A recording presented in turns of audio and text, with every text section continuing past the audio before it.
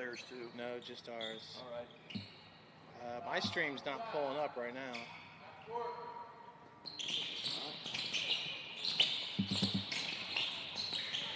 But yeah, go ahead and get yours going.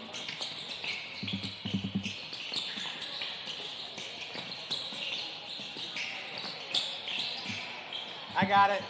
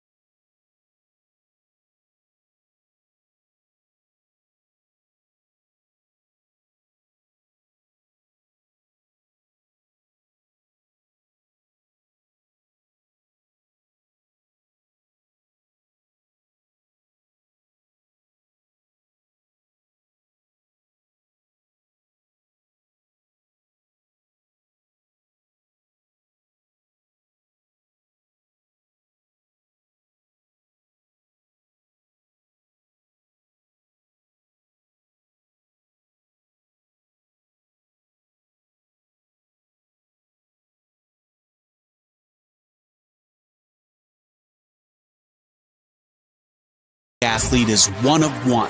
Every day is an opportunity to improve, to become faster, stronger, healthier. That's our commitment. With elite training and expert care, we transform athletes by pushing through challenges and sharing every victory. PSN, you've got goals. We help you get there. Learn more at psnsports.com. So I tell the truth all the time, ain't got no sympathy for no. I admit, and I'm rich, and I'm lit. Jumping up on stages, I get 200 occasions, but I ain't really the game up. We made shut they trap down. They see how I made it, I'm the reason they won't rap now. See me out in traffic, make a hater pull his head down. Biggie's OG salute me, a stylist can't even style me. The robbers probably wanna get me, I'm hopping out Lamborghinis. The youngest turn in my city, they try me, I get it cracked. Some of this still would happen if I never started rapping. My people can't get both of them at the same time.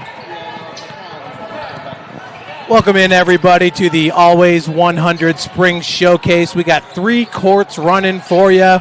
Court number 1 has Thad Goff giving you the play-by-play with Keith Edmonds. Coach Keith roaming around the courts, getting interviews down on the floor. I'm Jeff Mahoney on court number 2. We're currently in the first session here of our skills, starting our morning session. And then on court number 3, we have Caden Linder, and you can bounce around to all 3 courts or just stick with one. We have 6 teams here, and they're going to be bouncing from court to court. So here on court number 2, we have Lavender, and their finishes at the basket with Coach Charles Phillips. And then we have Neon Pink, who's on the screen right now. They're doing moves without the basketball with Coach Lawyer Smith. So here on court number 2, finishes at the basket and moves without the basketball are going to be the 2 drills that we will be working on.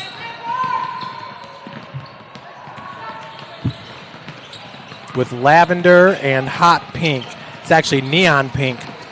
So the teams that we have in today's morning session is the Heather Pink team, comprised of Mackenzie White, Alexis Werner, Susie Perigo, Kenzie Carter, Madeline Johansson, Addison Bowman, Olivia Stevens, Quinn Racy, Naomi Hahn. Cardinal team roster: Kendall Vanderwall, Addison Winter, Britannia Dietrich Williams, Grace Brookhusen, Chloe Dick, Germany Smith, Brooklyn Beck, Briley Dietrich Williams, and Carson Swiderman. Neon Pink team is Zoe Yeater, Addison Barger, Mariah Bryant, Jazz Florence, Angus Bell, Gracie Fordyce, Layla Yancey, Zoe Walls, Kendall Holman. Light green team roster: Olivia Howard, Megan Hughes, Grace Smith, Kenley Reese, Kinsley Shute, Trinity Brown, Madison White, and Amelia Kent. Orange team roster: Corin Volts, Mariana Bleak, Camila Sanchez, Addison Powell, Ashley Bleak, Dorian Nieves, Ava Wolfer, Riley Wilson. And then the Lavender team, who you see right now on the screen: Kaylee Cohen, Alexa Griffin, London Flowers, Camille Abel, Gracie Matheny, Leah Worth, Olivia Conklin, Olivia Murphy, and Hillary Labus. Now we're bumping back over to the Neon Pink team on your screen. Once again, says moves without the basketball. They're showing us some moves with the basketball as well. Remember, folks, on court number 1 with Keith Edmonds, he'll be doing interviews with a lot of the different players. We're on court number 2 here, focusing on the skills.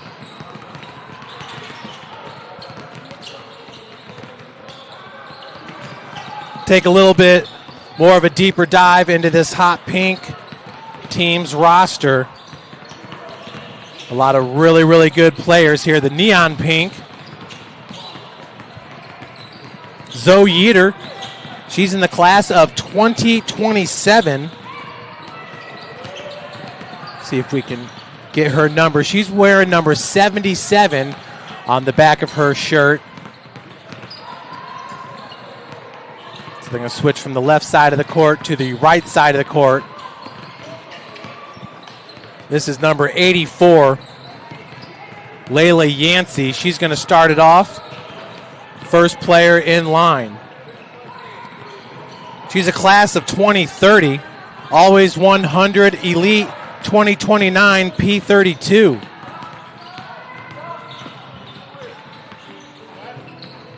She's seen a bunch of great always 100 teams, and what I love about these teams they've put together is, once again, that's Layla Yancey, number 84. These girls are just so skilled. That was Bell, number 85, Zoe Walls, 77. That's Zoe Yeater. 83, that was Fordyce. 80 is Mariah Bryant. 81, that was Florence. 78, Addison Barger. And 86, Kendall Holman. So we just got to see the roster go through right there with the neon pink team. But what's kind of cool about this is you got Yeater, who's class of 2027, Barger's 2029, Fordyce 2030. So 3 years of age difference, and really just combining the best skill levels together with this team. Number 80, Mariah Bryant, class of 2029, always 100 black.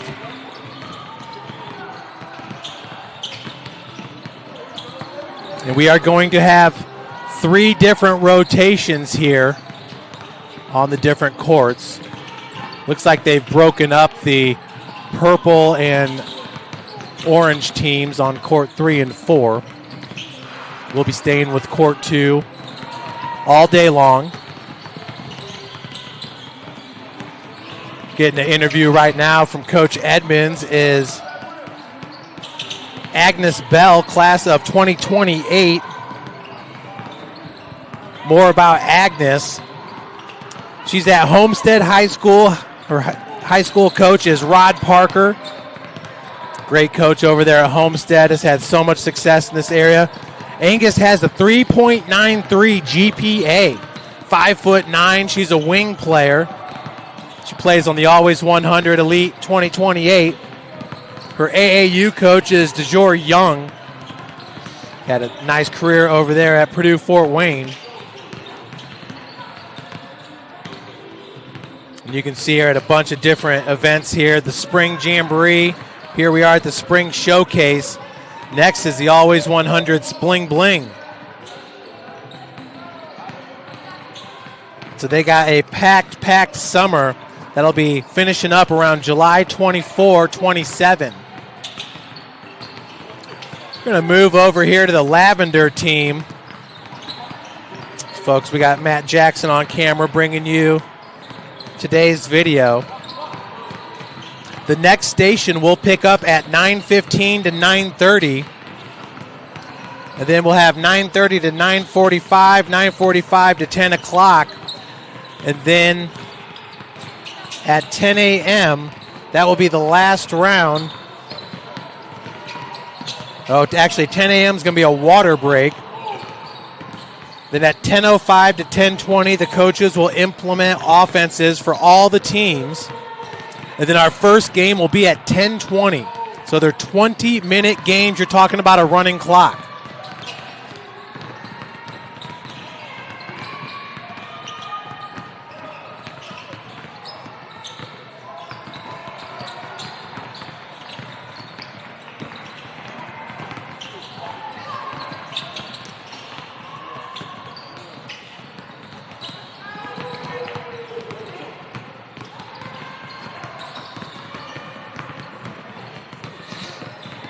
So games coming up here, starting at 10:20.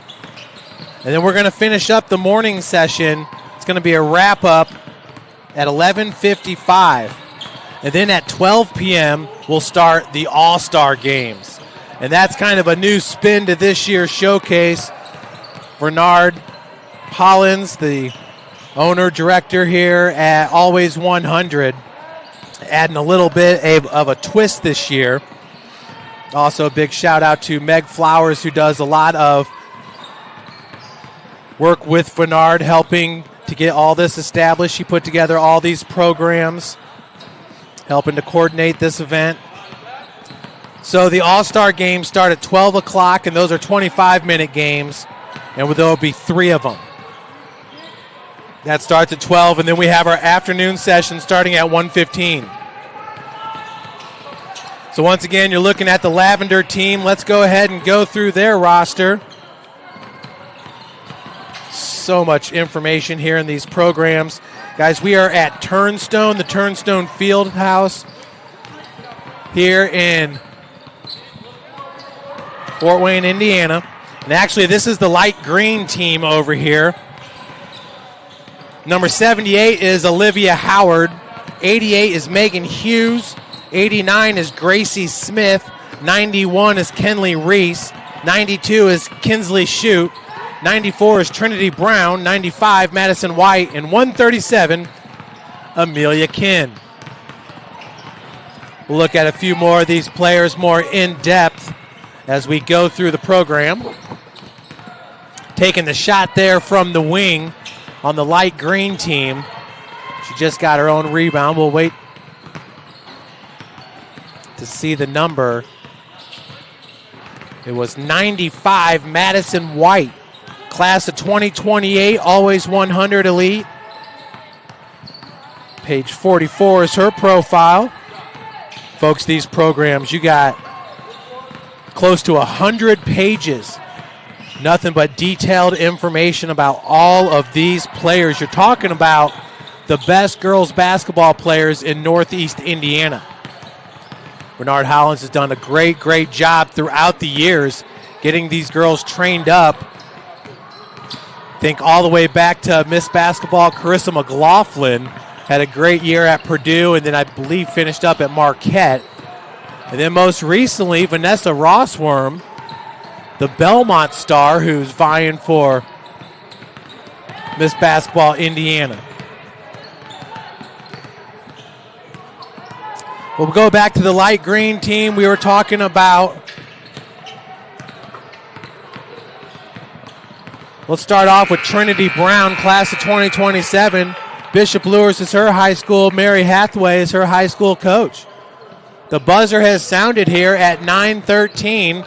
It's going to give the girls enough time to regroup and move to the next station. So we'll see who we have here on court number 2. Looks like they might be switching ends here. This hot pink will... No, the light green team's going to move to court number 3. Now, folks, we have all 3 courts on the Summit City Sports YouTube channel. You can find them on Twitter as well. But just go to Summit City Sports YouTube channel. Make sure to like and subscribe. Hit the bell for notifications as we bring you all the high school games here in Northeast Indiana. Not every single one of them, but plenty. We had over 800 broadcasts last year. That's not just girls basketball, but all the sports across the board. We've been busy. So hot pink's going to move to the left side of the court. We're going to focus on the maroon team here for a little bit since we already went through the hot pink team. Actually, I believe this is the Cardinal team. And wow, the black numbers not doing us a whole lot of help on those maroon shirts, but we're going to stick with it here. And first up in that line was number 43, Chloe Dick, grad year 2028. She's on page 24 of the program. Make sure to come to the Turnstone, everybody, and get one of these outstanding programs. If you can't make it to Turnstone, then contact Bernard Hollins here. We have his email on the screen, bernardhollins@gmail.com. and he will get you hooked up with a program, or at least get you in touch with Meg so she can get you a program. But Chloe Dick, class of 2028, Bluffton High School. Bluffton, what a fantastic athletic department they have over there. That is a school on the rise for sure. And Chloe Dick is an example of that. Very talented player. She's got a 3.974 GPA. Almost said ERA. I was doing a baseball game yesterday. Doug Curtis is the high school coach over there. And she's interested in sports management and kinesiology. So she wants to stick with athletics. Finishing at the cup right there for the Cardinal team is number 46. 46 is Briley Dietrich Williams, class of 2027. Always 100 drive, 27 is her team. Pretty cool name. Briley Dietrich Williams, class of 2027. She's flexing on her profile pick here. Looks like after a big play with her Southside Archers, which is where she goes to high school, Juanita Goodwell is her coach. Her area of interest is exercise science. She's a 5'6" guard. And she was a MVP for her high school team, All-SAC, honorable mention. On the dribble right now is number 41 for the Cardinal team, finishing at the cup. And behind her, 39 is Addison Winter. Addison Winter, class of 2029. The youngest player is number 42. That's Grace Brookhusen. Let's go back to number 39, Addison Winter. Addison is a Huntington North High School basketball player. Her head coach is Gary Andrews. I was actually with Gary at the University of St. Francis in 2014 when we won a national championship.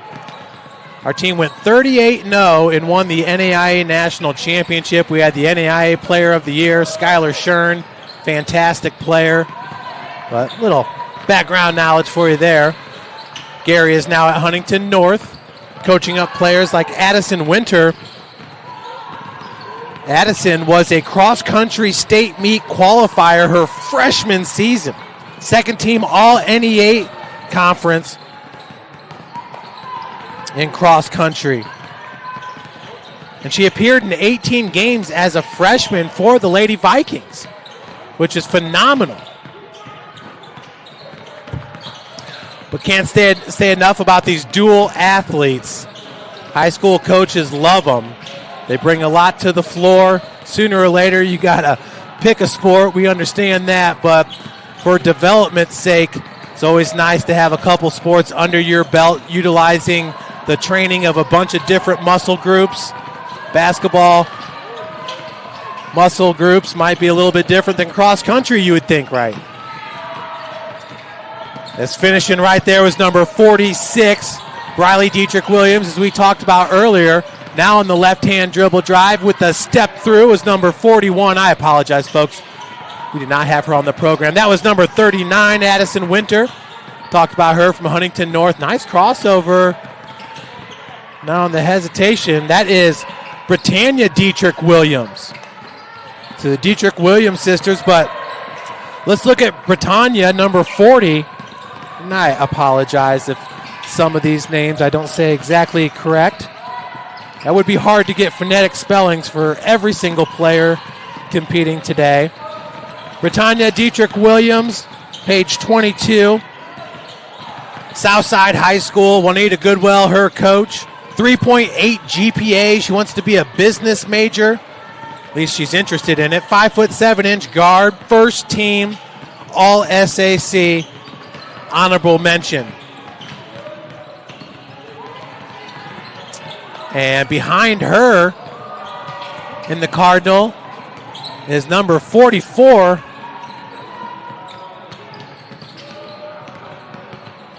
Ladies are going to move to the bottom of the floor.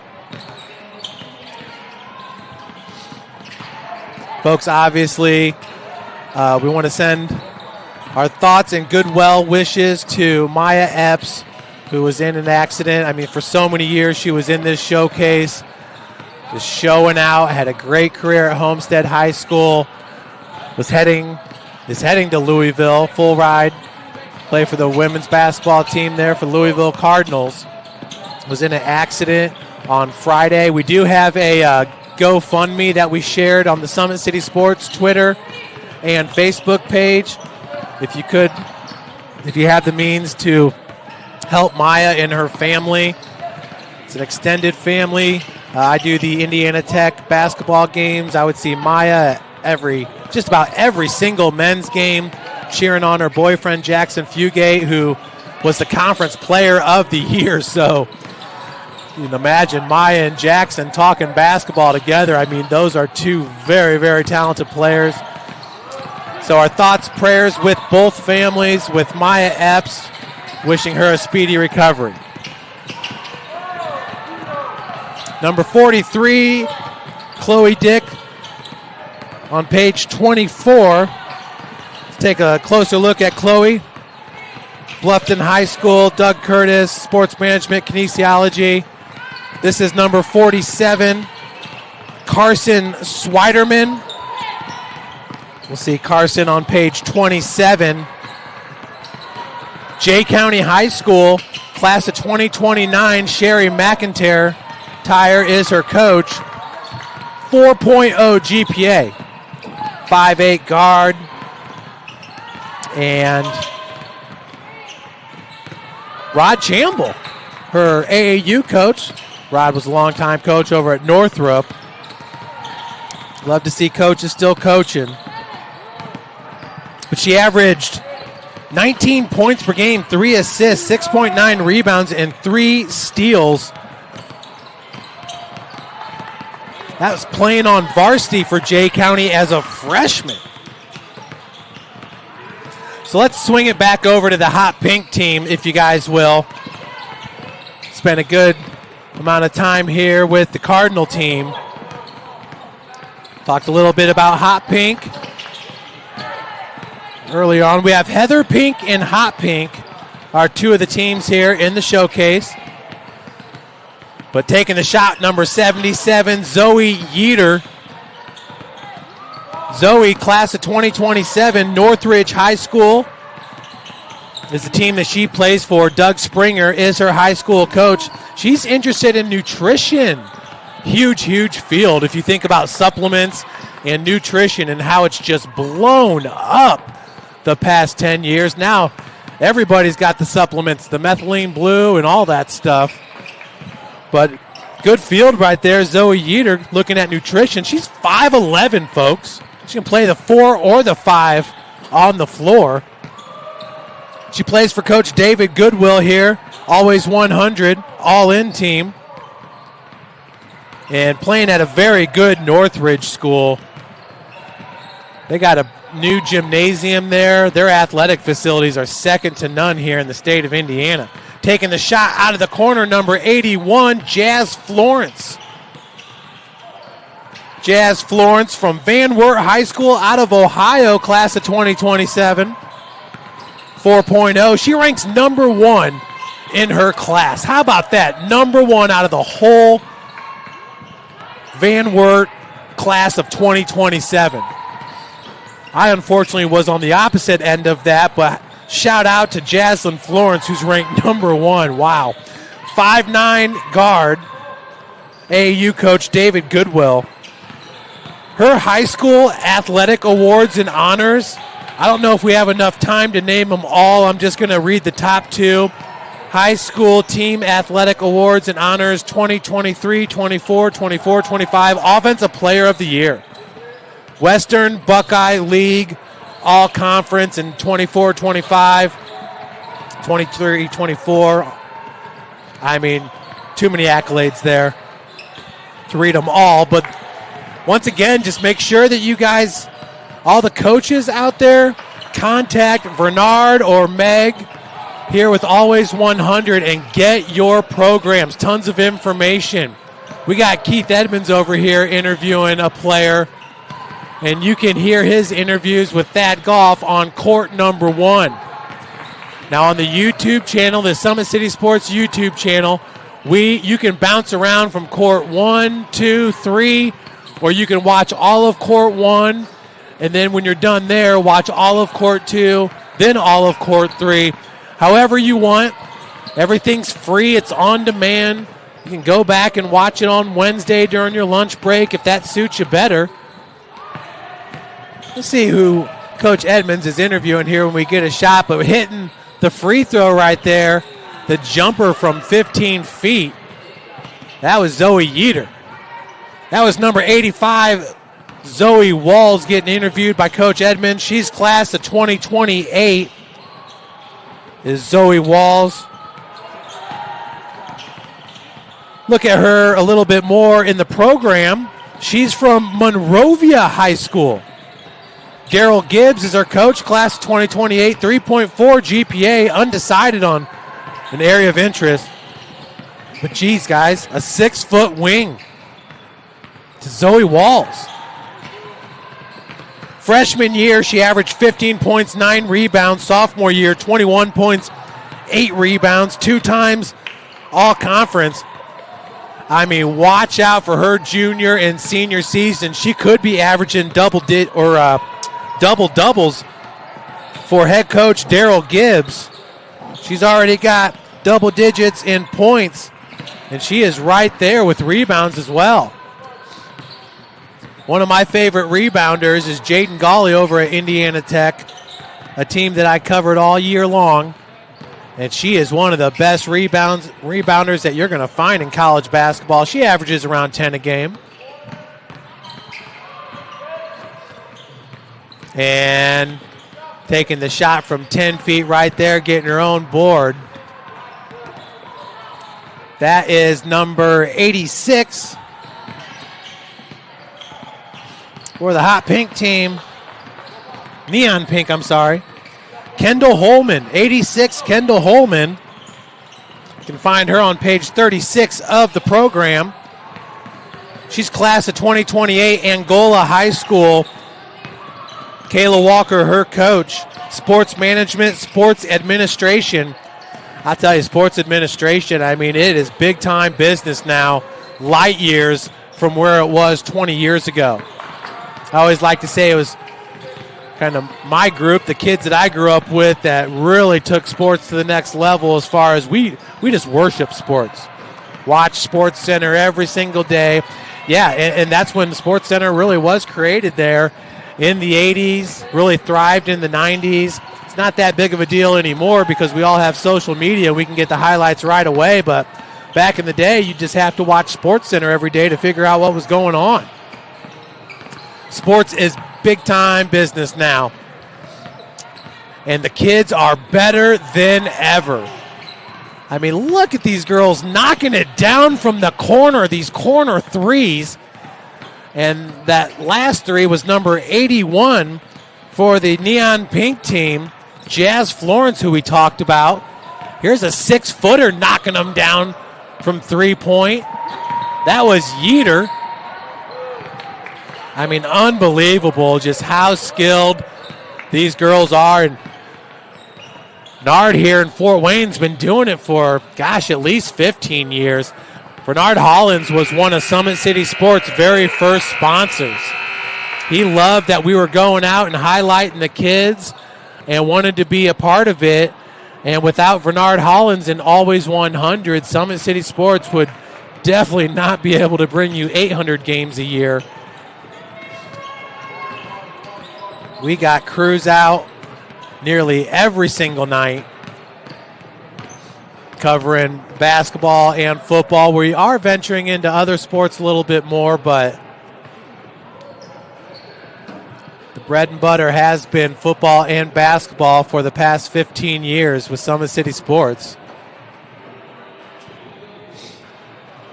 We're getting ready for our third rotation of skills. Got a little water break happening right now. Looking at the Indiana State rankings, the finals, and we'll just go with the max preps, but Center Grove at 29-0, ranked number 1. Pike at number 2. Lawrence Central at 3. Norwell at 4. I'll tell you, Norwell and Homestead had 2 huge battles this year. Once in the tournament, once in the regular season. How about Norwell winning both of them? They finished 25-5. Talked about Vanessa Rossworm, the year that she had. Hamilton Southeastern at 5. Roncalli at 6. Floyd Central at 7. Belmont at 8. Evansville Wright at 9. Wrights. And Homestead at 10. So we talk about the importance of Always 100 and Bernard Hollins to have 3 teams ranked there in the top 10. Now, granted, that's Max Preps. There's a lot of different ranking services out there, but that's outstanding. We've always appreciated Bernard and all that he does here for the Northeast Indiana community.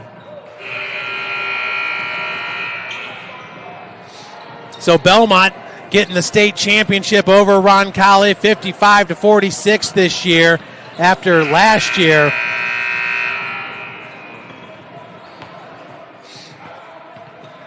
Losing to Norwell in the sectional. Norwell had so much success that they got bumped up to 4A and then ended up losing 56-53 to Center Grove in the state championship. So Eric Thornton and his squad, what they have done has just been outstanding. So the Cardinal team has now moved to the left side of the court. We got a new team. We're going to focus on them for a little bit. That is another pink team. That's the Heather pink team. Mackenzie White, Alexis Werner, Susie Perigo, Kenzie Carter, Madeline Johansson, Addison Bowman, Olivia Stevens, Quinn Racy, Naomi Hahn. And taking it to the bucket with the finish, we're going to start with Alexis Werner, class of 2028. Alexis is from Penn High School. That's one of the larger high schools in the state, everybody. It's in the northern part of the state, kind of just west of the region. They got good athletics there, and we get players from as far as Penn for sure wanting to train with Always 100 Bernard Hollins. Alexis Werner, her coach is Christy Ulrich. She's interested in the medical field, a 4.08 GPA. Hello. Awards, honors, Northern Indiana Conference Basketball, honorable mention. And remember, she's only class of 2028, which means she's a sophomore this year. That's number 27 on the dribble, Olivia Stevens. Always 100 hustle. Take another look at Olivia. She's from Manchester High School, class of 2028. Allison Kaufman, her high school coach. She's interested in engineering and chemistry. She must be interested in making money after college. Those are 2 great industries. And actually, Indiana Tech is one of the top engineering schools here in the northern part of the state. They got great engineering over there at Indiana Tech here in the heart of Fort Wayne, Indiana. Indiana Tech just east of downtown Fort Wayne. She's a 3-sport athlete, soccer, basketball, and track. Everybody loves the multi-sport athletes. Talk about track, you're developing a lot of those fast twitch muscles. More linear, right, with track and field. Not a whole lot of agility work there. That comes into play with basketball. And finishing with the left hand there. That was single. Number 22, Kenzie Carter. She didn't even touch it with the right, just went up with the left. Kenzie, on page number 13 of our program. Folks, come to Turnstone and pick up your programs. Definitely worth the prices. They are just jam-packed full. of information. Mackenzie Carter, 2028 Snyder High School coach is Reggie Tharp. And holy cow, I mean, Reggie Tharp takes over that coaching position over at Snyder and has just thrived. The Lady Panthers over there at Snyder, one of the top women's girls basketball programs here in the state. Ever since Reggie Tharp took over head coaching duties. 5'8" point guard and shooting guard, that's Mackenzie Carter.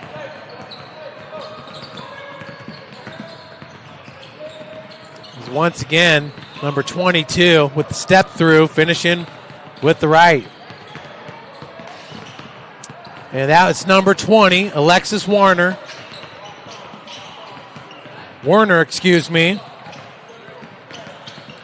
Alexis from Penn High School, as we talked about. Number 28, Quinn Racy. Great control. Quinn Racy wearing number 28. She's on page 17 of our program. Quinn is from Napoleon High School out of Ohio, class of 2030. We got a freshman. 4.0 GPA. She goes 6'3", everybody. Class of 2030, and she's already at 6'3", a center power forward.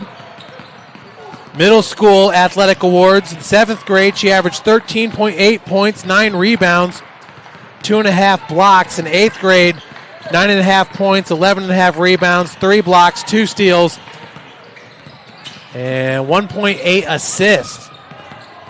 Folks, Quinn Racy, who just passed the ball right there, class of 2030, is 6'3". You don't see that very often. Dedicated athlete down there, Racy on the floor. That was Kenzie Carter. This is number 20, Werner from Penn High School.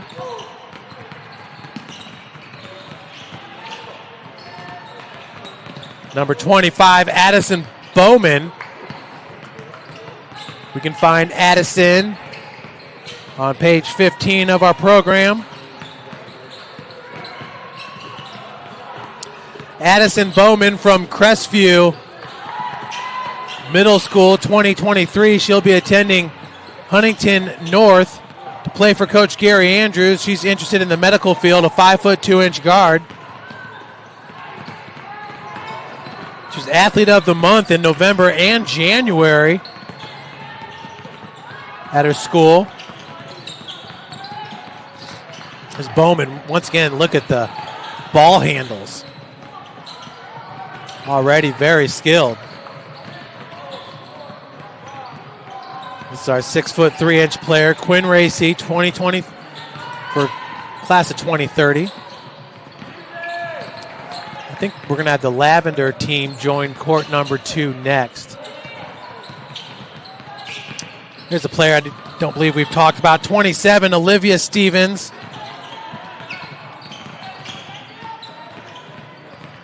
From Manchester, we did talk about her. I'm going to grab my highlighter.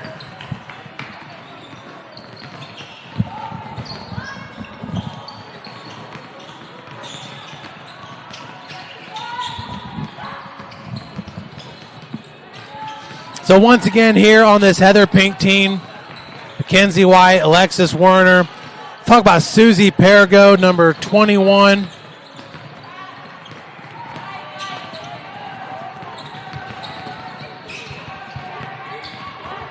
On page 12. Susie Perigo, Homestead High School, class of 2028, has a 3.8 GPA. Isn't that so cool? We got girls that are class of 2028, 2029, 2030, all on the same team. And they're going to have to play together here. They're going to have to play together here in competition. So from 3 different levels, I really love that instead of just keeping all the 2028s together, all the 2029s. She's a 6'2" combo guard. Here in her profile picture, she's got a Italia jersey on. 6'2" combo guard. 12 Division I offers, ranked 4th in Indiana class of 2028, top 5 Italian prospect U17, top 100 showcase IBCA, Indiana Futures All-Stars. With her international experience, Italian national champion U15. And there's more accolades here. Take us all day to go through. Susie Perigo. Let's look at Madeline Johansson.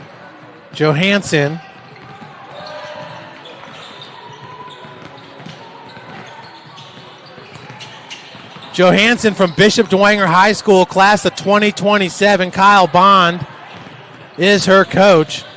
3.6 GPA. She's interested in criminal justice. 5'5" point guard. And some of the honors: Defensive Player of the Year and leading scorer over there for the Bishop Dwenger Saints.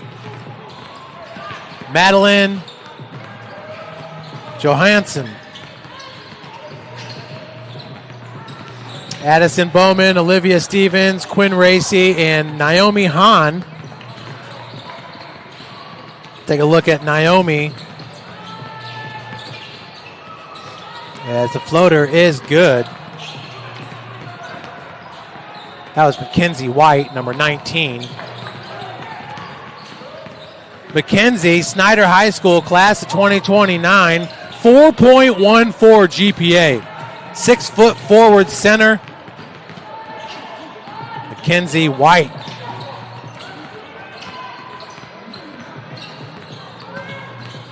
So Naomi Hahn, I do not believe that she's down on the floor. We don't have a jersey number for her, but class of 2028, Marion High School. Renika Drake is her coach. And I'll tell you, that's a basketball family right there. You see that last name, Drake. That is a basketball family here in Indiana. Kayla Drake was on a few of the teams that I covered over at St. Francis. What a great defensive player, all-around player she was, but she was great defensively. Naomi Hahn, a 6-foot guard, 4.0 out of Marion, interested in business. 1,048 career points. She's 11th all-time on the Giants scoring list. First team all-conference, Grant County Player of the Year. A lot of accolades go with Naomi Hahn, that's for sure. We're going to flip it back over to the Cardinal team. And number 38 is Kendall Vanderwall from Angola. 4.0, 5'8" point guard wing. Class of 2028. Talked about Addison Winter. Both of the Dietrich Williams sisters. Let's look at Grace Brockhusen, number 42. With Grace, she's at Homestead High School, class of 2030. 5'8" guard forward. She had her first career triple-double. 14 points, 10 rebounds, and 10 steals. That was in middle school. She was the team MVP. Imagine that. Filling it up. Triple-double. You just don't see those very often. I don't think of all the college games I covered this year, you're talking about 30 of them, I did not see one triple-double. And obviously with the live stats and everything, we can be pretty accurate with those. Talked about Chloe Dick. Germany Smith wears number 44. Unfortunately, we do not have her in the program. Hopefully next year we'll have something with Germany Smith because she's only the class of 2030. She's got a long way to go here. And she'll be starting her high school athletic career for Germany Smith. Brooklyn Beck, this class of 2029. Brooklyn goes to Union County High School. Joey Seidel is the coach. 4.0 GPA. She's interested in pre-law, 5'6" guard. Take a look at these 24-25 stats. 13.1 points per game, 4.9 rebounds per game, 3.6 assists per game. I don't know if this is a misprint, but 7.2 steals per game. Are you serious? That's amazing. She made the varsity all-tournament team at the 2025 Laurel Hill Classic. Class of 2029, Brooklyn Beck. 7.2 steals per game. Wow. It's Brooklyn Beck, everybody. And then Carson Swiderman, class of 2029, same class. She's from Jay County, as we talked about earlier on the broadcast. That was during that second session. This is the third session here. We're should be wrapping up any second. And boom goes the dynamite. And then we got one more round of sessions. And then at 10 o'clock will be our water break before we get right into game action.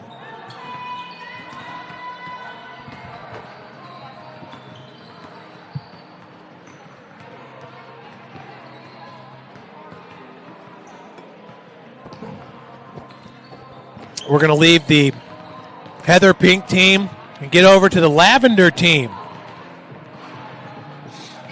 There we got the Lavender squad.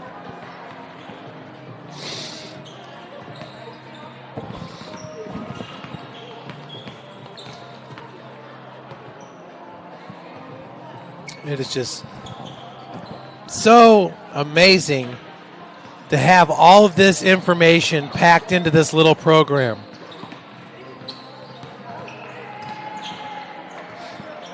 There's a lot of basketball players here.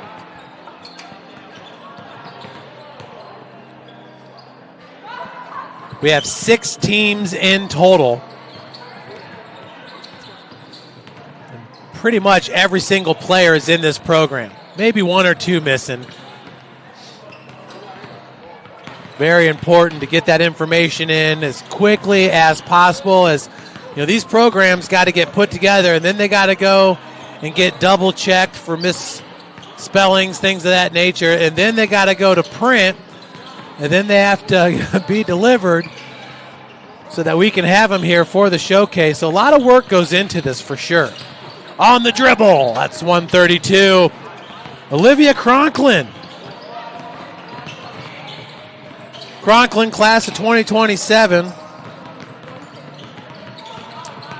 Just to give you guys an idea, I am reading off a fraction of what is on these girls' profiles. I'm just trying to get to everybody. Olivia Cronklin, Yorktown High School, just south of Muncie, which is south of Fort Wayne. 3.429 GPA. 5'8" shooting guard, combo guard. Delaware All-County Honorable Mention. HHC All-Conference First Team.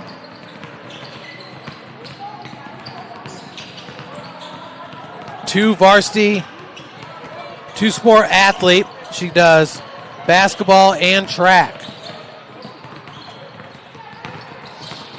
I'll tell you, folks, get involved in track when you are young. It's a great sport. Brings out the best in you, too. It's not a team sport, it's an individual sport. I mean, it is a team sport when you get into competition, but for each race there, it brings something out in you, the competitive spirit. That's 125 with the left-handed scoop shot.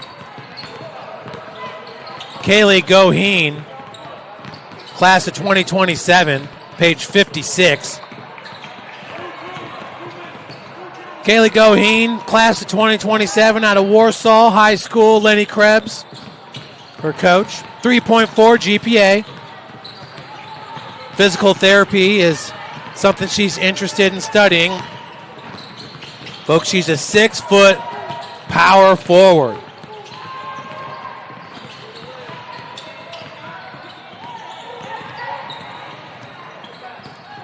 That's Kaylee Goheen.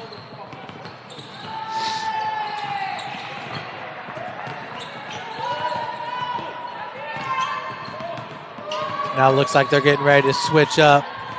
Coach Edmonds is calling over another athlete. Looks like that's London Flowers, number 128. While Coach is interviewing London, as you can see, Coach is facing court number 1 to get her on camera.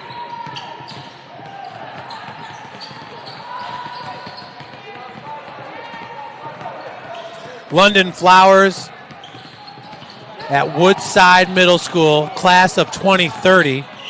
Woodside Middle School is a middle school that will feed into Homestead High School. London with a 3.75 GRA. Nursing and human interests are some of the fields she'd be interested in. That's unbelievable. You're an 8th grader and you already have an idea of what you'd like to study in college.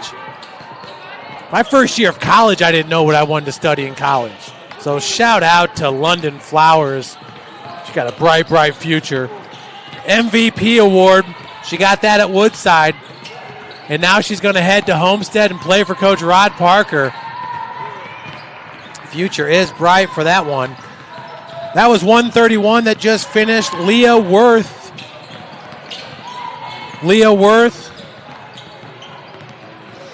Class of 2028, Homestead High School. And I know we've said Homestead a bunch of times on this broadcast. Talked about Carissa McLaughlin years ago. It's about 10, 15 years ago now. But Bernard Hollins, Coach Rod Parker have always had a great relationship. And that's not always a given, everybody. 10, 15 years ago, there was a lot of pushback from some of the high schools, the athletic departments, the coaches. There was some pushback against guys like Bernard because they wanted to do all the training. They didn't think it was right that somebody would go train with somebody else outside of their high school. But now it's just commonplace. But that was not the case 20 years ago. But Rod Parker has always been a big supporter of Always 100. He's a huge supporter of Summit City Sports. Great, great man. Great family is his daughter Madison, college player at Bowling Green, an outstanding player at Bowling Green. I believe she holds the record there for most three-pointers made. And is assistant coach with Rod, and I'm telling you, their program is just second to none. As you can tell, I'm reading off all of these Homestead players. But this is Leah Worth, Homestead 2028. Interested in education, a 6-foot wing. IGBRR 2028 top 50. Prep Girls Hoops 2028 top 50. Indy Jam Fest 9th grade Gold Division MVP. I mean, you are going to see Leah Worth shine here in the Summit City for the next 2 years during her junior and senior years at Homestead. Look at the handles right there by number 130, Gracie Matheny. Gracie, class of 2028. New Albany High School. It's where she plays her high school ball. She's interested in sports medicine, which is pretty cool because that'll keep her involved. She could be the trainer for a college basketball team. Staying involved in athletics, a 5'8" point guard. She made the all-sectional team as a 9th grader. Gracie Matheny out of New Albany High School. 138 there with the scoop shot.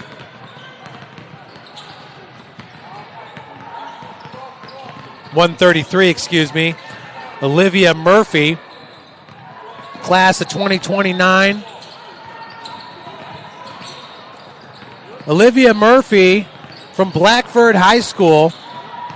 Graphic design, her major of interest. She's a 5'7" guard. Looking at her high school awards, varsity golf, varsity basketball, November Star Press Athlete of the Week, Central Indiana Conference, first team, golf, and basketball. Pretty awesome. As that was Cronklin right there, draining it. Step back, Hillary Labus. Labus, class of 2028. Westville High School. She's got a 3.9 GPA. It's actually a 3.89, but it might as well be a 3.9. 5'11 shooting guard. IBCA first team all-state small school. Hillary Labus. Westville High School, class of 2028. PCC first time in school history champions. This be our conference. Hillary Labus, class of 2028, a 5'11" shooting guard. I'll tell you, at the next level, they play tight defense, so it's nice to have that height to be able to get your shot off. Let's look at Camille Abel, 129. She's class of 2029, and she's on page 59 of our lovely programs here at the Always 100 Spring Showcase. Abel from DeKalb High School, Mark Pixley is her coach. She's got a 11.3 GPA out of 12, a 3.77 out of 4. She's interested in marine biology. Love that. 5'4" point guard. And she also carries a varsity letter in girls soccer. Boy, soccer is another sport that's so great at developing your footwork. I can see how that really jives with basketball.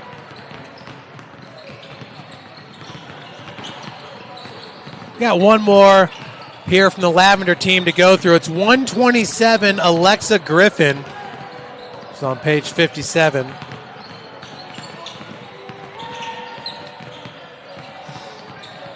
Griffin from Eastbrook High School, 3.25 GPA, 5'6" combo guard. Eastbrook Panthers, strong program. So once again, this is the Lavender team. Folks, we're getting ready for some game action coming up, and we're going to have all of it for you here. SummitCitySports.com, working the Always 100 Spring Showcase here at Turnstone. All you college coaches out there, Bernard Hollins. And we have Bernard Hollins at gmail.com here in Fort Wayne, Indiana. Star basketball player out of the city, played high school ball at Northside, played professional ball overseas. Back here training up the girls in Northeast Indiana. Doing a fantastic job here for the past, well, it's at least 15 years, I would say, for Bernard.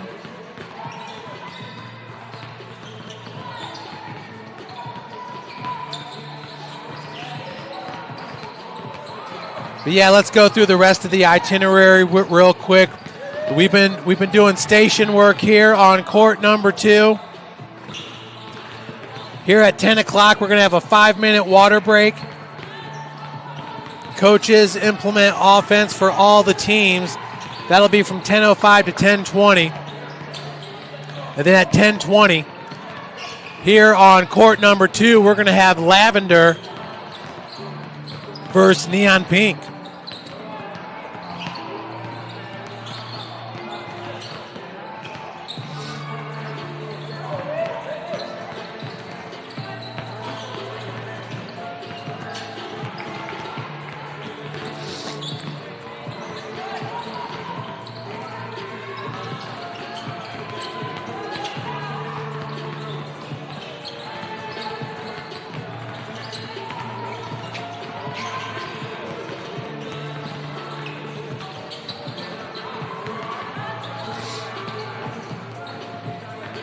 Always a great event here at Turnstone. What a beautiful facility.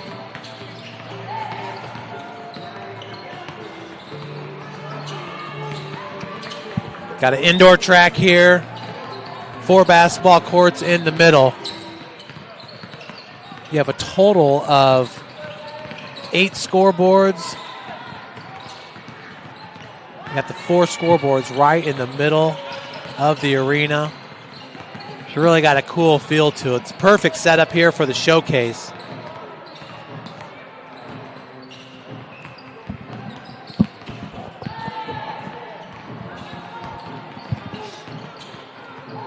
You got a high jump, pit, pole vault, long jump, triple, all that stuff.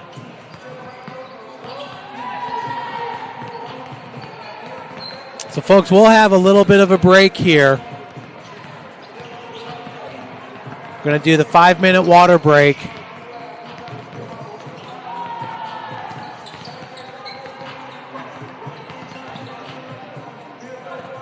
And then games will begin at 10:20.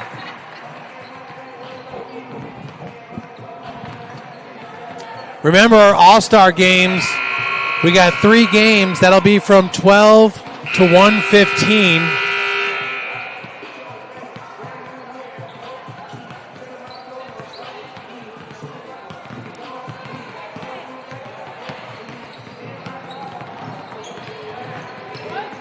It's going to be here on court 2 at 12 is yellow versus neon green. So in this situation here, I believe they're going to be combining some. Oh, actually, it looks like this is going to be all the young kids. Classes 20, 31, 32, 30. Folks, as they take their water break, we're going to take one with them. But we will be back shortly. Remember, we have got games starting up here at 10:20.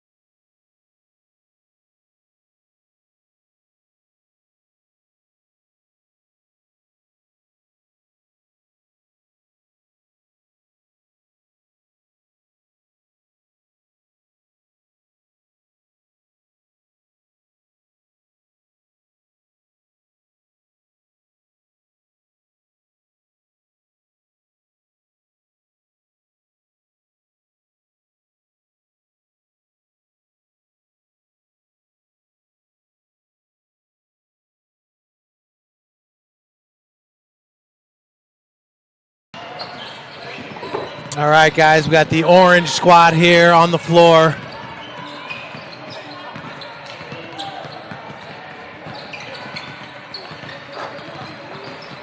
We're going to have, actually, orange is going to be starting on court number 1 here at 10:20.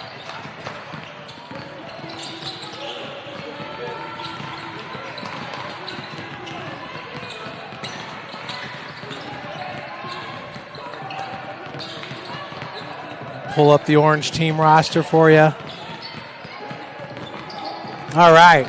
So now finishing right here at the bucket is 115. That's Ava Wolfert. She's class of 2030.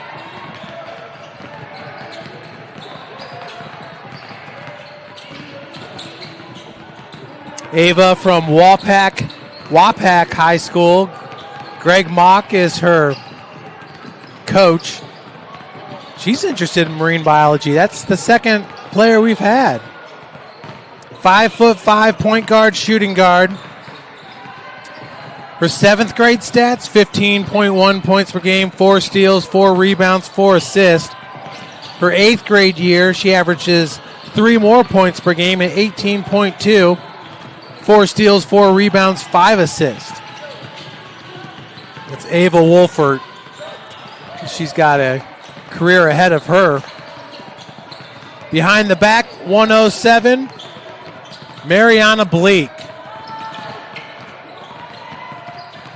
Bleak, class of 2028.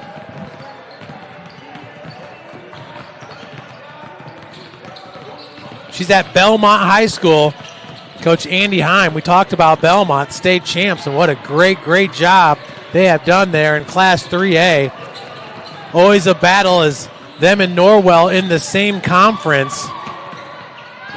That's iron sharpens iron type of thing. You want the best teams in your conference, because to be the best, you got to beat the best. Marine Bleak, Belmont, elementary education. She's a 6-foot forward. Second team all-conference, NE8. Class of 2028, Marianne Bleak. This is Corin Volts, 106, class of 2027.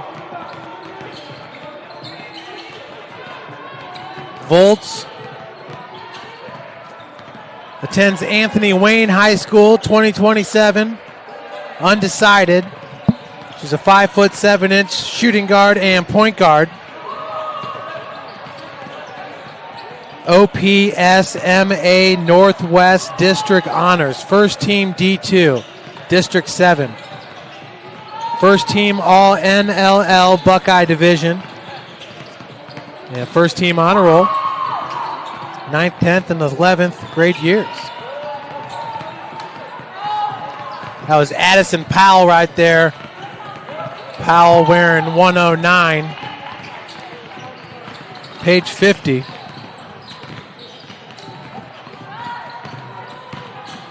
Page 50 is her page in the program. Powell from Ursuline High School out of Ohio. Keith Starks, her coach.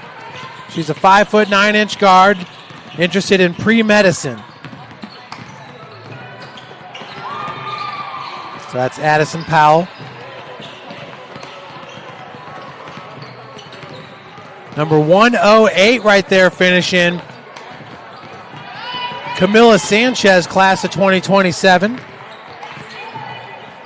Folks, once again, if you have not heard yet, we've got great programs here. Every single player has their own page that is just packed with information. Sanchez, class of 2027, Toledo Central Catholic is her school. She's a business, sports medicine, 2 of the areas she's interested in, but a 6'1" post player. That's Camila Sanchez.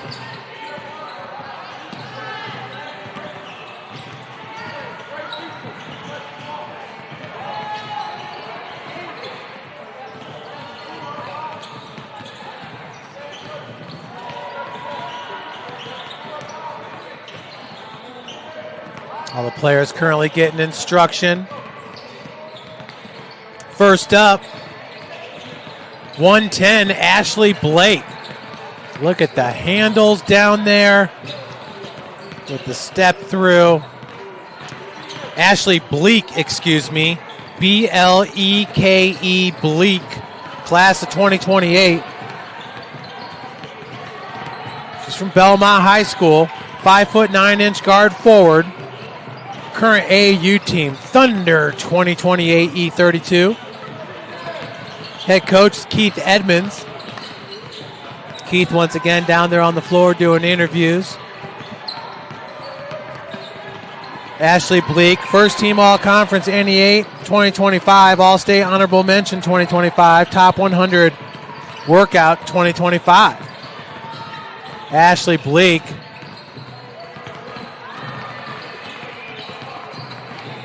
That's Volts. There goes Bleek.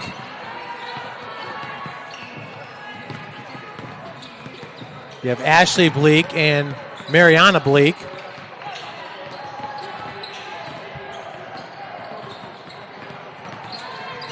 Talk about Dorian Nieves, 113. She's currently the second, looks like the third to last player in line, so she'll be having her attempt here shortly. Nieves wears 113. That's her jersey number here at the showcase.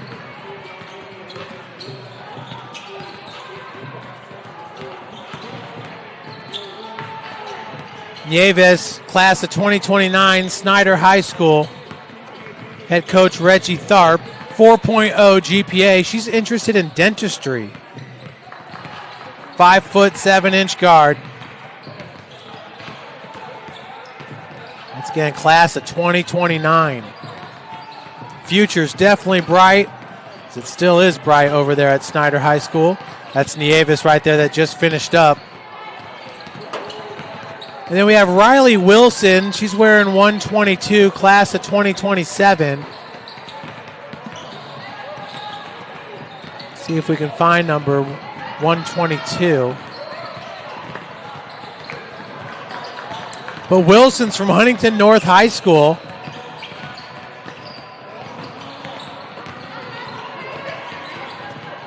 .5 GPA. Here's Nieves. She's a 5'5" point guard.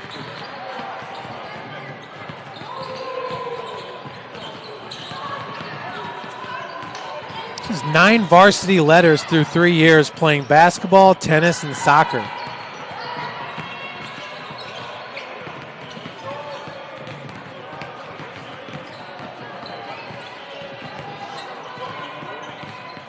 That's Riley Wilson with Huntington North.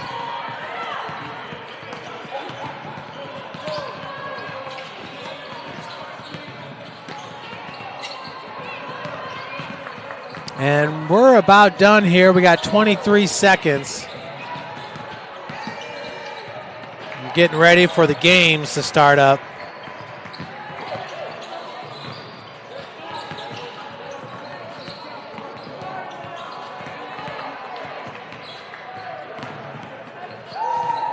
There'll be 20-minute clocks, be running clocks.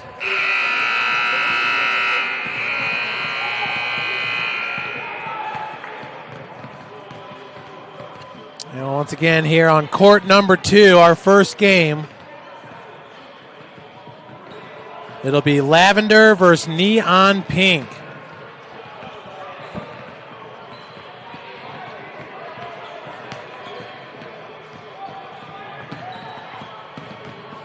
So Neon Pink, the team with Yeater, Barger, Bryant, Florence, Bell, Fordyce, Yancey, Walls, Holman.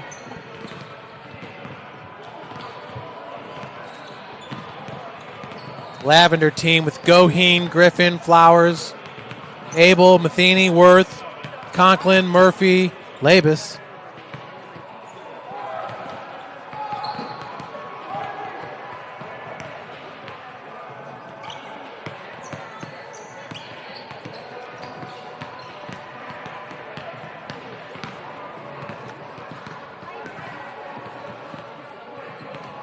in the afternoon session.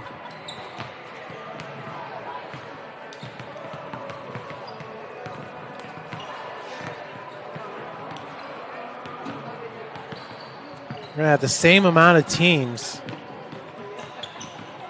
You can see over 100 of the top players.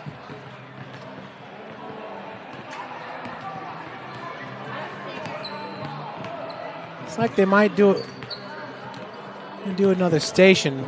Stay with us here. We do have games starting at 10:20.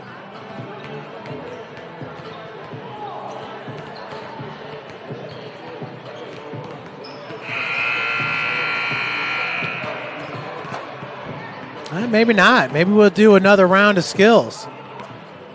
The Lavender team is moving over to court number 3. There are 3 courts we're using for today's showcase.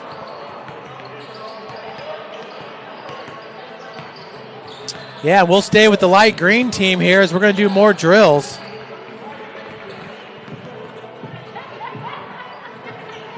Light green is set to play their first game on court number 3 versus Heather Pink.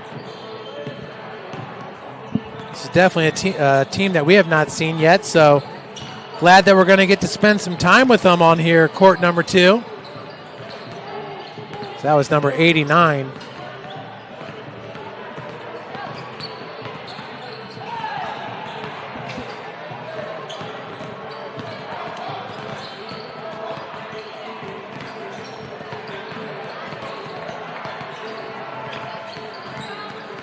Okay, so the light green team, we'll start with this player right here, number 137, Amelia Kinn.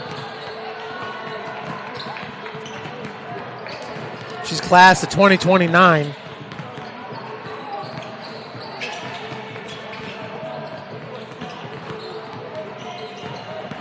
Amelia Kinn from Liberty Benton High School. That's out of Findlay, Ohio. 3.875 GPA. Physical therapy, sports medicine. She's a 6'1" guard/forward.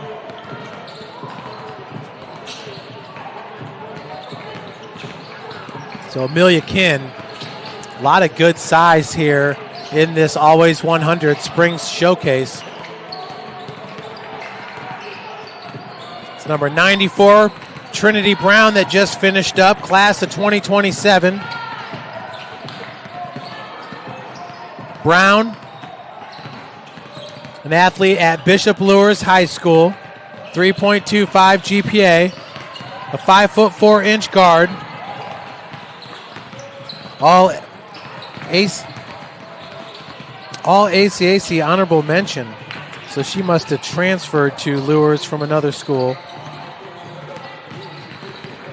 Head coach Mary Hathaway over there at Lures.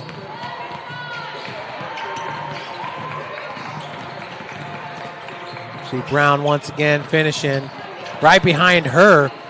Look at the quicks. Number 89, Gracie Smith, class of 2027.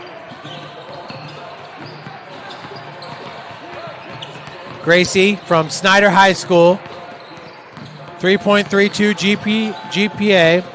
She goes 5'3", a point guard, shooting guard. She was second team all-conference this year. Gracie Smith.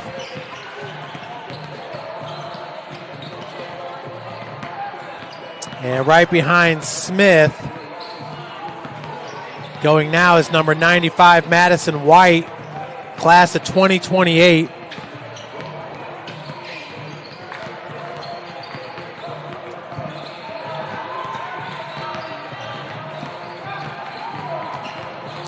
Madison also from Snyder High School, 2.89 GPA, 5'10" post player. That was Maddie White. Now on the left-hand dribble. That was number 137, Kinn, that we just talked about. Number 91, Kaylee Reese, just finishing up, class of 2028. Reese Class of 2028 from Whitco High School, Justin Jordan, her coach. What a program. And what a great job Justin Jordan is doing over there at Whitco for the Wildcats. Kenley Reese, interested in nursing, a 5'8" guard. And Whitco has been one of the top teams in the state past 2 seasons.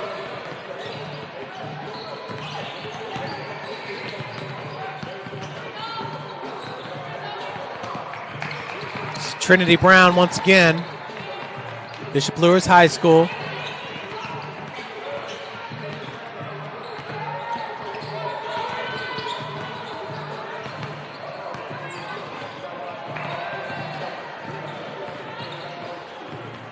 Ladies getting some instruction here before we resume. Next player we're going to look at is number 78, Olivia Howard. She's class of 2029.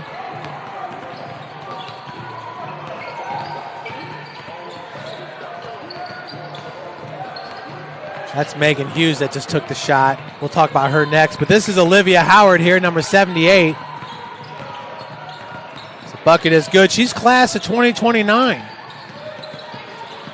Howard from Lakeland High School, 3.8 GPA. She's a 6'2" post player, draining those perimeter shots.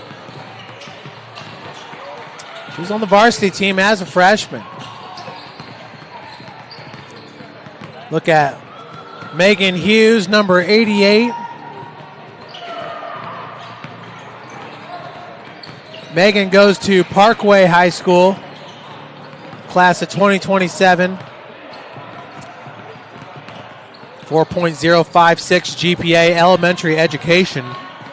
She's a 6-foot power forward. Lots of high school awards. All MAC second team in the 9th grade. She was first team in the 10th grade.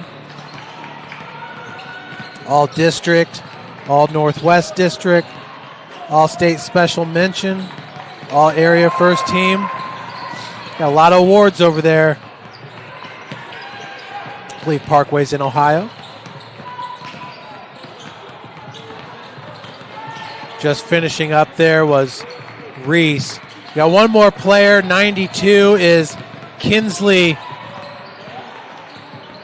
Shoot.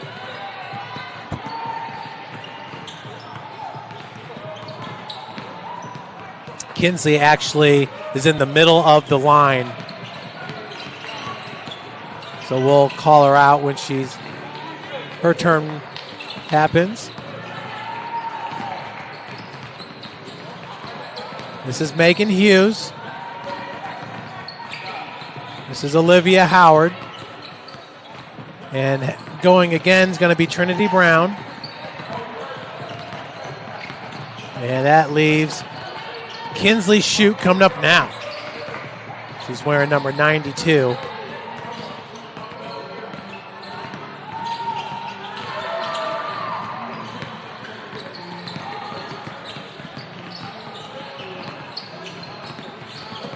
So Kinsley, Holgate High School, class of 2030. Family physician or nurse practitioner, some of the areas she's interested in. 5'9" combo guard, can also play the 3.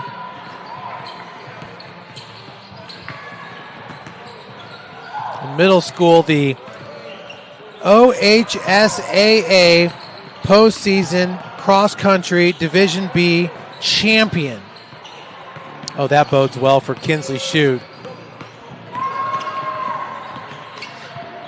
She's already a state champion in middle school. Cross-country. Just really shows how competitive she is. She's got that internal drive. Anybody that's done a 5K, 10K knows what that stuff takes. Concentration, gotta be relaxed. And finishes there with the floater.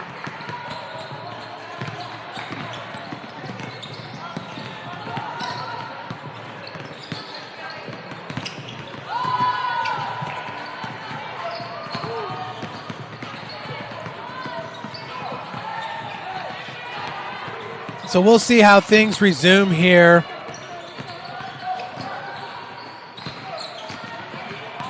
We started this session a little bit early. Could have games starting up here at 10:40. Now the wrap-up is scheduled for 11:55 because we have the All-Star game starting at 1:15, so there is a little bit of wiggle room there.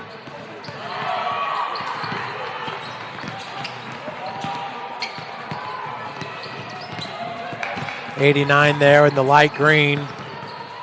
You can see the girls, they have the Maya Epps on their back right shoulder in support. Maya, who's in a car accident early Friday. There's more information on the GoFundMe to kind of tell you the situation a little bit. And just like that, $50,000 in medical expenses. Oh. But the community has responded. They were getting donations. They were racking them up pretty quickly, which is good to see. Hopefully they'll have the money that they need to get the best care possible for Maya.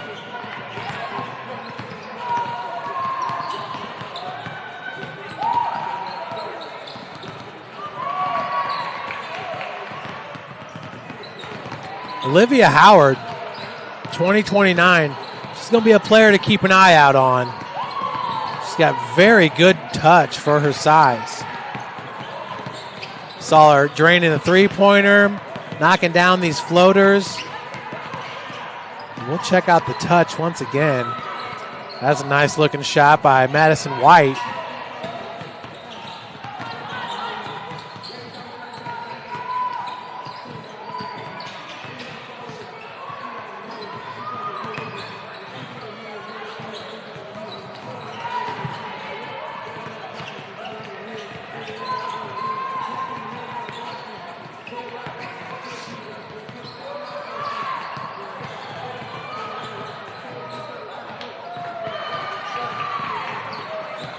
A lot of college coaches in attendance here. Here in the state of Indiana, we have a lot of NAIA schools.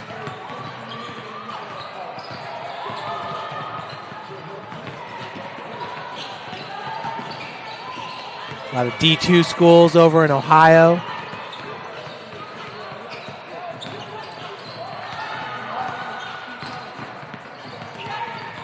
Got 40 seconds remaining here in this period.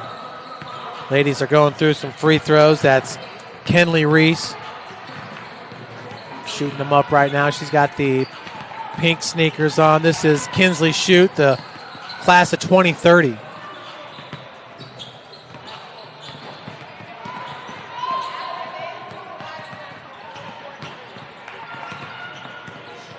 So we're at 10:31 right now.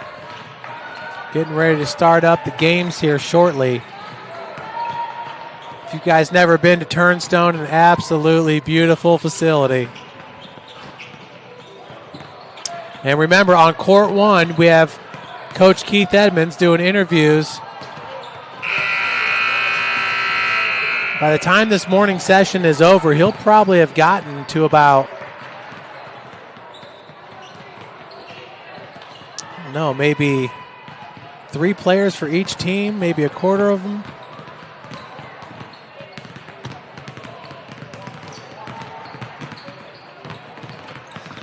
So now we're doing our water break.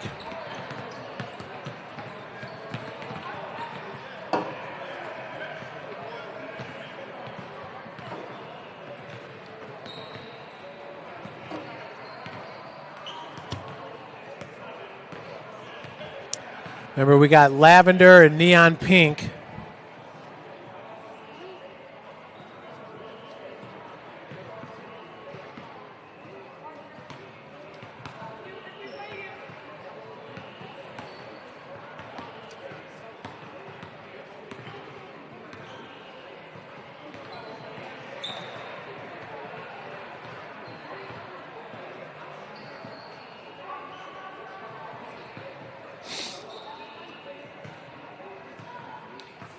And we'll be starting up here shortly, folks. Just got a water break currently.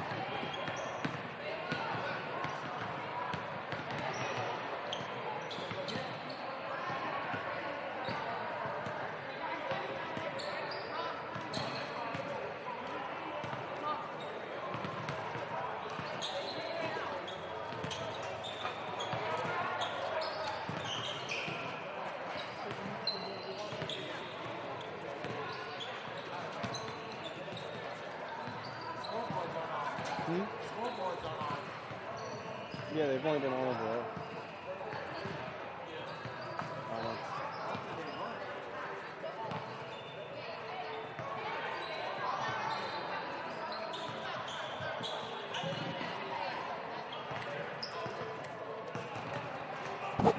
All right, guys, so hoping that the scoreboards will get turned on here on court 2. Good to go on court 1 and 4. We're actually not using court 4. We're using courts 1, 2, and 3.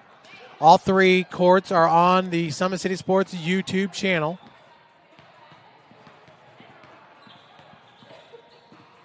So you guys want to make sure you can bounce back and forth to the different courts depending on when your team is playing. The team that you want to see, the players.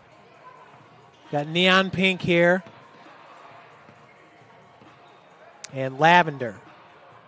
I'm looking at all the different colors we have to choose from. Those two look about like the best we have.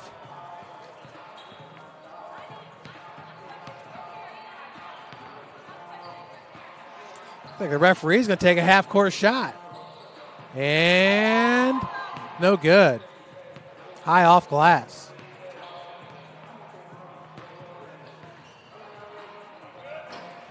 Okay, so neon pink. Yeater, Barger, Bryant, Florence, Bell, Fordyce, Yancey, Walls, and Holman.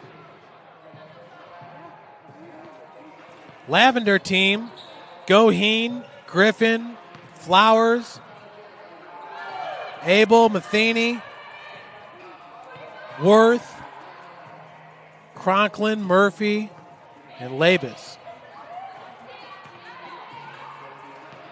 It's really nice how the programs are designed because they'll show you the roster, the numbers the girls are wearing, and their name. Then to the right of that, they tell you which page you have to go to read their full profiles.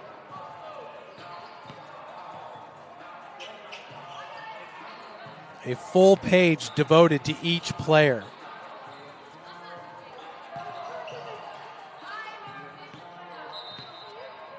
So for the neon pink team,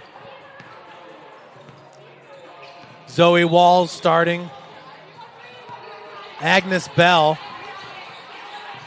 Zoe Yeater, Layla Yancey.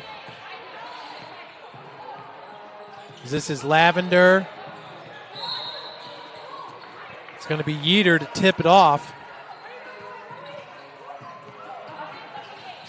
Girls are having a little bit of argument or something beforehand. And 131 for Lavender. That's Leah Worth. As Lavender takes the early possession. Gracie Matheny over to Worth.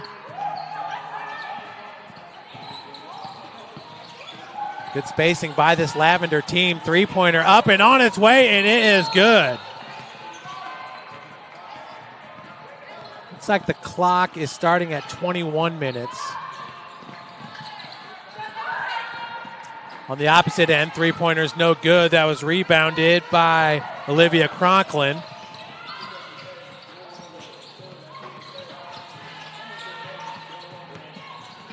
Get our clock going for you guys. Running clocks. Coming out with it there was number 84, Yancey. Mid-range jumper left short, getting her own rebound, and she will be fouled. Zoe Walls.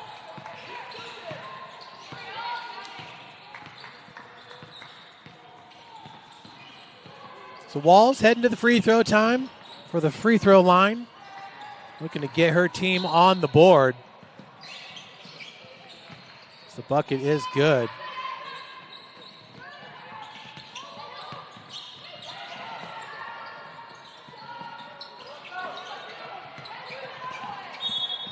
We got 2 points on the board here at Turnstone.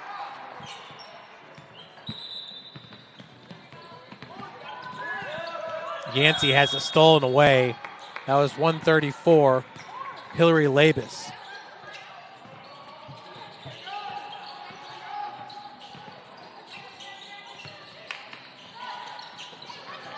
Okay, they just took a bunch of time off the clock. Now it's at 16.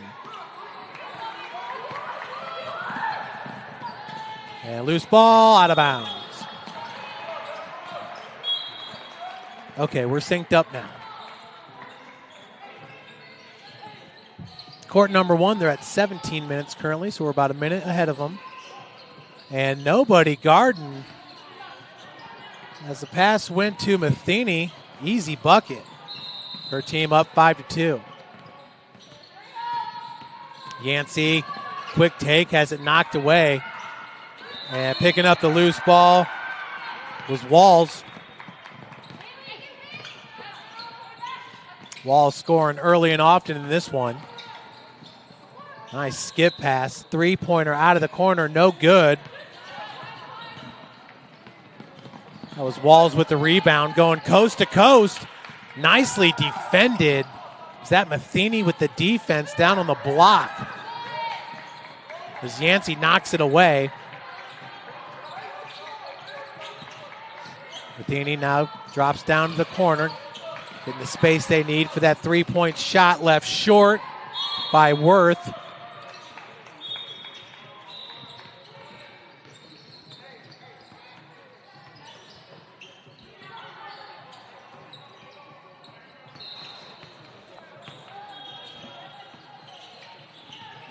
It'll be Yancey to bring it up the floor.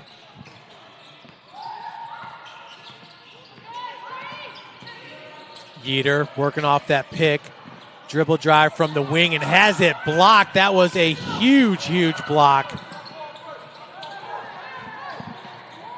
by Leah Worth. Worth has proved to be extremely valuable on both ends of the floor. Looked like her foot was on the line there, but that three-point attempt left short. Yancey spin move, and they're going to call travels. She got tied up there on the spin.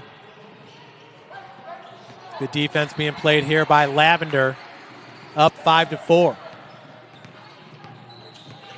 And bringing it up the floor is Camille Abel. Abel camping on the wing. Skip pass in the corner, and the dribble drive by Labus. Bucket's good. Lavender is looking strong early on in this one. Yancey. That was number 86, Kendall Holman. Hot pink did good, or neon pink, not to turn that one over. And another block shot. Leah Worth having herself a game so far. Easily she's standing out amongst all the players in this one. Leah Worth.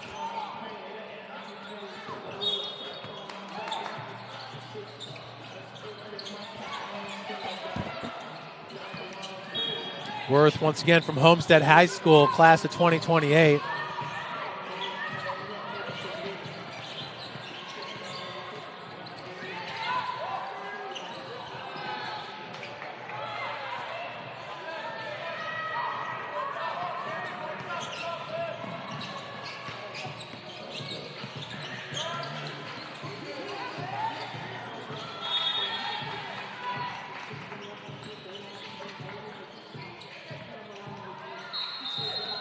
So on the Cardinal team, Brooklyn Beck is actually 41. So we'll make that note when we get the Cardinal team over here.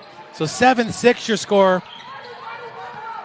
Another turnover by Hot Pink. And Worth never had possession. That's a travel. Feet just moved a little bit faster than she could corral that ball. Yancey once again working off that pick, top of the key. Now she sets the pick. Dribble drive, and the floater from the wing is no good, but a nice take by Jazz Florence. And that was dribbled off her own foot, actually. Defender was right there as well. That was Hillary Labus.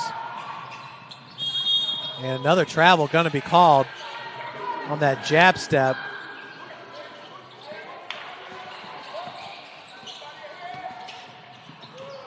Lavender quickly getting it over to Worth out of the corner. Baseline dribble drive, and it's no good. On the other end,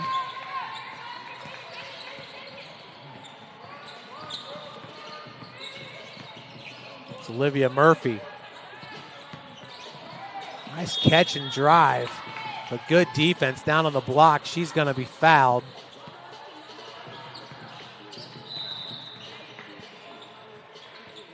And it's Abel at the free throw line, looking to extend this lead here for Lavender.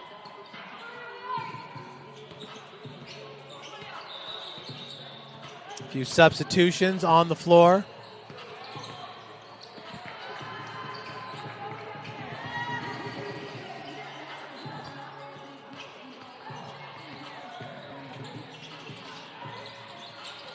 The free throw's good.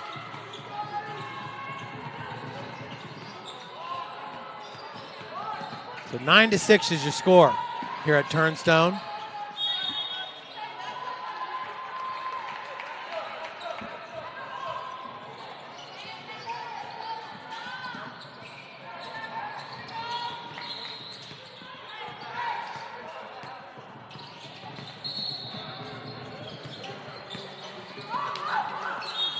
We had a kicked ball right there. Good defense, though, for Zoe Walls.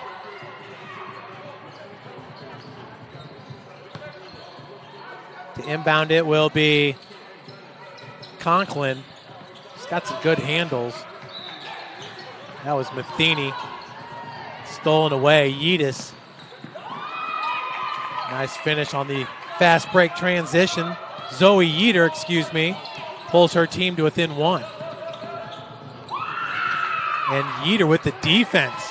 Big block on the defensive end. And now looking to go coast to coast. You see the ball fake right there. A beautiful thing by Zoe Walls. Pink takes its first lead of the game.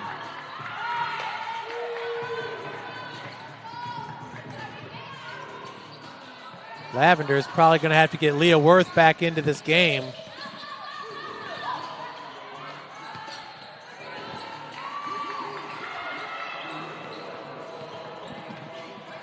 Bringing over the timeline. There's Walls. Walls straight. Look at her navigate the lane. What a beautiful take. Walls has taken over this game. Now 12-9.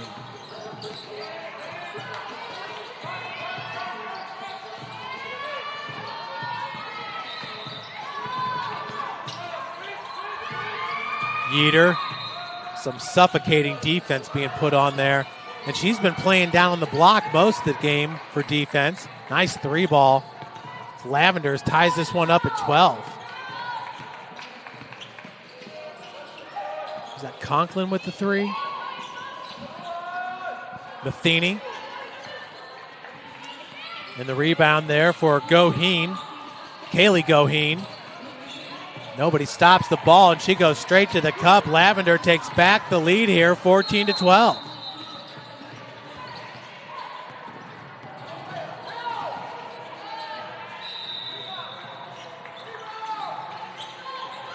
Three-pointer off the mark there was Fordyce.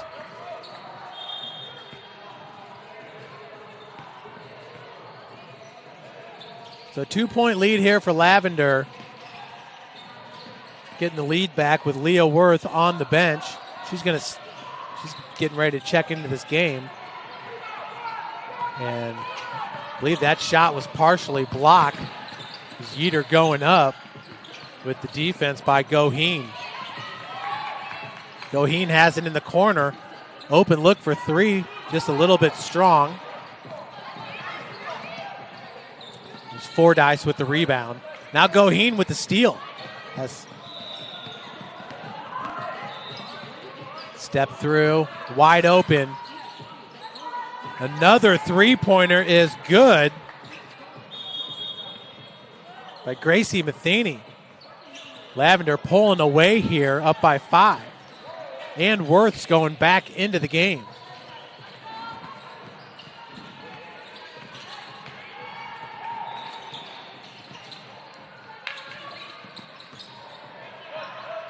From 16, nice spin move. Yeater cannot hit on the fadeaway.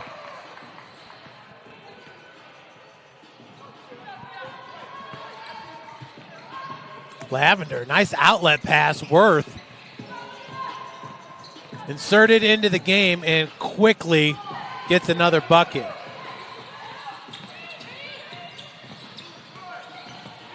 So far, Worth proving to be one of the top players here in this spring showcase. Three ball. That one off the mark. Good rebound, good defense by Yeater. Yeater might be the best defensive player on the floor. Worth, look at the handles.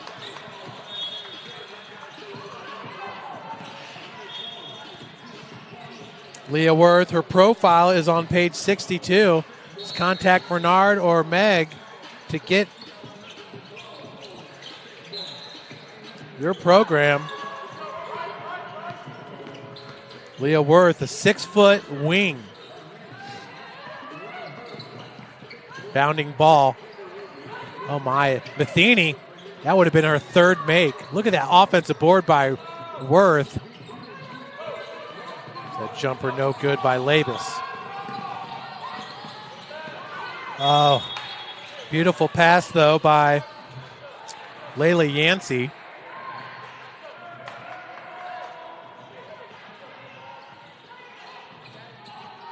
Very athletic player on the floor is Yancey.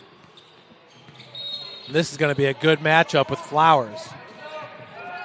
London Flowers, a Woodside player, so she'll be over at Homestead, you would think. Matheny just inside the arc, drains the jumper. Does she have a pretty shot or what? All right, so I am 2 points ahead of the clock we have here in the gym. That's the official scoreboard. Up the floor. Conklin is going to be fouled. That was Yancey with the foul. As you can see, she can quickly get back on defense. Only going to shoot one free throw here as we have a running clock. And it's good. Girls have been hitting their free throws for sure.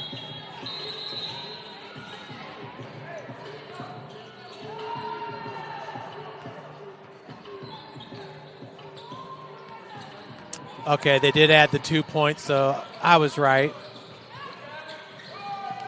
And that free throw was good. I haven't added it here, but I'm pretty sure that they get 1 point for that. Worth. Look at the catch and shoot by Flowers. Yancey, good positioning right there. Combining with teammate Agnes Bell for the rebound.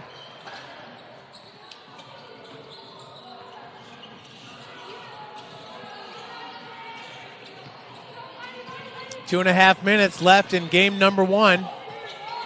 We'll have games going on here until noon before we take our break for the All-Star game. Flowers gets it over to Worth.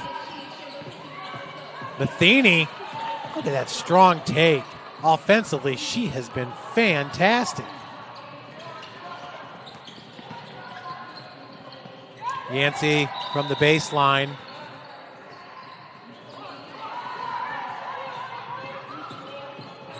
Matheny pushing it for Lavender. Finds Worth left open. Oh my, three-pointer. As smooth as can be right there.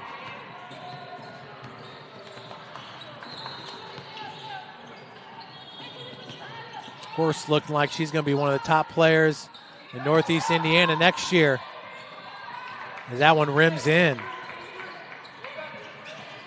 Bucket good by Zoe Walls.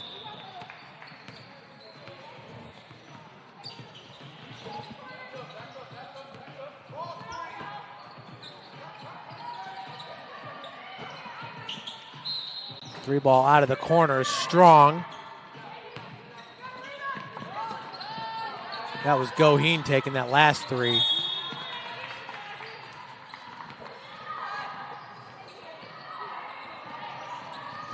was Labus with the foul. Now at the free throw line is Bell. Agnes Bells were inside 1 minute.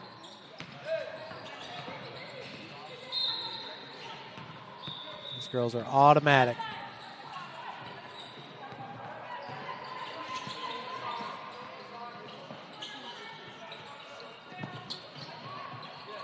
It's Matheny with the ball. He's already got 2 3-pointers made. That one just left short by Labus. Yancey pushing it for Neon Pink. They're down by 10. From the wing, catch and shoot three that missed just wide right.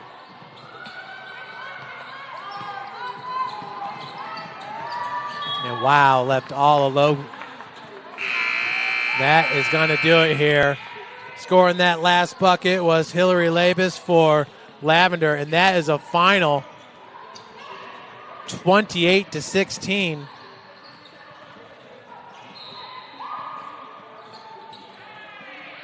Lavender wins. Up next on court 2 is Lavender and Cardinal.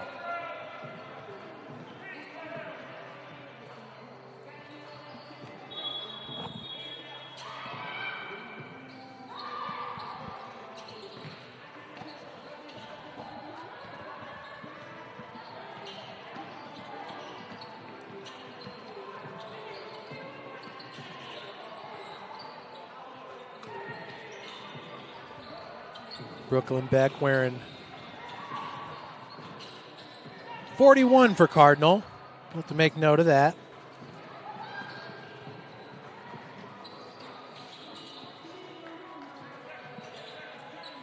Got 35 seconds and a stop clock on court 1. We're about done over there on court 3. Wrapping it up the first round of games.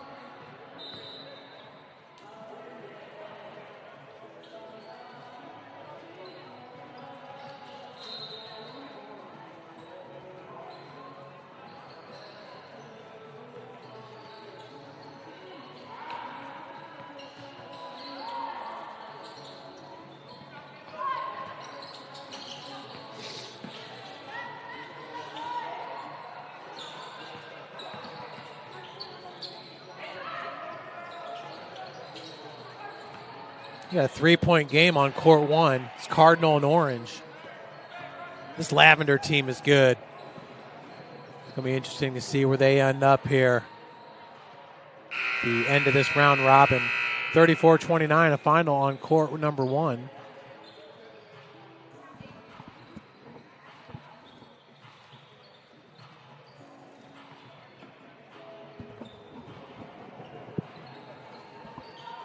Looks like we got a minute counting down before we start.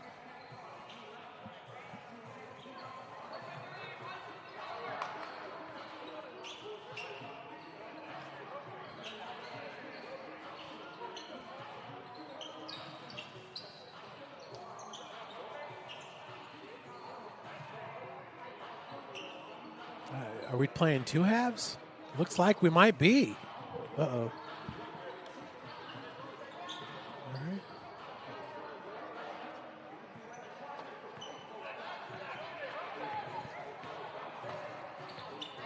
Lavender and Pink coming back on the floor. Now they're resetting the clock.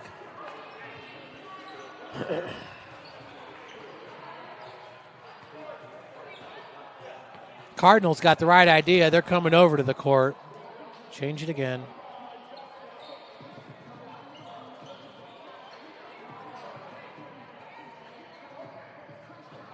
Cardinals got, I think they'd be, it's more maroon, I guess. Maroon color.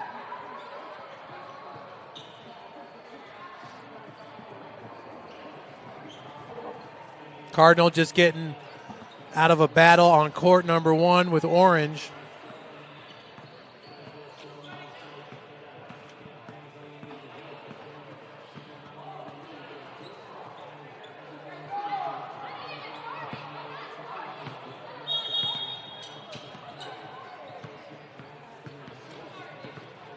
It's supposed to be a 10:45 game. Like I said, it looks like we're about one game behind. Maybe we are in a water break right now.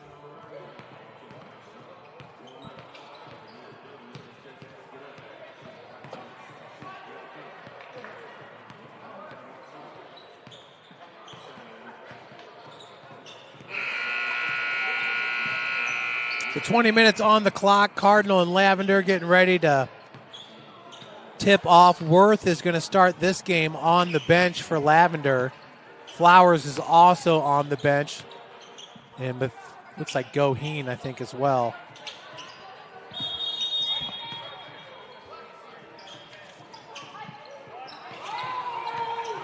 Lavender once again is going to win the tip.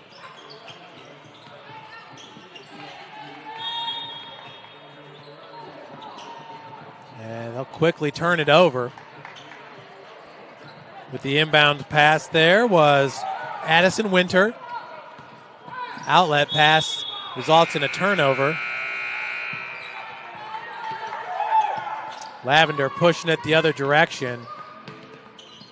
And tied up on the block for Lavender was 129. Camille Abel.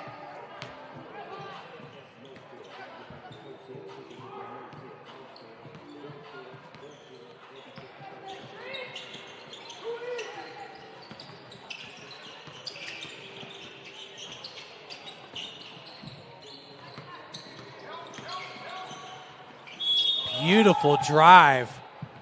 That was 41 for Cardinal. That's Brooklyn Beck.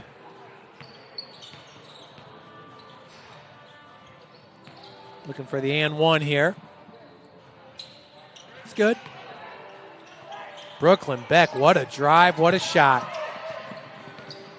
This Lavender team likes to get up and down the floor. They hit a lot of three-pointers in their first game.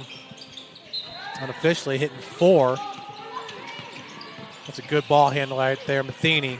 A nice pass.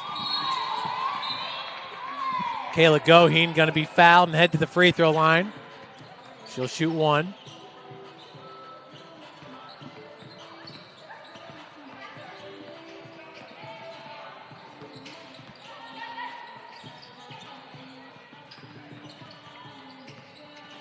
Bucket's good.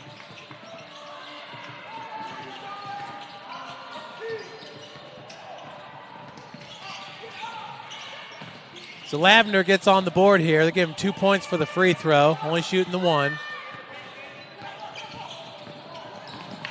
And that pass results in a turnover. Once again, Goheen. I love the way this Lavender team plays up and down the floor. Good passing, good spacing.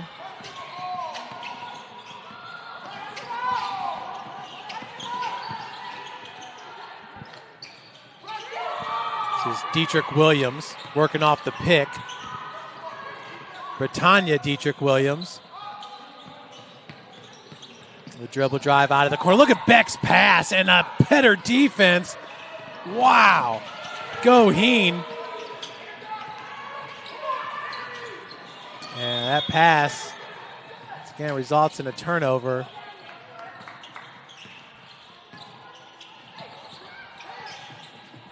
Keep trying to feed Germany Smith down on the block. Matheny inside the arc, nails it.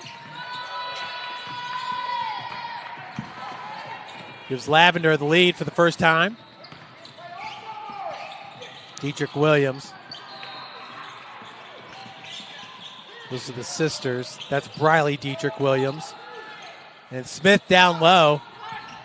Once again, Goheen playing good defense in the post.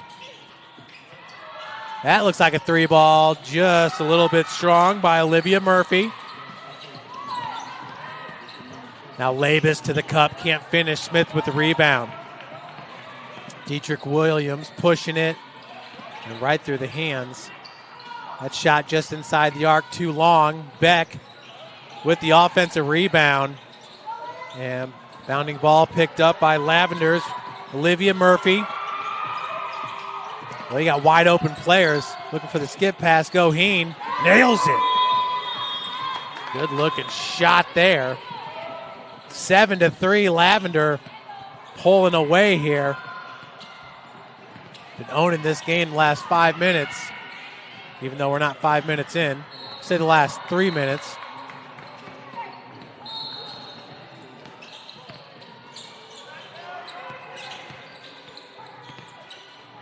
Kick out.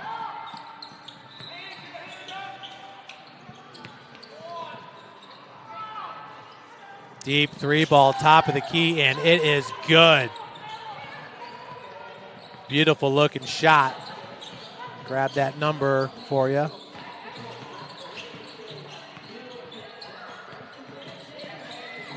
I believe that was Kendall Vanderwall with that long three-pointer. Top of the key.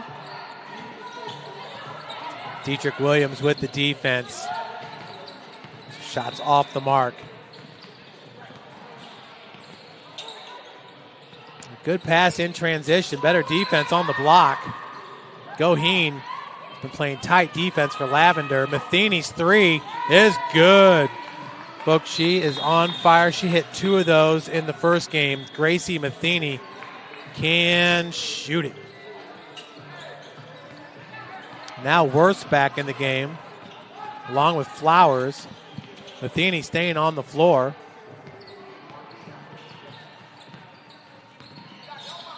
Bringing it up with Cardinal. Look at this, handles. That's Kendall Vanderwall.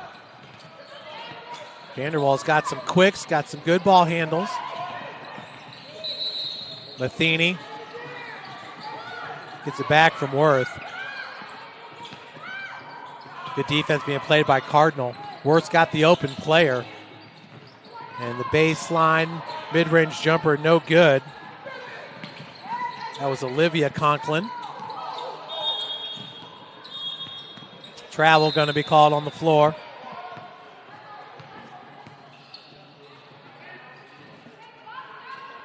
Well, we're about 1 minute ahead of court one again.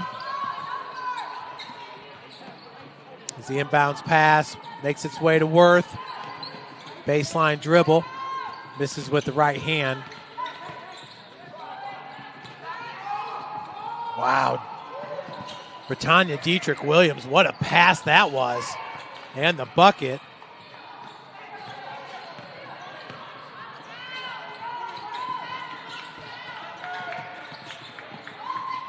That was 47 with the bucket. Carson Swiderman.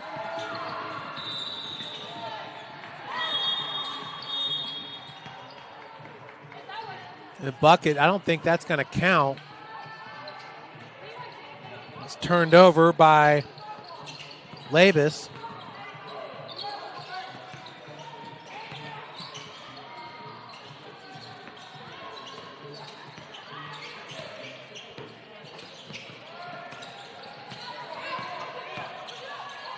Good two-man game there. Oh, beautiful take with the left hand. Schweiderman once again ties this game up at 10. Schweiderman's got some serious skills down there on the floor. Matheny has really stood out. 3-ball off the mark. Worth has really stood out with the offensive rebound. That's Matheny again. It's her 4th three-pointer in 2 games. Vanderwall straight to the cup.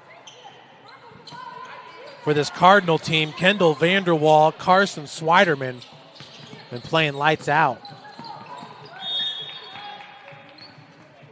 Nice strong take there by Conklin.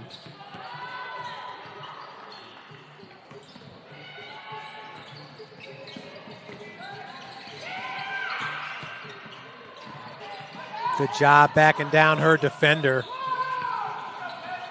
by Labus. 3-point advantage. Schweiderman kicks it out for a wide open 3-pointer just off the mark there by Addison Winter. Look at Worth with another rebound. Worth's getting offensive and defensive boards. Like the spin move. Conklin's fouled and will head to the free throw line.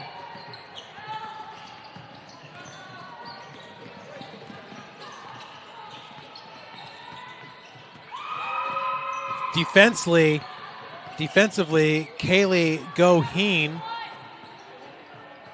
has also shined here for Lavender. Can't say enough, though, about the shooting of Gracie Matheny. From beyond the arc, I mean, she has been automatic. It's like that free throw. That's Schweiderman. Dietrich, Williams.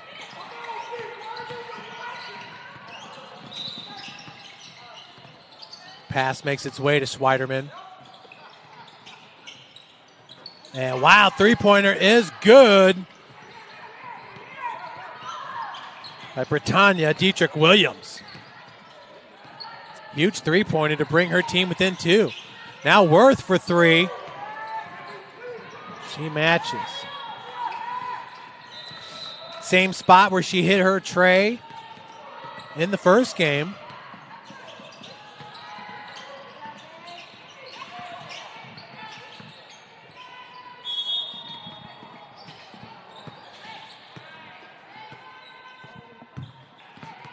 Has not been easy down on the block for Germany Smith. She's been battling with Kaylee Goheen, and it has been a battle. Worth with another board.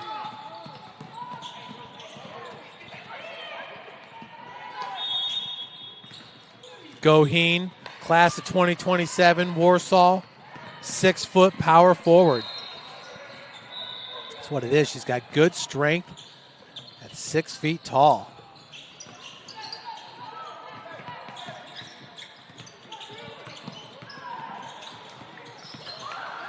Abel's got some nice handles. 3-ball is good. Olivia Murphy. Lavender starting to pull away. Bunny no good, and loose ball on the floor, and that's going to be tied up. Brooklyn Beck trying to wrestle it away. Jump ball was called beforehand. 23-15 your score. 8 minutes left to play. Outstanding game we've had here. Cardinal came out to play. But it's been Lavender and this hot shooting Olivia Conklin. 11-point lead just like that. Dietrich Williams.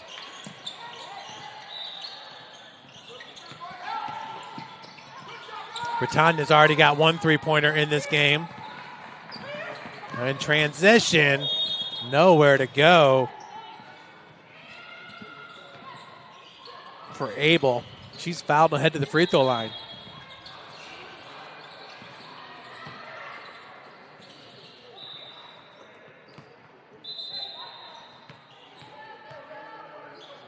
Free throws up. That one left short. Dietrich Williams chases down the rebound. Nice crossover. The baseline jumper is short. Beautiful crossover that was by number 43, Chloe Dick.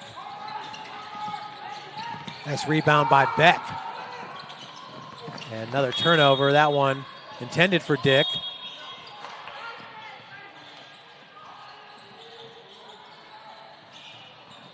Another substitution here with 6:30 on the clock.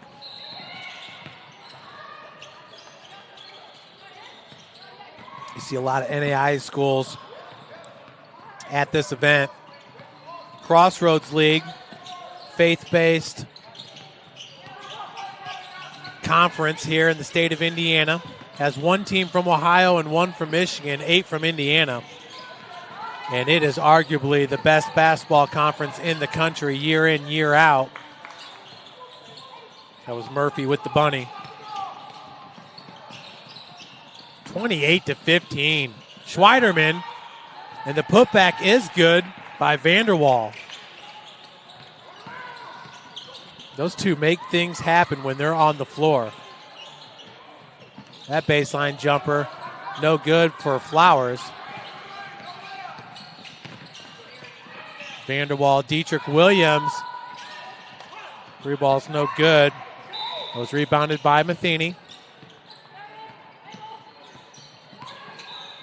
But you got the University of St. Francis out of the Crossroads League there in Fort Wayne, Indiana. I've seen Grace College here. Huntington University, Marion University out of Indianapolis. Goshen College out of Goshen.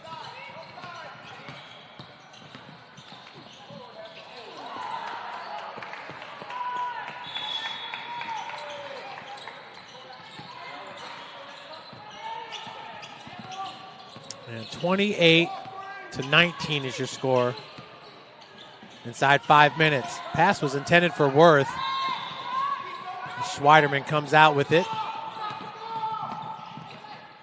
Vanderwall. Three-pointers off the mark.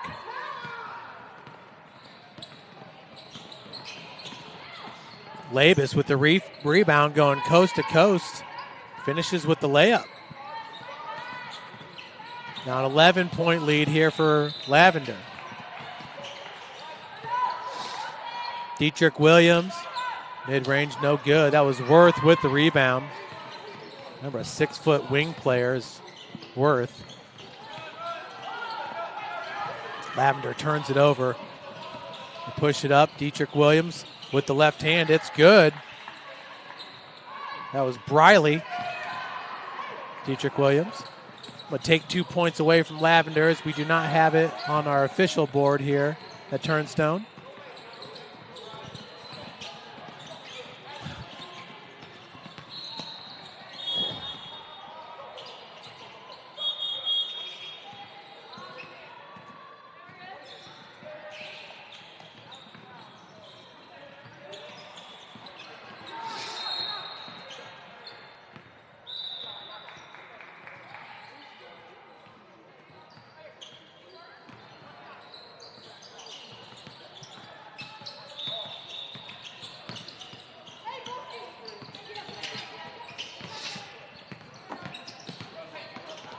Look at this dribble drive, and then the block by Vanderwall.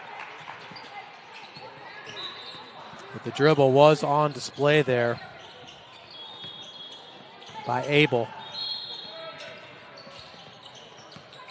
Now the baseline drive with the left hand. Just off the mark by Conklin. Under 3 minutes. Cardinal working themselves back into this game. Once down by as many as 11. Whittled it down to 7. Schweiderman. Strong take there. She's going to be fouled. Tough task there working against Hillary Labus. Labus, very long arms. Boy, is she a presence on the block for sure. As that free throw does rim in.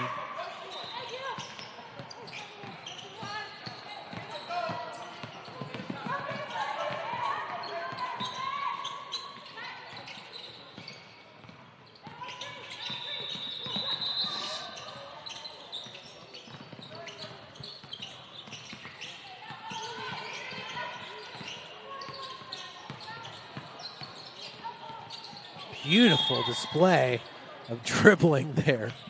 She falls into the coaches. That's one good way to make an introduction. Olivia Conklin.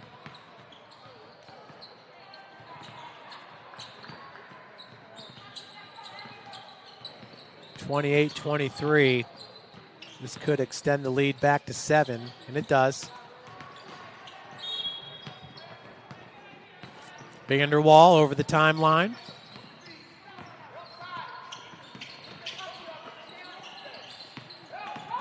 That first step and finishing with the right hand.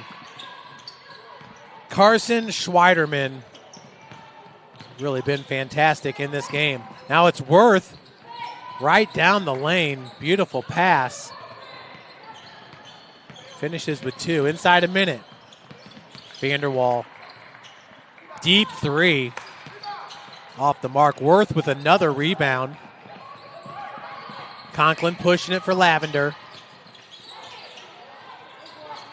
Offensive rebound. Putback was no good by Goheen. Inside 30 seconds.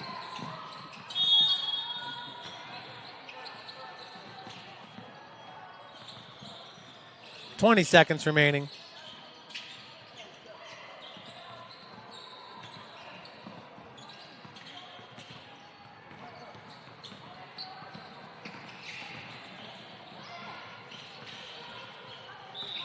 That should do it for this one, folks. 2 seconds. Schweiderman's got it and cannot beat the buzzer.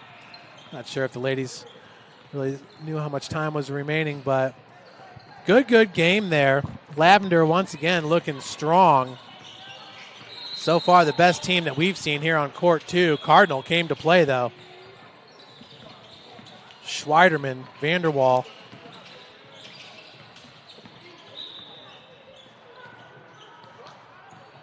So up next is going to be Lavender versus Light Green. Making it easy on us over here. I like it.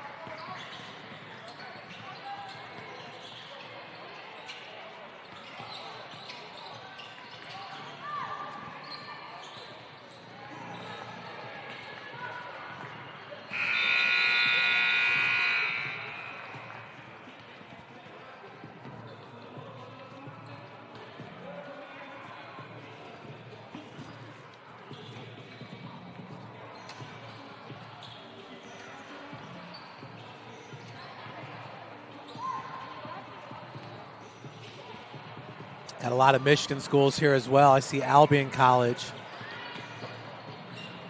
Alma, Adrian.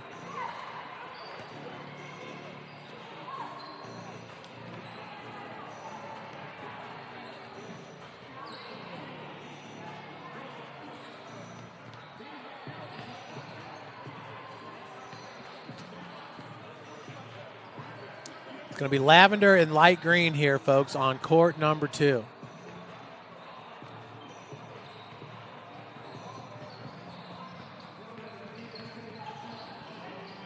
Three seconds left on court 1. That was 42-24 score over there, light green and orange.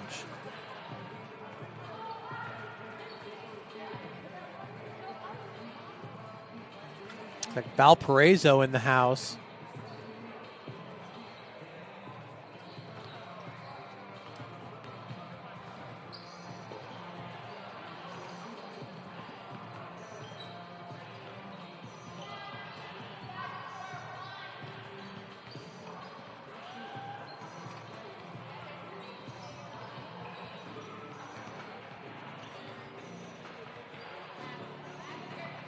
(42-24).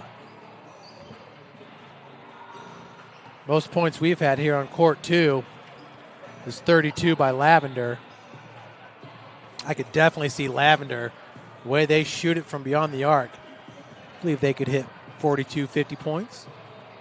We'll see how they do against light green here. I'm not sure if light green was 24 or if orange was 24. Either way, that's a 28-point loss.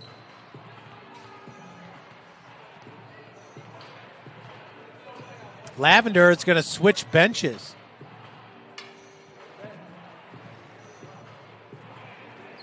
You get a little different view here, I guess, from court 2.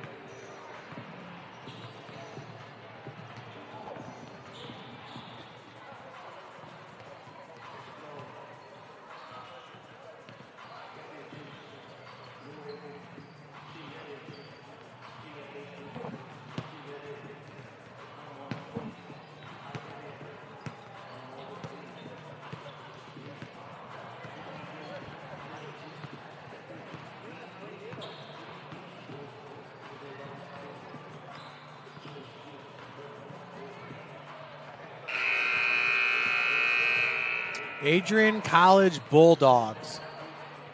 That is a very impressive Division III school. Last year, their football team beat Valparaiso. So they're really getting it together with football at Adrian. Beautiful facilities. And man, do they have a lot of sports over there. Ton of sports. Check out their athletic website at Adrian College. Big into hockey. They got a beautiful hockey arena. Really done a good job with that school.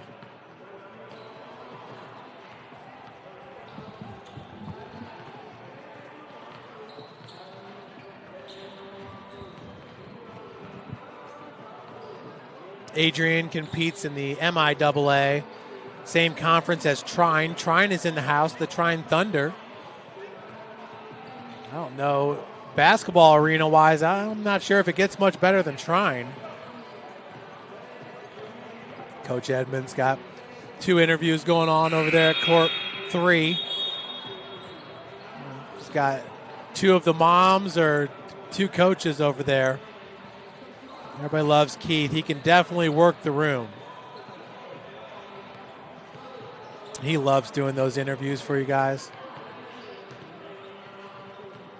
Once again, you can hear coaches' interviews on court number 1.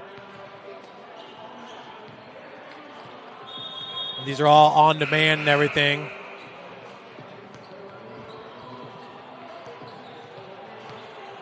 So you can go back and rewatch courts 1, 2, and 3. This is court 2.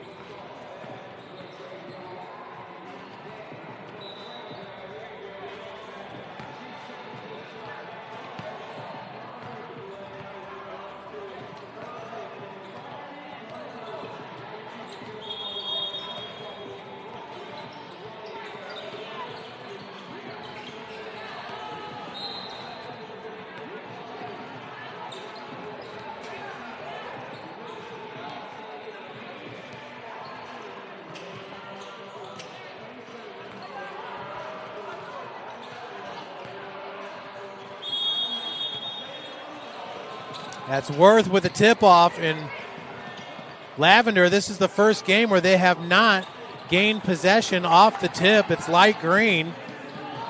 And look at that block by Worth. Oh, great job. That was number 94, Trinity Brown. That was Brown with a beautiful drive to the cup. And then the ball went on court one. She raced over and grabbed that ball before it could affect play. And the play was coming to that offensive end. Great job by Brown. Brown showing off some quicks, and now the long-range three. It's good. Trinity Brown. Great way to start this game for light green. Green's got a lot of the Fort Wayne Community School players. Put back by Flowers, no good.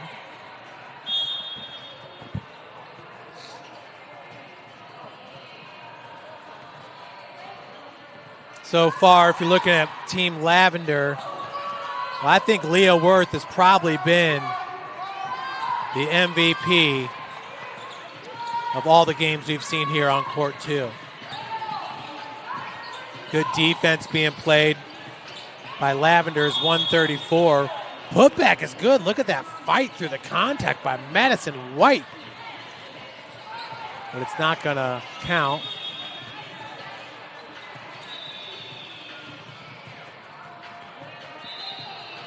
Hillary Labus already with the three-pointer made, always playing good defense. She's camped out here on the near wing. 128, Flowers. Three ball is good. Remember, folks, London Flowers, the middle schooler, be a freshman next year, probably at Homestead.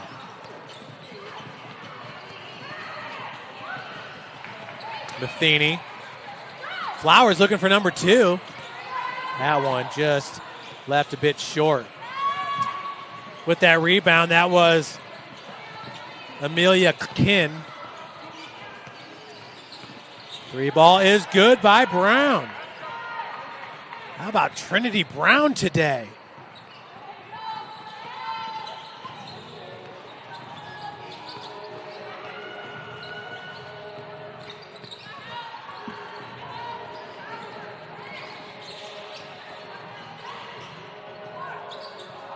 Worth, deep three ball, and she keeps hitting them.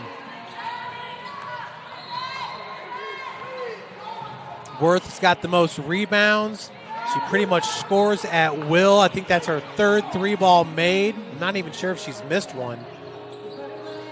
If she has, it's only one. She does not take many shots, but everything she's shooting goes in. It has that rebound knocked away by Kinn.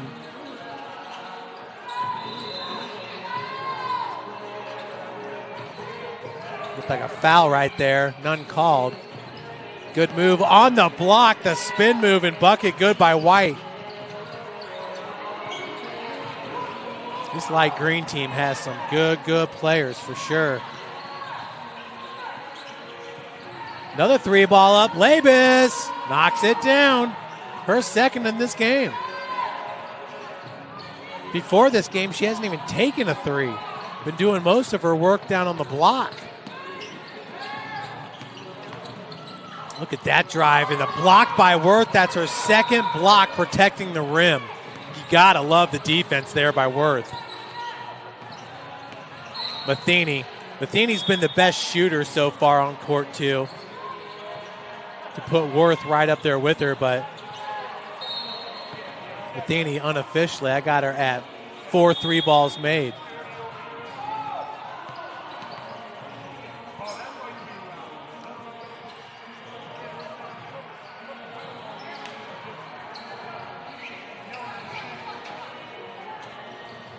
It'll be Matheny to inbound it here for Lavender.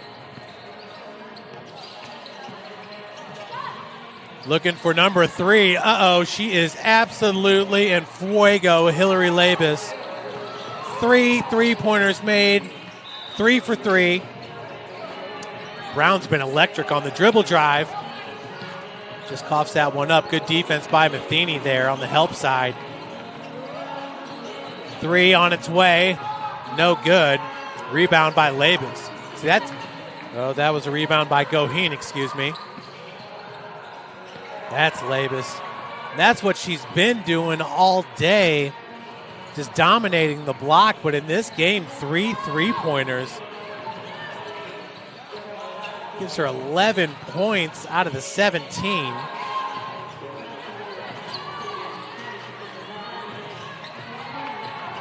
Brown, she has been awesome. Trinity Brown showing elite quicks. Look at, I'm telling you guys, Leah Worth. But Trinity Brown, not only with that athleticism, the speed. That's another strong take, but she can shoot it from outside. That one is good by Gracie Smith from Snyder High School.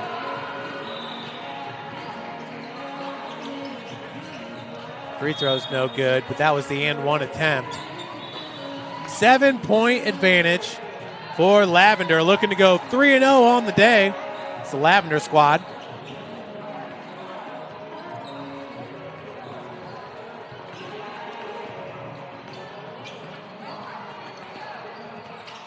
Good contact there at the timeline. Letting them play through that one was Gracie Smith.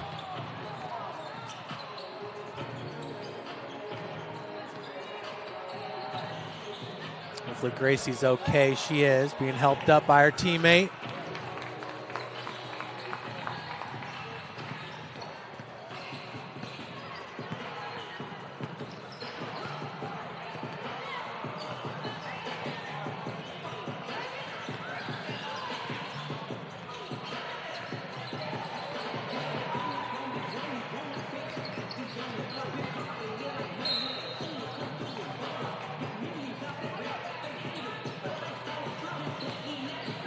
Smith's free throws, no good. Goheen flying in for the rebound.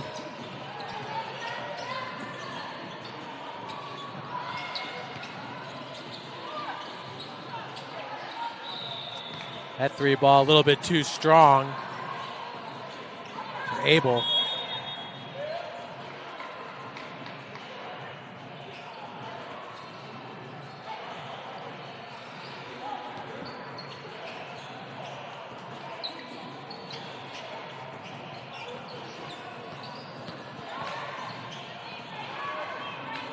A lot of battling going on there. That was Labus.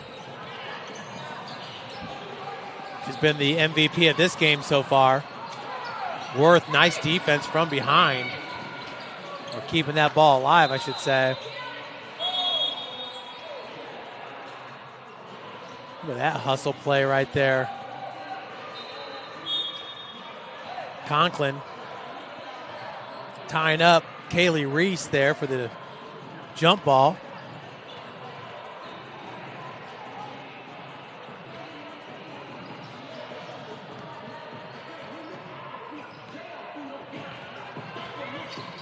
Approaching 10-minute mark here. This is the third game in the morning session.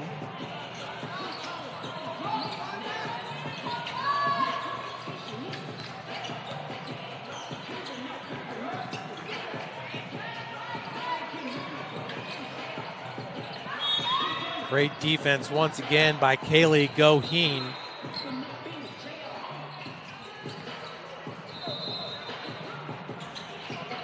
Lakeland product on the floor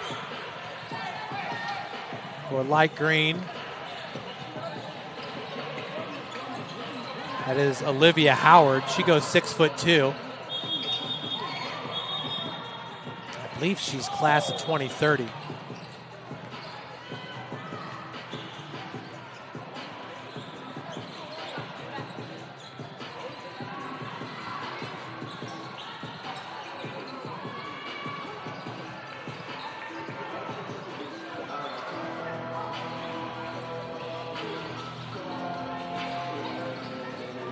Approaching 10 minutes.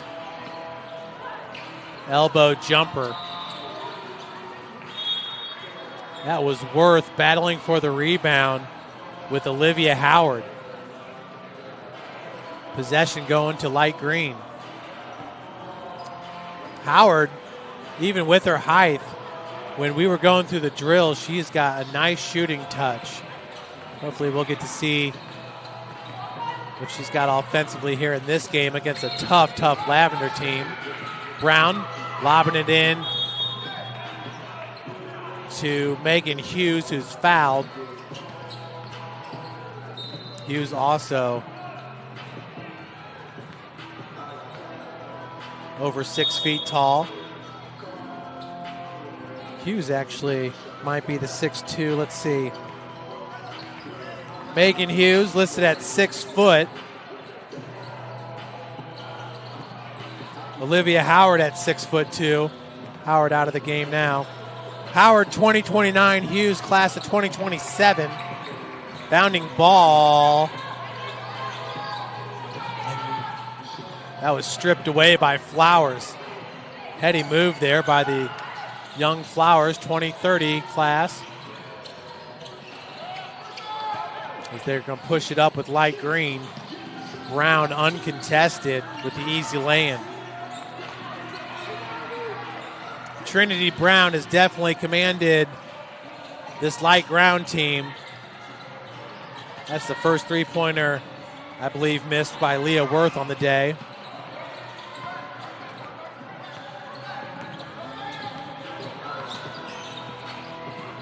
Worth doing a good job there with the speed, getting down floor.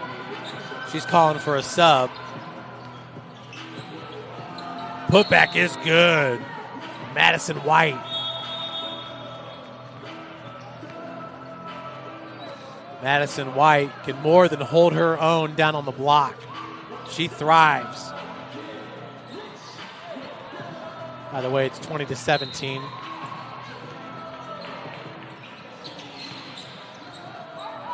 Foot inside the line, long two-pointer. Hillary Labus. They're saying that's a three, and that's her fourth three-pointer in this game, everybody. Wow. She didn't even take a three-pointer in the first two games.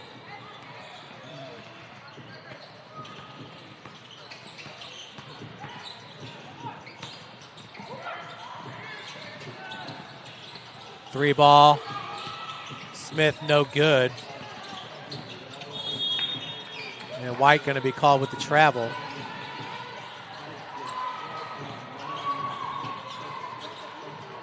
(23-17), 7 minutes remaining. Labus that time is going to kick it out. I mean, Lavender, this is a three-point shooting team. That's Kaylee Goheen. Feel like every player can hit the three on this squad. It was Matheny in games 1 and 2. We've been talking about Worth. Labus here in game 3. Then Goheen. I mean, Labus and Goheen could strictly be post players for you.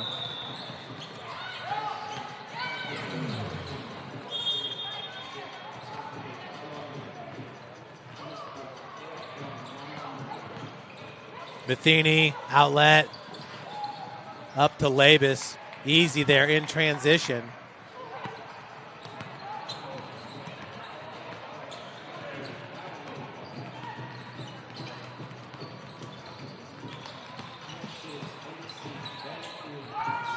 Smith no good down the block.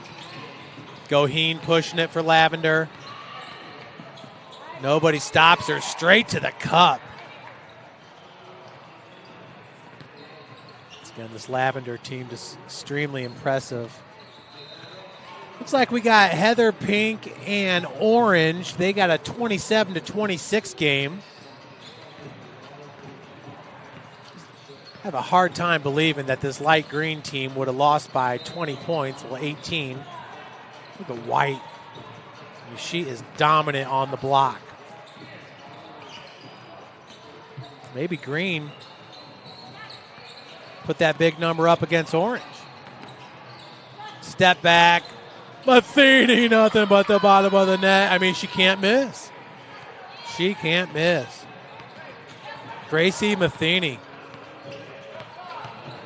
Love to see it. Floater. That one no good by Brown.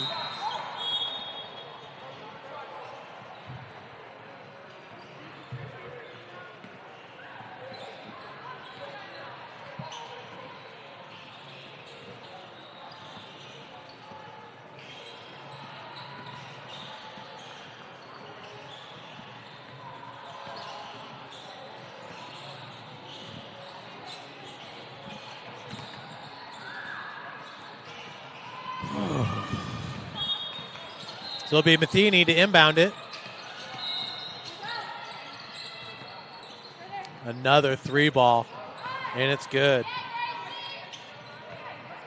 Kinsley Shutt is waiting for her to get tight with the defense. That is one player that you do not want to give any room to. Now the step back for Smith is good.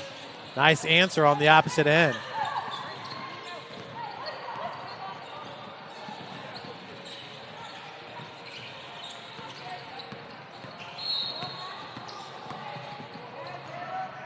Nice dribble and switching to the right by Labus. MVP here in this game. Oops, not a three-pointer.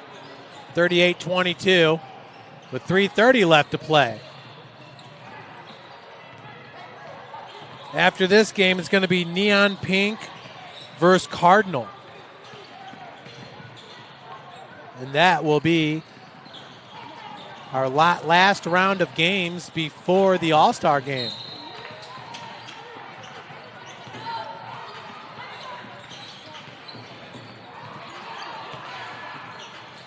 Nice move, getting her own rebound is Megan Hughes.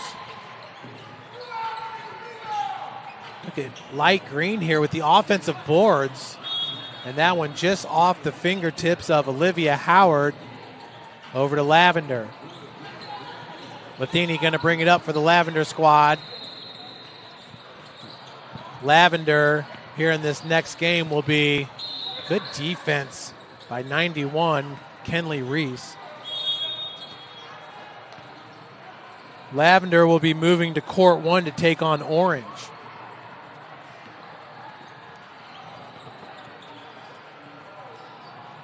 So it looks like the only team we're not going to see here on court number 2 is Heather Pink and Orange. But remember, folks, you can always go back and rewatch courts 1, 2, or 3 on the Summit City Sports YouTube channel. Conklin did not hit on the free throw.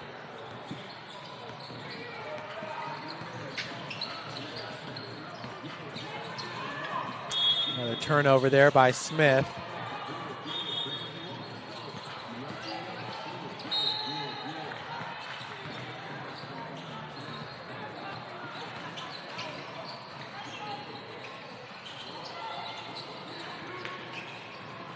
Worth to set the pick for Matheny. Nice job by Gracie Smith getting around that screen. Inside the arc, it's good by Labus. She's got a big smile on her face. Calling that one a 3. That'd be her 5th three-pointer? Oh, you know what? I'm sorry. I'm looking at the white line. They got 3 3-point lines. Deep 3-ball, no good by Flowers. Now Matheny. Automatic. This Lavender team on the day probably shooting about 70% from 3-point.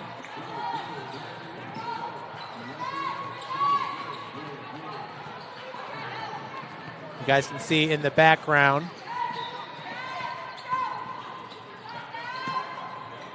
Matheny, are you serious? Told you this Lavender team could get to 50. Well, 49 is pretty close. And you know what? There's 15 seconds. They could get to 50. Howard, she knew that one was not good, chasing after a shot. Lavender, are they even going to try it? Half court or just inside half court. Matheny, that one left short. Great game, though, 49-42. This team, this Lavender team, can really shoot it.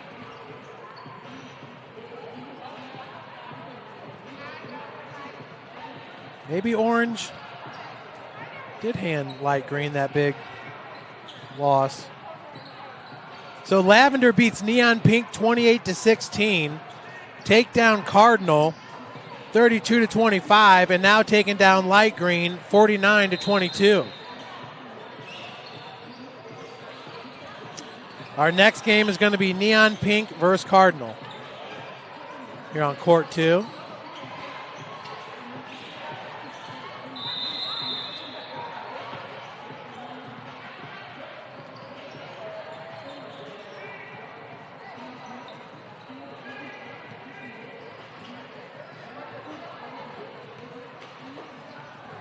Court 1. Ooh. Yeah, they're done at court 1.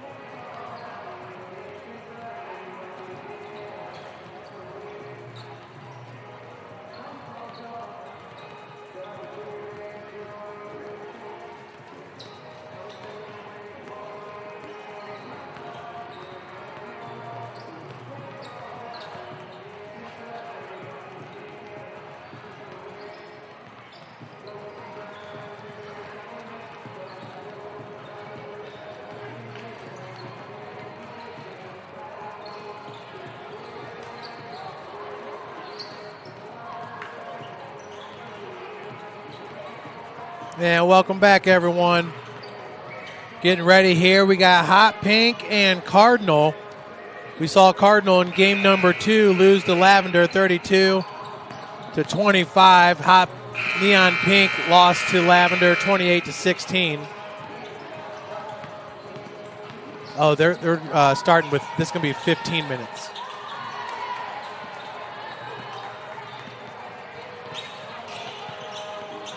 Adjust this for you guys. So we're doing 15, not 20, to try to get us back on track. Pink scores first. Schweiderman, Vanderwall, both of them had good games against Lavender.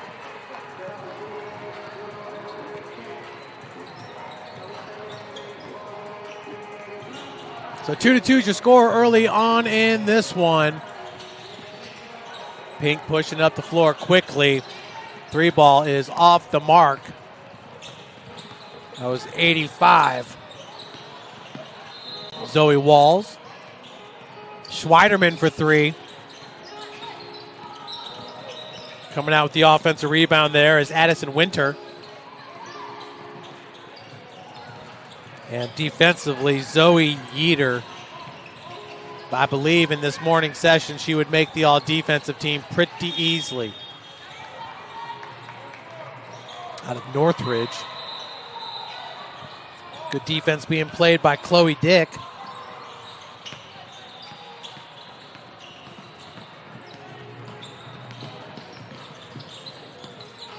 Schweiderman with the skip pass. Vanderwall leaves it short.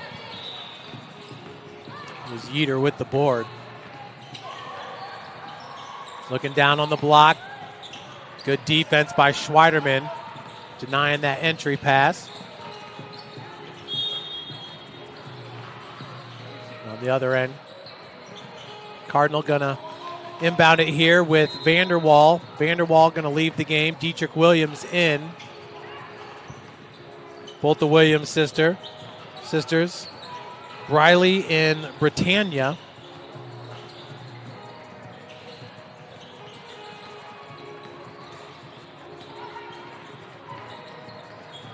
Schweiderman to inbound it here for Cardinal. 2-2 is your score.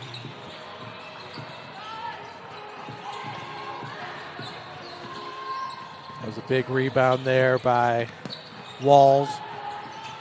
Now Walls on the dribble, weaving her way through defenders. She is fouled and will head to the free throw line.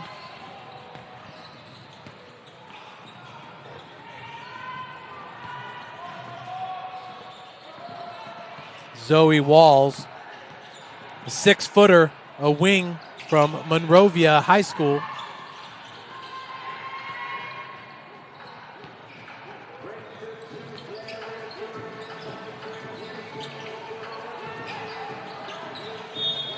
Looks like that was off of Williams' foot.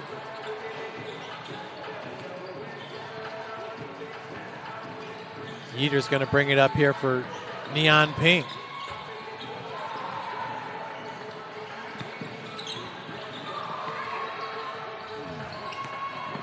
Good steal by Schweiderman. As Williams gets the bucket to go.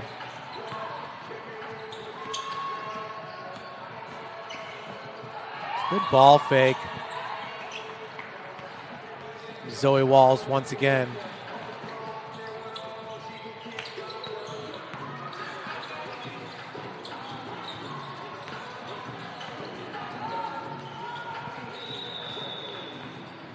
That was Brookhusen. Shot just off the mark. On the opposite end, Walls. Put back, it's good. For Neon Pink.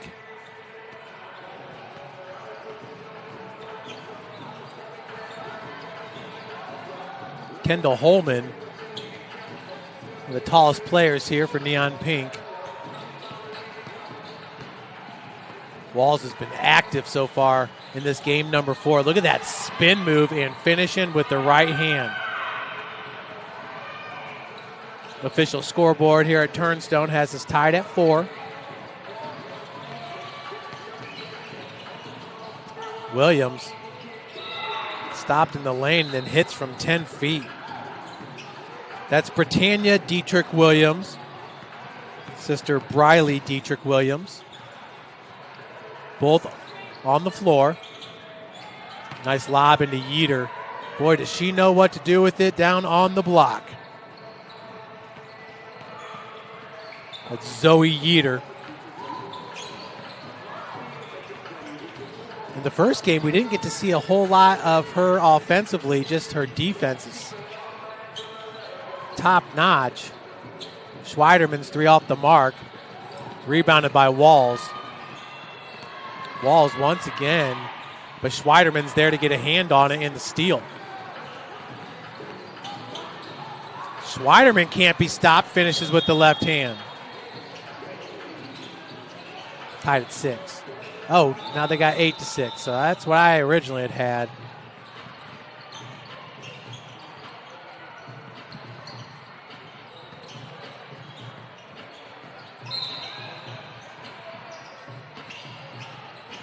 So into the game, Yancey bringing it up for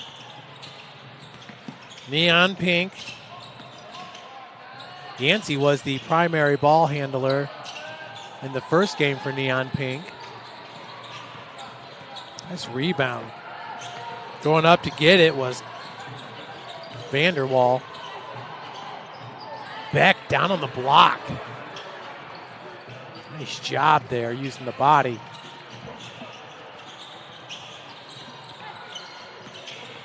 Brooklyn Beck for the Cardinal team, and Walls with the answer.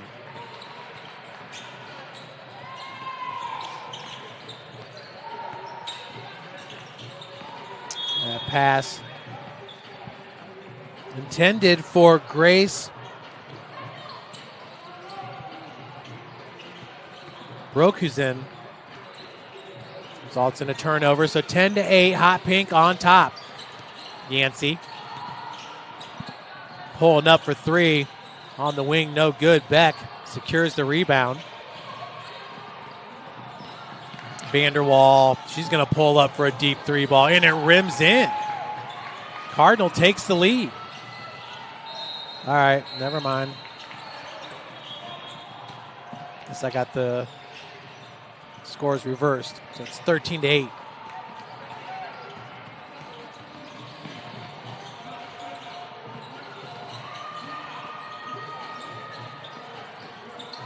That three-pointer was left short.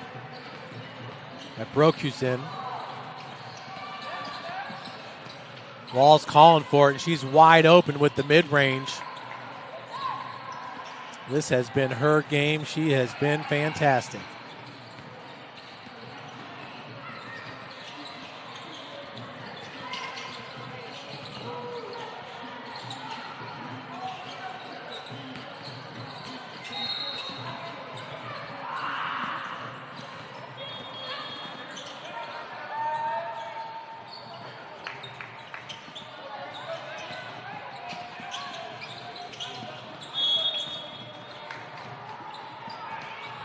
Substitutions coming in. Zoe Yeater back in for Neon Pink. Schweiderman back in for Cardinal. Carson Schweiderman.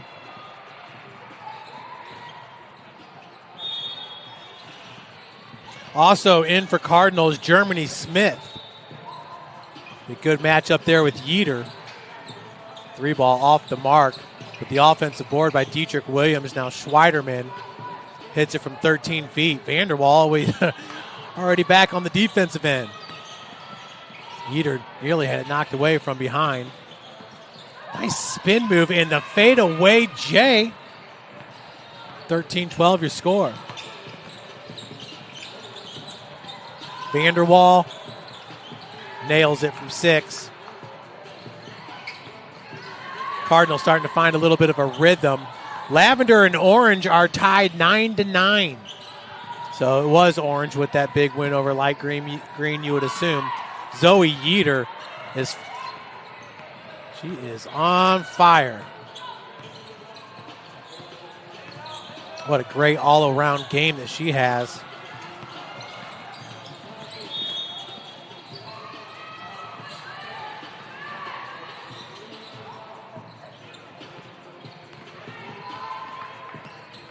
15-14 your score, approaching 5 minutes left here in the Always 100 Spring Showcase. This is court number 2. Have Eli Lawrence joining you guys here in a little bit on court 2.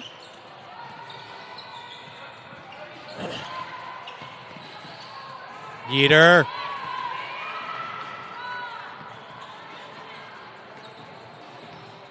Yeater willing her team back into this game.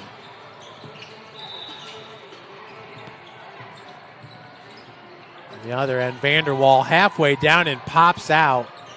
It's always frustrating. Look at Yeater getting that board.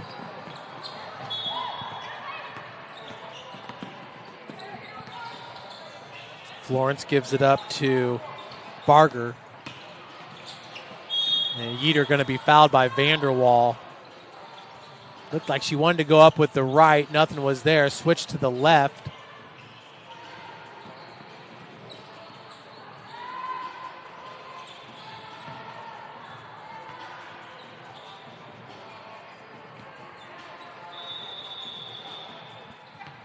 So Yeater, who's given Neon Pink back the lead, hits her free throw as well. I mean, Yeater looks like she can pretty much dominate offensively whenever she wants, at least here against Cardinal.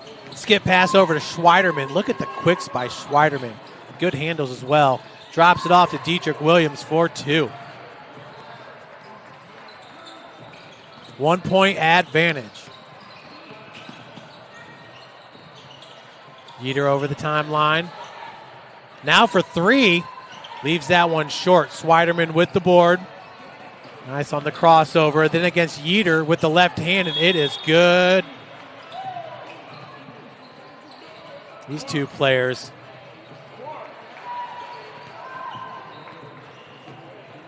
That's going to give Cardinal the lead. It's 18-17.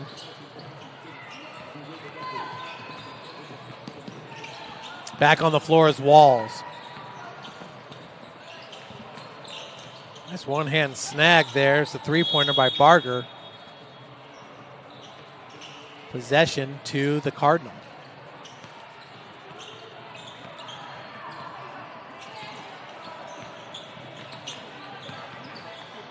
Oh, look at that big block by Orange on court 1.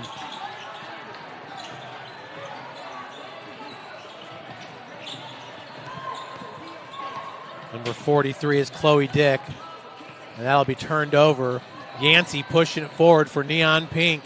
3-ball on its way. That one halfway down, rimmed out.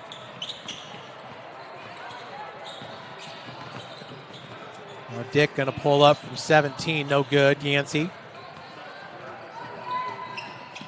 I tell you, Yancey is very good at kind of just knowing where the ball is around the floor. For a combo guard, she can pull down a lot of rebounds. Look at that, court 3 is already done. That 3-ball is left short. Still 18-7. Walls trying to extend that Neon Pink lead. With Yeater on the bench, the points have been hard to come by. Beck has it tied up with Yancey. See what I'm saying about Yancey? She's so good as a point guard, a facilitator, defensively. She can also find those holes to grab a lot of rebounds. 50 seconds remaining. Deep 3. Just off the mark by Chloe Dick.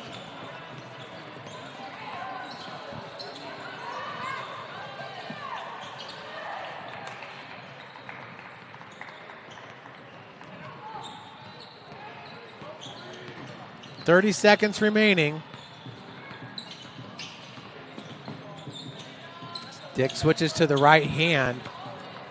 Cannot hit on the fadeaway. Yancey. Her team up by 3. Walls with 10 seconds remaining. And I believe that's going to be game here.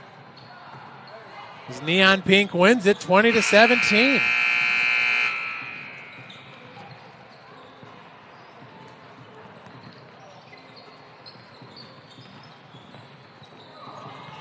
All right, folks. So we got the wrap up here for session number 1. But then the All-Star games will be starting here at 1:15. So we'll take a quick break. And we will be back with you guys shortly. Stay right here on this YouTube link. First game is scheduled for 12. That obviously won't happen, but it should be up here shortly. We got yellow and neon green here on court 2.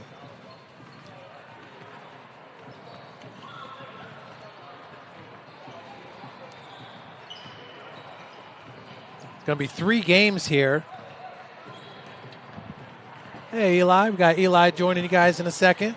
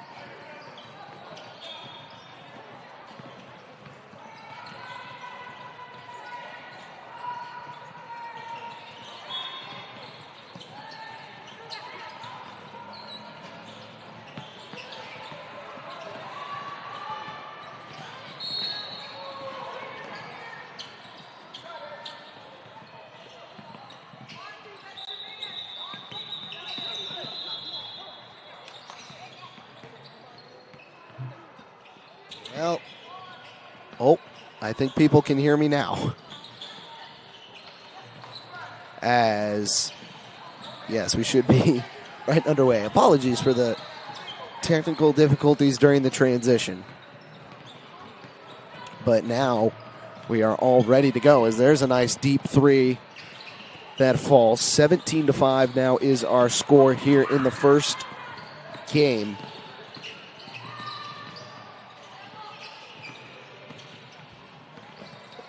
Right now we have the yellow team and the neon green team duking it out. 4th through 7th grade taking place as the floater inside falls home off of the hand of Avery Lockett.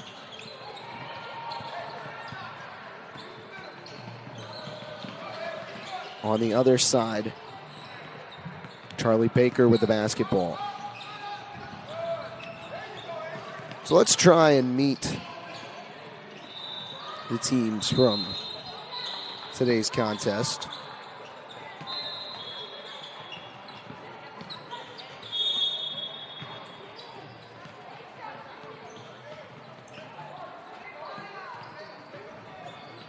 If we can pull up the lists.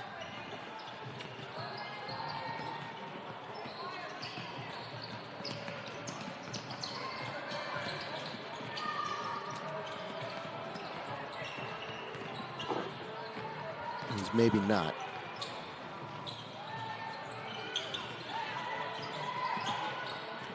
Well, we're going to try and run with what we've got. Up ahead now, down inside. That one's ripped and taken away. Baker now on the right side of the lane, lays it up off the glass, extending the lead to 12 with 3:40 to play here in the contest. A great opportunity for a lot of young basketball players to get their looks in front of collegiate coaching. Here's a deep three that falls way downtown.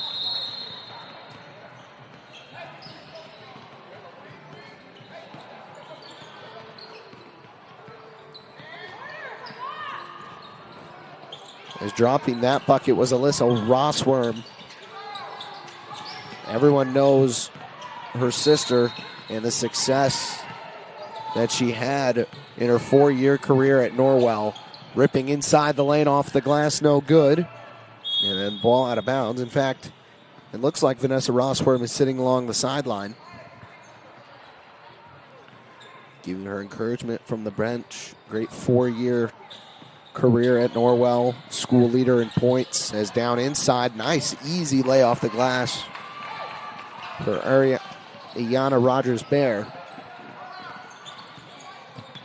7-point lead, deep three on the way, got it! Lillian Winter extending the range. Young Bucks showing what they've got out here this morning as that one blocked from behind and out of bounds.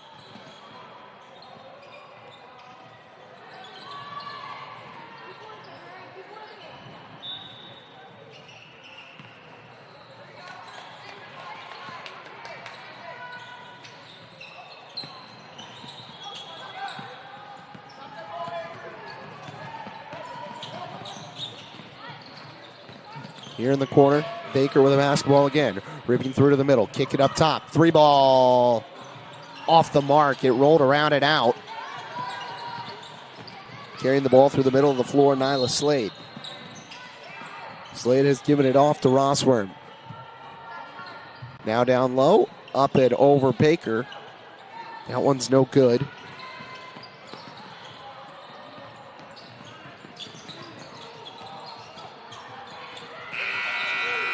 .115 remains on the clock. Baker trying to do it herself, stepping all the way through the lane and just missed the roll a little bit short. Then it's coughed up on the other side. She'll go back to work. Charlie Baker with the left hand this time. It goes. Rossworm to inbound. Gets it into Nyla Slade. Slade will feed it right back to her. Up ahead, Lockett. Roman on the wing, going to work on Baker. Trying to force her way inside. Stood up and kicks out. 40 seconds left. Rosworth feeds it up top. Slade once more. And then it's ripped and taken away. On the other side. Lay it up and in. An easy two for Amoni Owens-Briggs.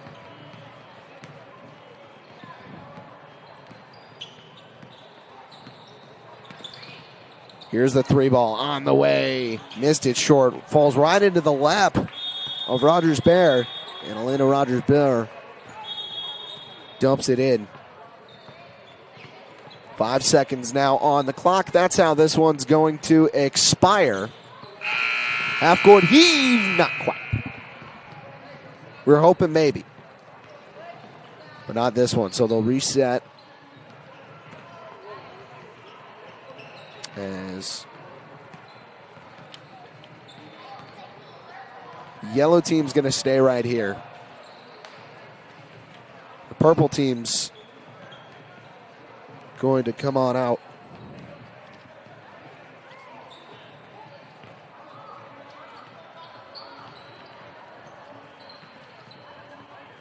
And give a crack at it themselves.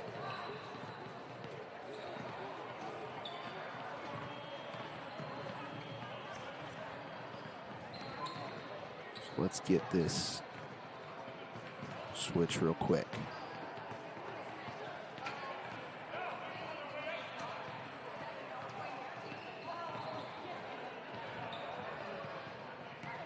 That's more of a blue. There we go. Now we got it right. Purple team's going to be coming up next. And then, of course, in the afternoon, you can enjoy more of the high schoolers getting in action.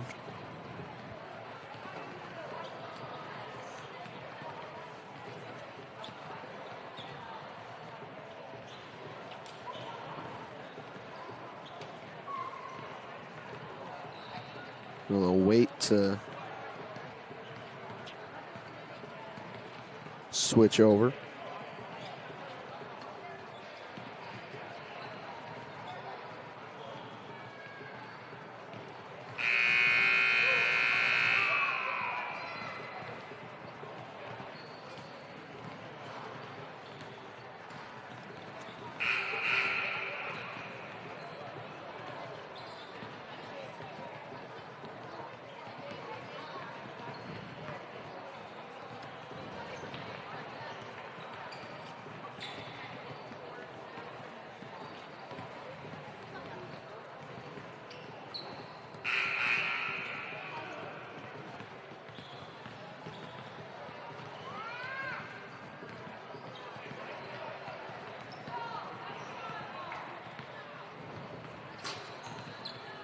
They're almost ready.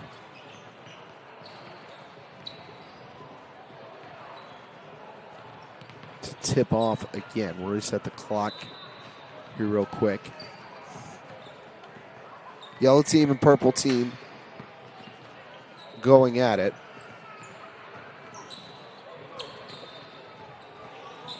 So they'll jump in the middle. And then we get to be off to the races. Tip is off, and away we go here on this fine selection Sunday. Once again, the numbers are black on every shirt. So the purple team, it's going to be kind of difficult. I'll try my very best to make sure we know who's who. As driving inside and kicking off. Short corner jumper on the way. That one's no good off the back iron. Offensive board. So they'll be able to run it back out.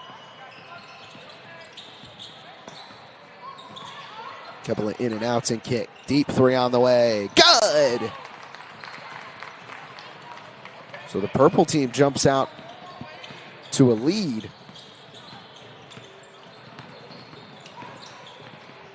On the other side, yellow trying to fight back. No. Second chance opportunity. No. Third time's the charm as flipping it in.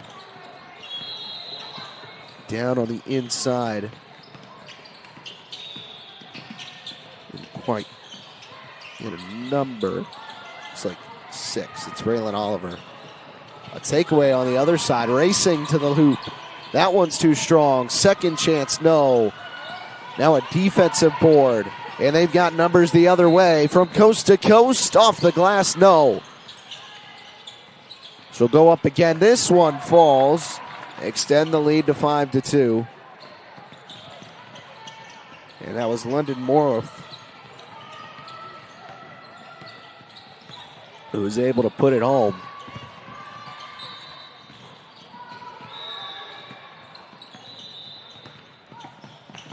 Down the lane, off the glass, just too strong. A lot of these players attacking the glass early and attacking the hoop early. There's a foul called as Delaney Mounsey was trying to go up with it.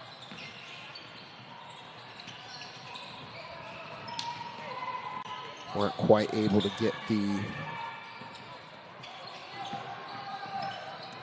roll on that one. Free throw good. 6. Or check that, 7-2. So one free throw worth 2 points. Here's a 3-ball. Oh yes, Baker done it again.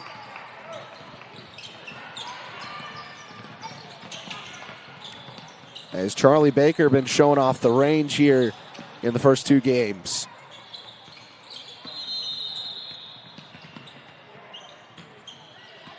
Handoff outside, little shot fake. And now drive, getting to the middle of the lane, kick out. Long 2 on the way. That one's no good off the back iron. Board is controlled down low. That's Lillian Winter.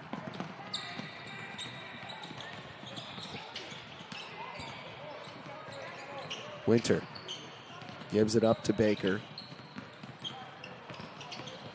Baker another handoff, going to work off the glass. No, just put it up and in.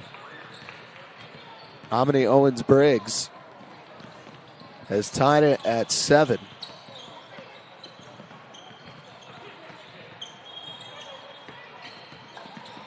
Down the lane, off the glass, a nice roll. Puts the purple team back in front. I believe it might have been Esther Gray getting inside. Baker trying to match, can't. Ball goes out of bounds.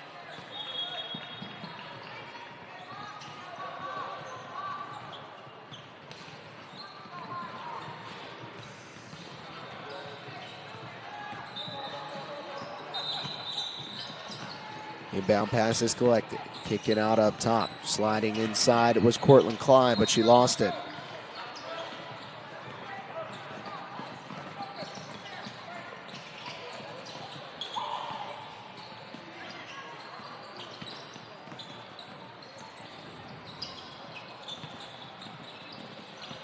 Down low, the purple teams trying to go to work. They dump it in. 3-ball makes it 12-7.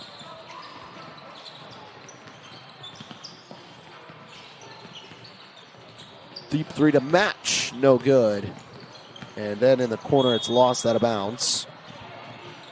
A little yellow team will make a substitution.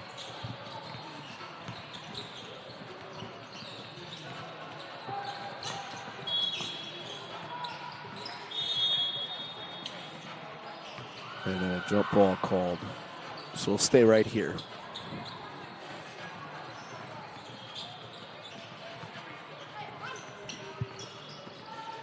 Three of the 4 courts been covered today. Only 3 of the 4 courts got all-star games going on. Down low, purple team to swipe the basketball away once again. Trying to get after it is Owens-Briggs. She could not come up with it. On the other side, here comes the purple team. And a little stutter step to force her way inside. The lead is up to 7 as we're about halfway through.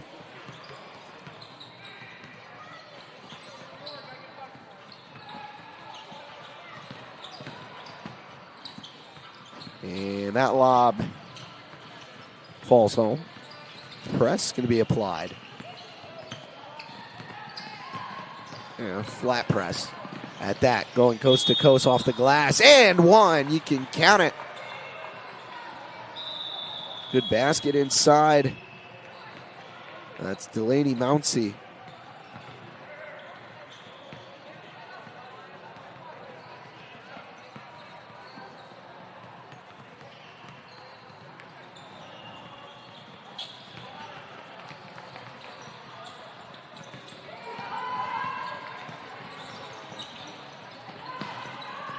Side, up off the glass and a bump. That one fell short, but Cortland Klein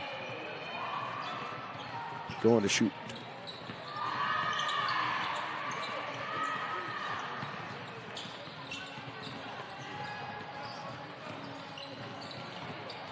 Free throw is no good, so 17-9 is still the score. Looking for more. That one was intercepted. Maya Haliki. Baker, little shot fake. Trying to go to work in the paint, tucks it, and inside with a foul. What a great move.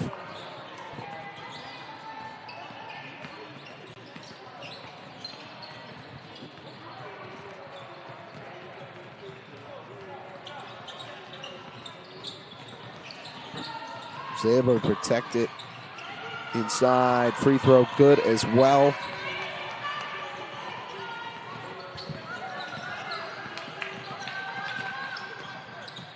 (17-12). That one kept alive. Unfortunately, they could not retain possession. 3-ball just short.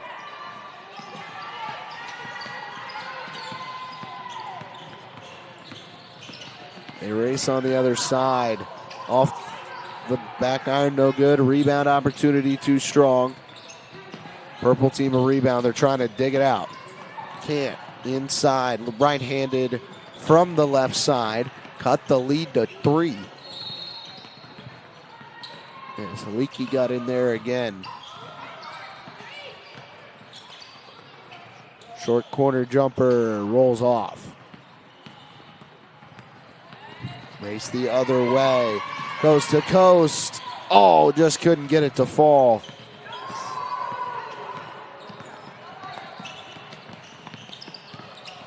Had her pocket picked once more. This time, leave no doubt. 1-point game.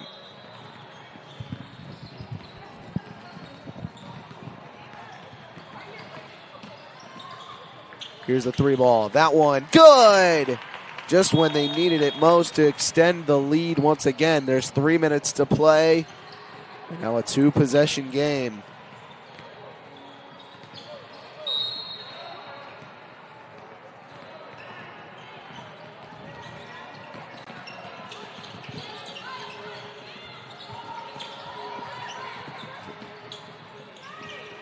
Here's a 3 to match. That falls. 1-point game again.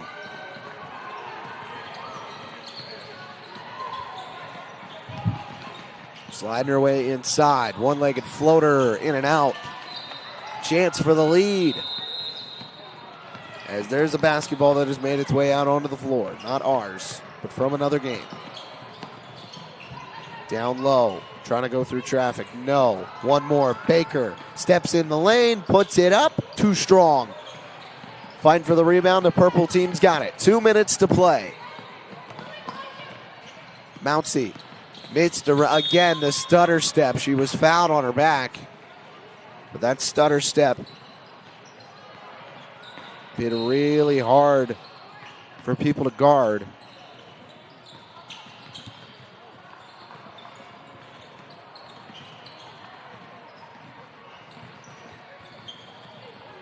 She got one free throw to try and extend the lead to 3.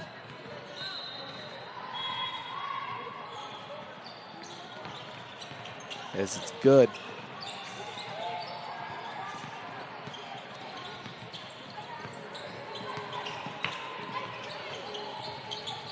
Here's a 3-ball. That one falls.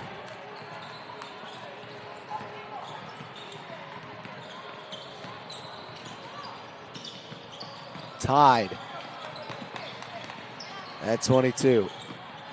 Purple team trying to open it up. Kick to the corner for the lead. Yes!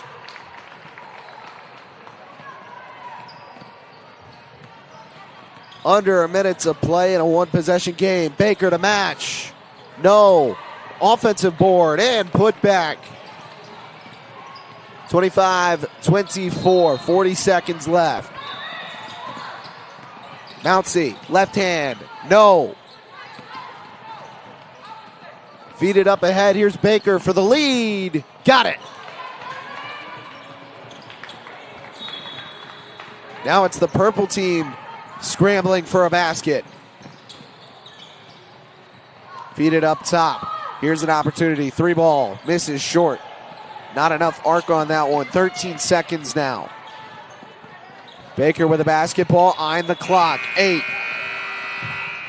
Into the lane she goes, puts it up and puts it in. 28-25, how the score is going to end.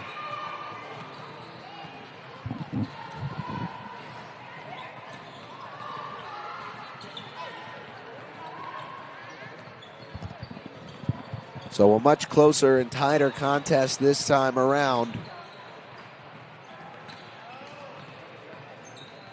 And we're going to have one more game.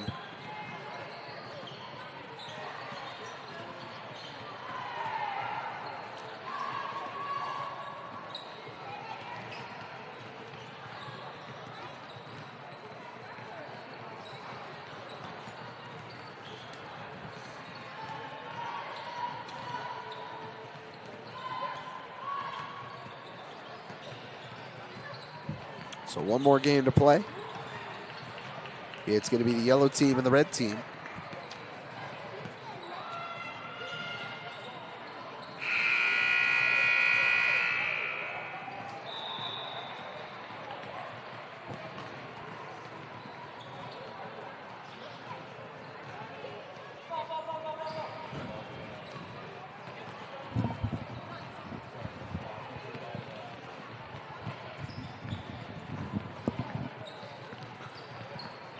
So one more all-star game, and then we're going to take a break. And we'll be back with basketball action around 1:15.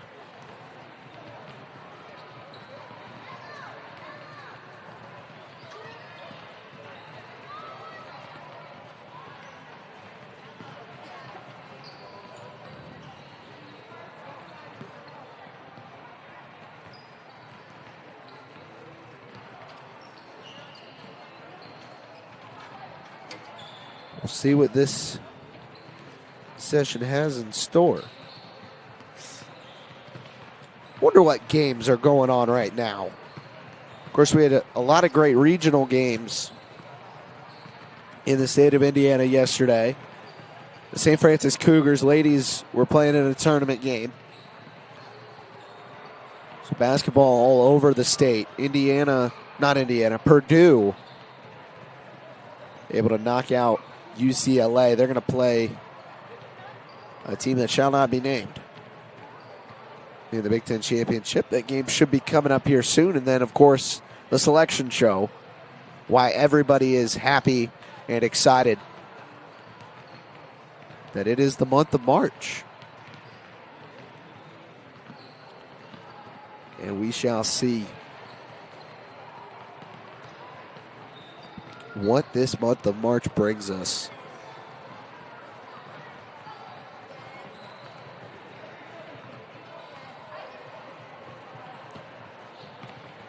As both teams are just about ready to get going, they're going to meet in the circle. And from there, we will be off.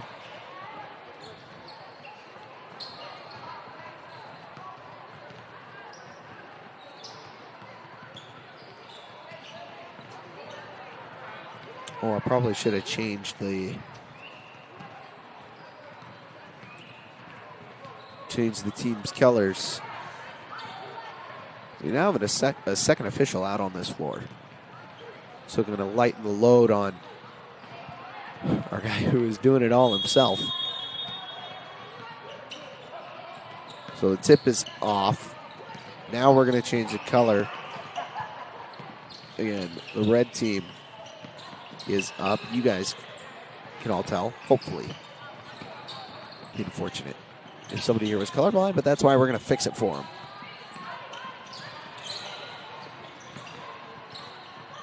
As that ball was, they're still fighting for it inside. Finally, it's taken away as Cortland Klein was not going to be denied.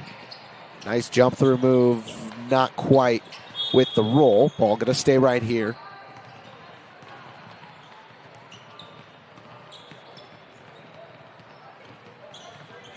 Camera should be back in just a moment.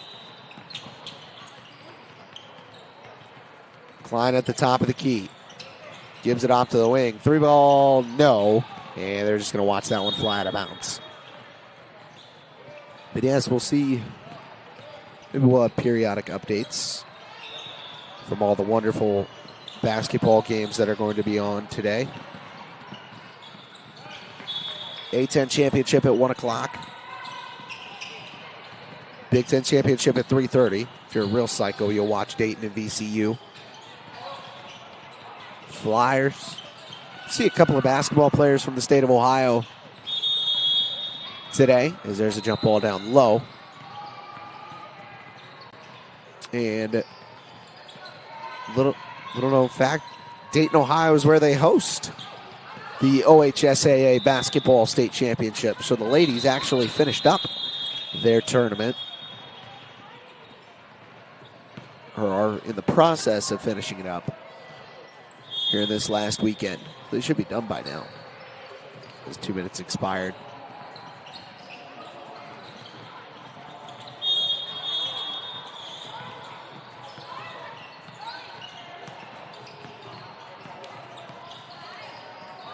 As Klein now is going to be able to inbound as both sides make their substitutions. That one no good. Nice feed inside on the back door. Defense able to rotate and recover. Step into the lane and a nice floater to open the scoring. The yellow team is out in front.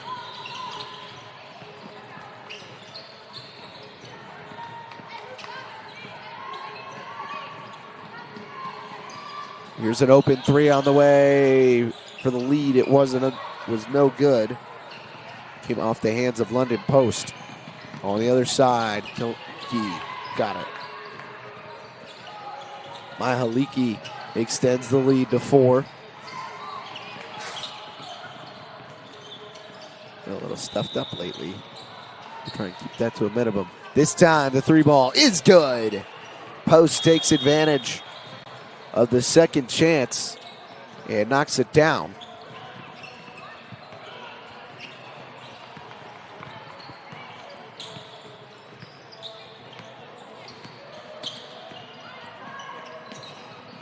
Wing 3 on the way. That one is off the mark. Rebound to London Post. Able to work everybody off of her. Ainsley Strange now taking it the other way. Right down the lane and just missed it short. Didn't have the angle off the glass. Ball's now down on the floor. Klein able to keep it alive. Yellow team racing the other direction. 8 minutes to play here in this game. That one laid up and in, and the lead is back to 3.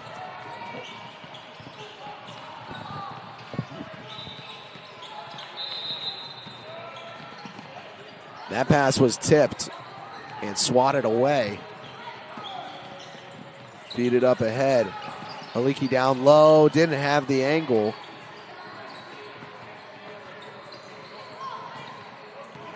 Great chance just to even get it up. Up top, Post, another 3-ball. This one's off to the right. And now taking it the other way is Lillian Winter. Winter going up inside. Off the glass, yes. Raylan Oliver collects 2 more for her total.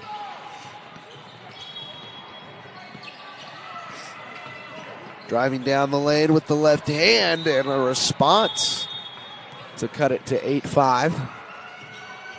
About 5 minutes into this portion of the contest.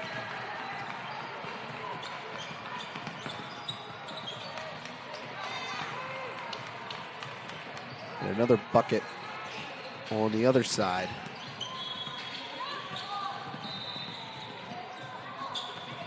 Pretty crazy, some of the teams that are playing for automatic bids today. You got Vanderbilt in there with Arkansas as there's a bucket inside, make it 10-7. Both teams trading baskets right now as we're going to get a timeout. Talk things over, and the clock will stop at 6:30. Ivy League championships taking place today, UPenn and Yale. Evansville going to face off with Murray State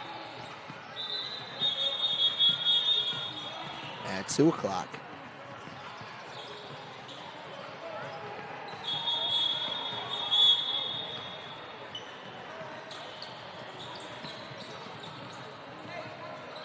As they've restarted our clock, I am now behind it.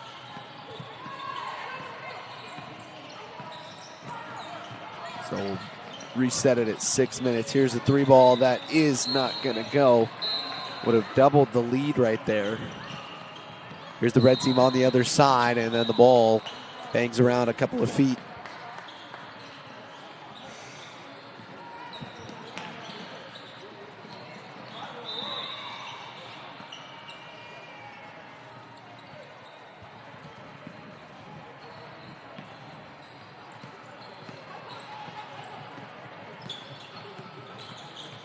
Baker throws it off to the wing. And then gets it right back. Charlie Baker powers her way into the lane. Gets it to go. Charlie Baker's really been taking charge. Is inside. No good off the roll. Offensive board. Here's another opportunity. Kick it out up top. 3-ball. No. Another offensive board. Second chance opportunity for Kimora Banks. She'll feed it up top. KP Patrick. On the wing, Dillon throws to the corner. 3-ball long. No offensive board this time. Up ahead on the other side. Lay it up and in. 15-7. Rather, 14-7. Not 15. With about 4:40 to play.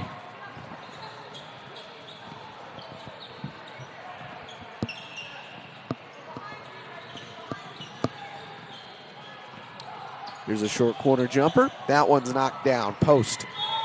Got it to go again.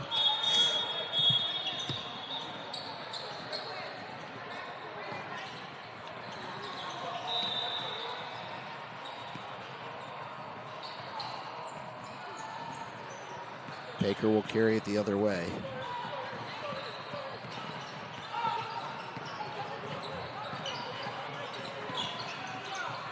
Dump it inside. Oliver couldn't get it to go. Second chance won't fall either. Now they race the other way. Around Baker, an easy lay for, who is that? Looks like Layla Cole. Correction, it's Sydney Smith. 9, not an 8. But 14-11 the score. Kick it out up top. 3-ball, no. Little over 3 minutes left. Inside off the glass, easy 2. Aubrielle Dillon makes it a 1-point game.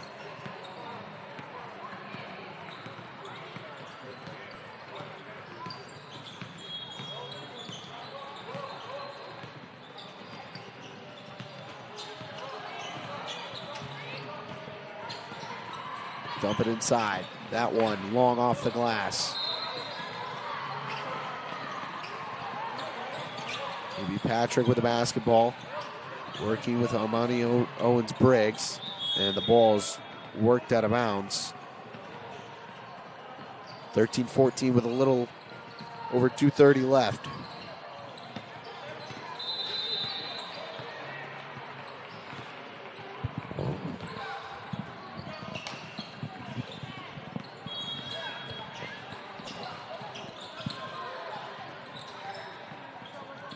Patrick with the basketball out up high. Give it off Smith. Trying to go to work. Throw to the corner. Post for the lead. Got it. It rolled around. It made it interesting, but shooter's touch reigns. And they take control. Inside to tie. That one's good. Klein.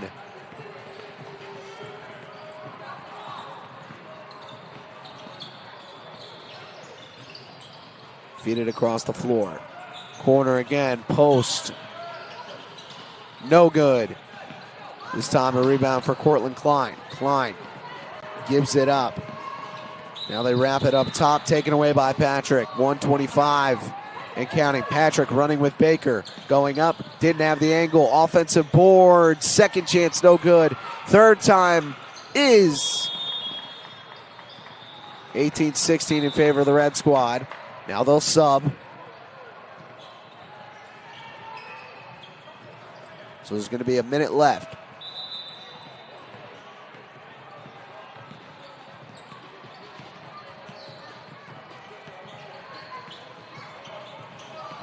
Baker kicks it off. 3-ball. Good for the lead. 19-18, 45 seconds left. Back-to-back close games for this yellow squad. Post moves into it and can't get it to fall. Didn't have the angle, and then it's taken away. This time, she missed it short. Two chances. Couldn't come up with either one of them. On the other side, off a bounce, no. Second chance, no. Tipped out of bounds. 20 seconds left. It's going the other way. Red team's got to run. They launch it in. Post moves it up ahead. 10 seconds now on the clock. They just need a bucket off the glass. Good. London Post for the lead. Baker with 3. Scanning the clock. Got to put it up. Oh, it almost went in. It hit off the back iron.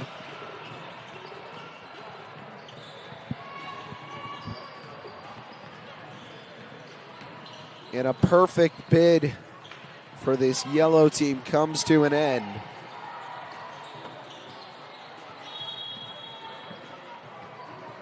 A really good showing from all sides involved. But I believe now we're going to take a break. We'll pause. We'll be back. Call it around 1:15 or so. See you in just a moment.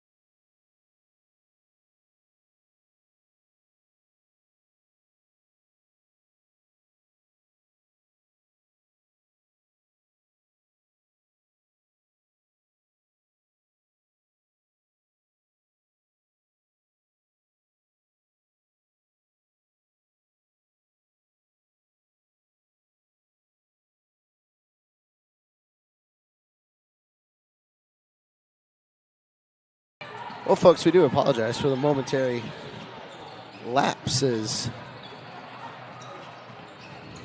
Turns out we're still playing basketball. So another period of play. The score at 22-19 at the moment.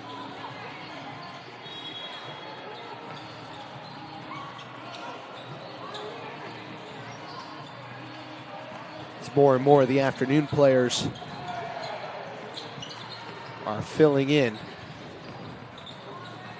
23-19 the score.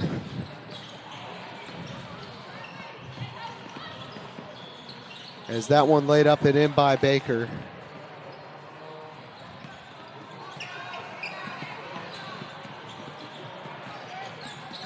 Now on the other side, they'll go to work. Still a 2-point game.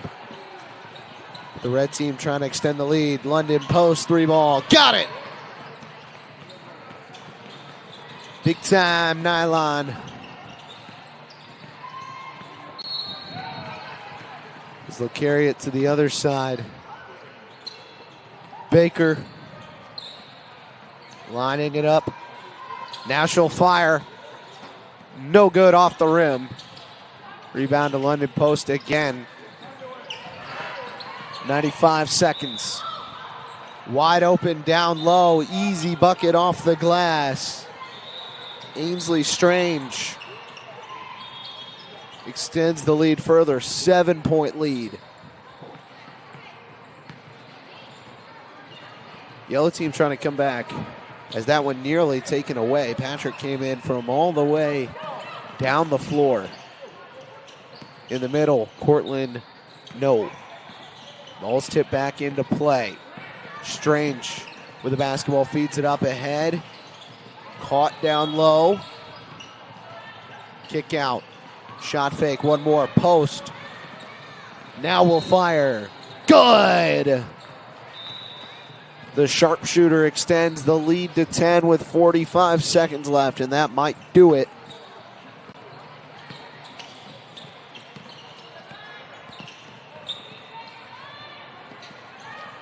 Ball down on the floor. Yellow team running out of time. They throw it up top. 3-ball. No. They know the situation, but this one pretty much all but over. Ainsley Strange now with the basketball. Hands it out off top. Patrick throws it over. Post wants to just hold the ball and run it out.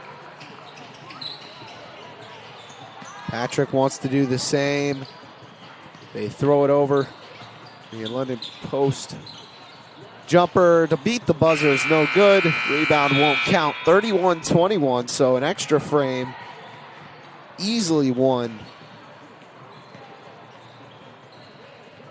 by the red team as they leave no doubt. They extend the lead from 1 to 8, or 1 to 10 rather.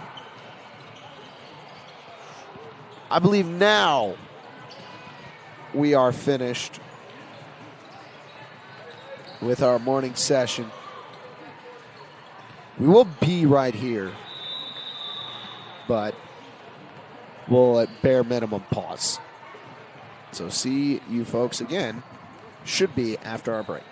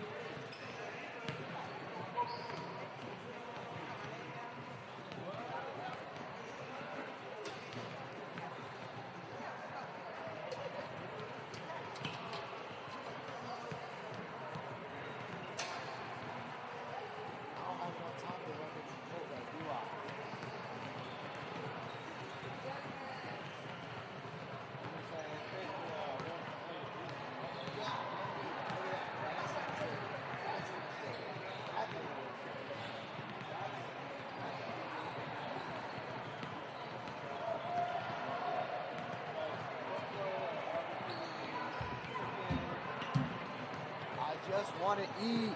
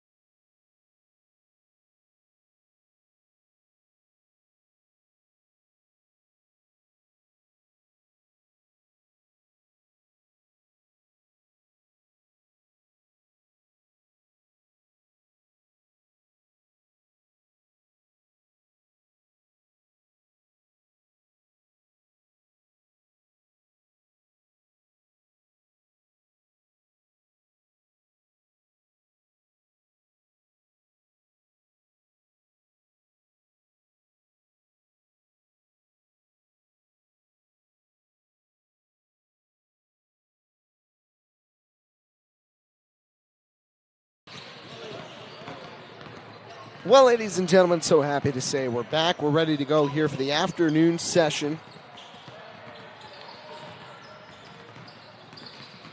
As drill work going on right now.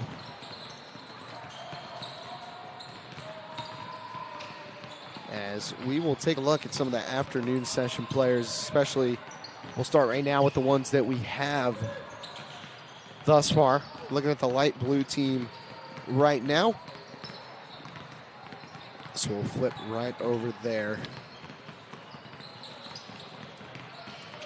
They featured Lucy Beal, Nadia Leatherman, Jules Leffers, Braylon Brinker, Hazel Leffers, Emma Kaufman, and Addison Siebert.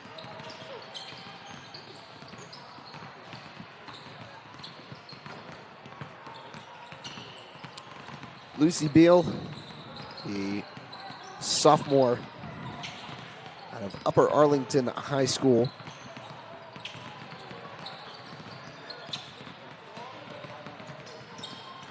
I believe that is in Ohio, sporting number 9 today.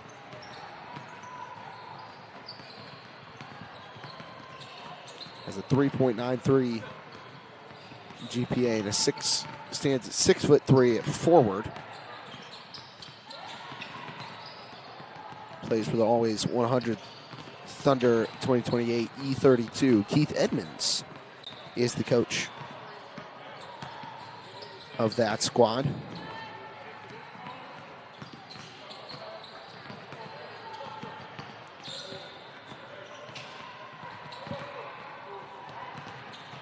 Yes, Upper Arlington is OHSAA.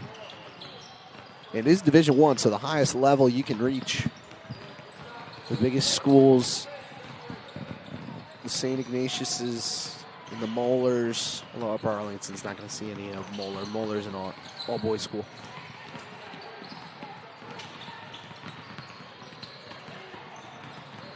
St. Ed.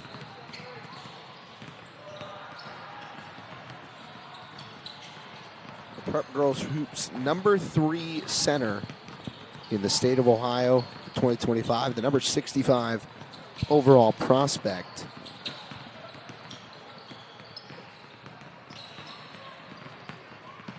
Keep moving on down the list. Nadia Leatherman, another Buckeye. She's out of Defiance, Ohio. 5'4" combo guard. Today is wearing number 12. 3-year varsity letter winner for the junior. And has not missed a day of school since freshman year.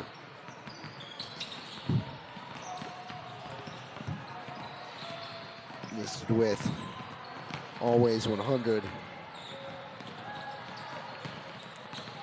So that's how she's been rolling.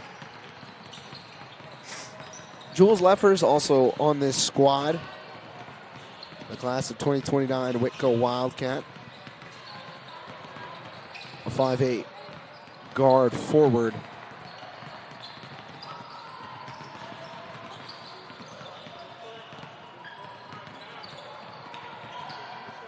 Looks like Naomi Hahn has joined the list on this team as well.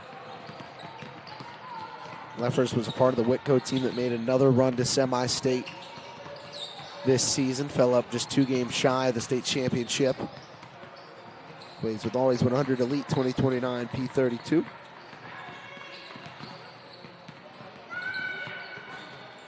It has seen action in Kentucky, Indiana, Pennsylvania, Wisconsin, Ohio, and Illinois. Sister Hazel featured on the squad as well. Hazel, class of 2028. 5'7" guard for Always 100 attack. 2028, very similar up here to Michigan, Indiana, Ohio, and Kentucky and Illinois.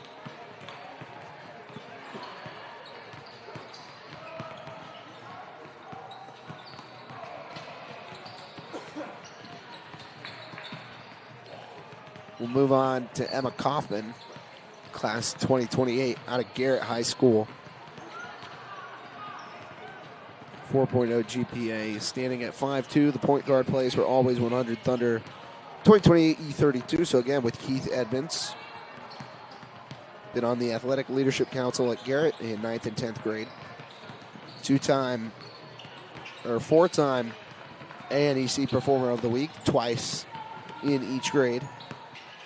Railroader Athlete of the Week in 9th and 10th grade. NECC Top Tournament Rookie her freshman year.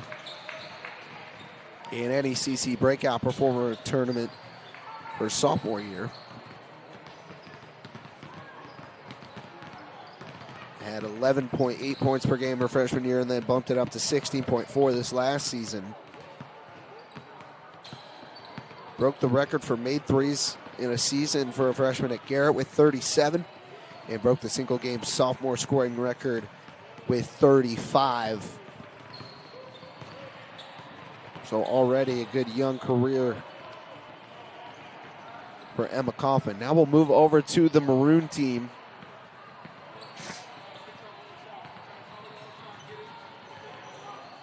Features the likes of Ivy Henderson wearing number 29, and a 2027 junior from Crown Point with a 4.17 GPA.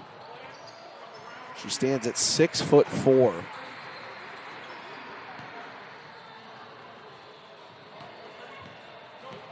And plays the center and forward position.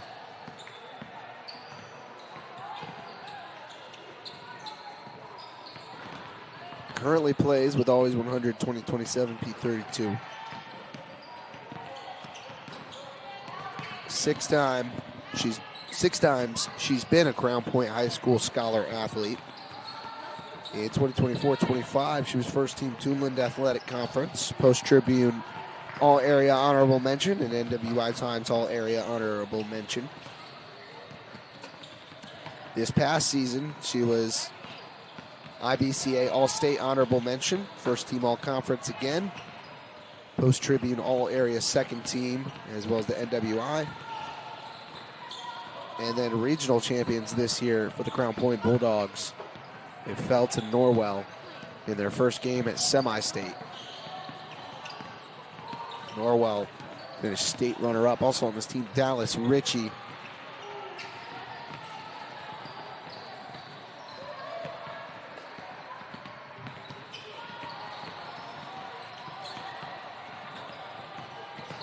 Ritchie, a sophomore from Westville High School, again with a 4.0, 5'9", guard/forward, plays for Always 100 Hustle 2028.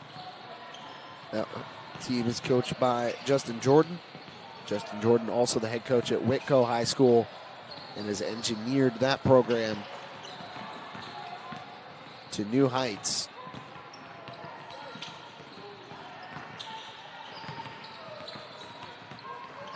They made back-to-back semi-state appearances. Ritchie's started both her freshman and sophomore year. He was the 2024 team MVP, sharpshooter, and depoy. Also part of NHS, is a President's Education Award winner on the Principal's High Honor Roll and dual enrolled at Ivy Tech. Made appearances in Indiana, Michigan, Ohio, Kentucky, and Illinois. Keep moving on down the list. Kyla Jindalen. I do hope I've said that right.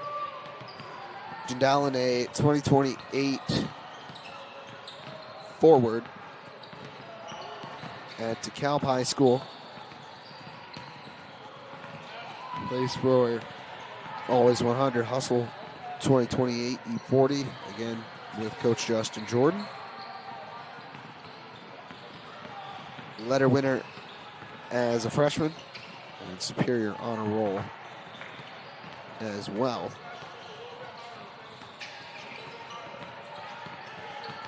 Catherine Kiefer is up next. Be going into her senior year next season. 5'10" center at Bishop Dwenger High School.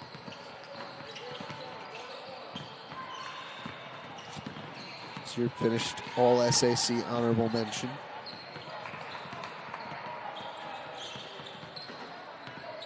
Averaged 5 points per game on 51% shooting with 6.5 boards, 1.5 steals, and one block per game. Has an assist to turnover ratio of 0.7 and made starts in all of Dwanger's games last season.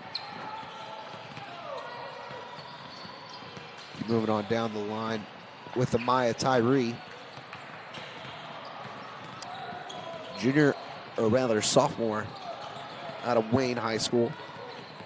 Lawyer Smith, who is running the drills for us right now.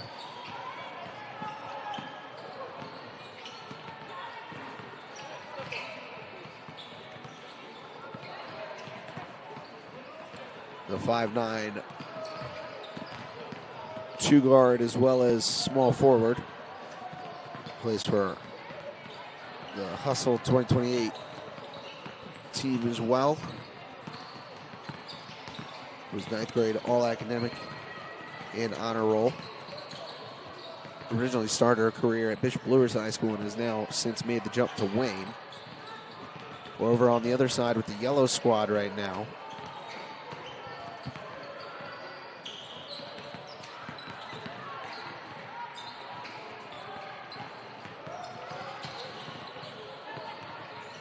Taking that shot was Zoe Ake.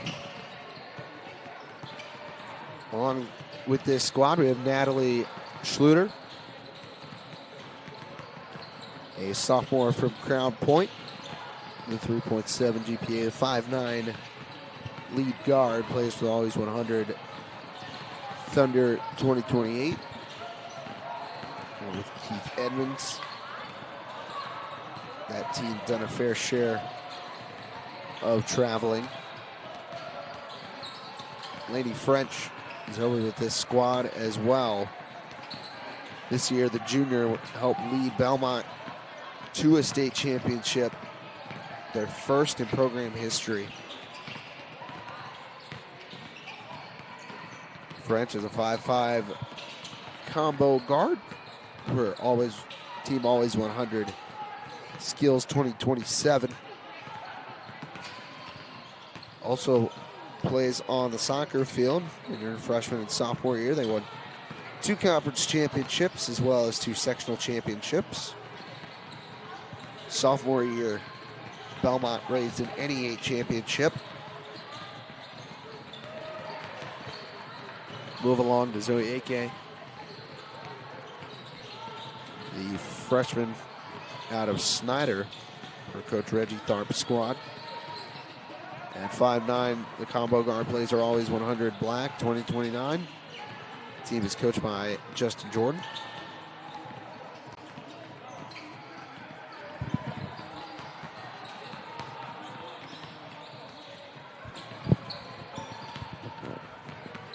Marie Powers, class 2027 out of Coldwater High School. Junior is a 6'3" center.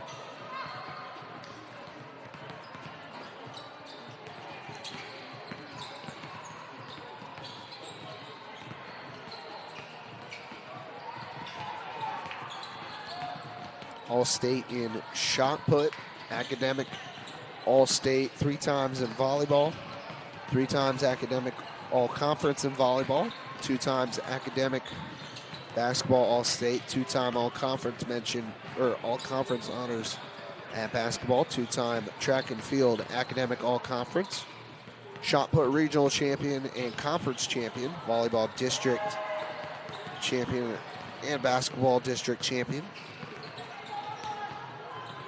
She's the shot put school record holder down at Coldwater.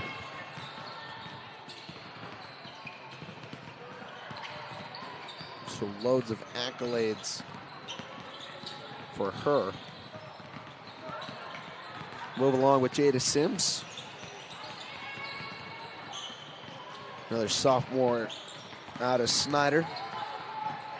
Stands at 5'11". And plays the center position along with Janiyah Cooper and Mackenzie White. Great squad that's going to be for the next couple of years to come. Speaking of Panthers, we got a few more of them, or at least another. Izzy A.K., 2027, the junior out of Snyder, transferred from Bishop Dwenger, 6-foot forward / guard, fit in nicely to that year's roster and made a run to the regionals. She was first team all-conference her junior season, all-conference honorable mention during her sophomore campaign. During her freshman campaign, all-conference honorable mention. During her sophomore campaign, all-conference first team. Terra Classic all-tournament team.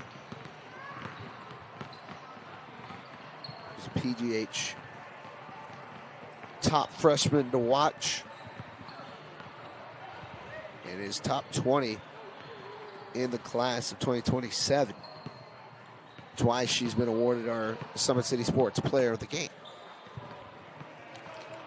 As now they'll move on to new teams coming to the floor.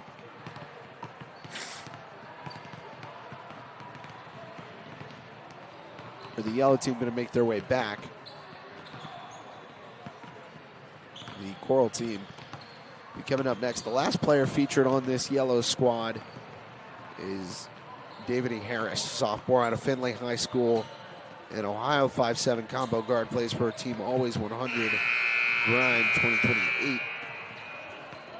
High school, she was all BCN first team, all NLL in the Northern Lakes League, one of the premier conferences in Northwest Ohio. First team, just won Northwest or D1 Division I Northwest District first team, all Ohio Division I third team, and the Toledo Top 64 showcase participant. So nice here for the Trojans out at Findlay. So they'll keep working through. They moved over to start a different portion.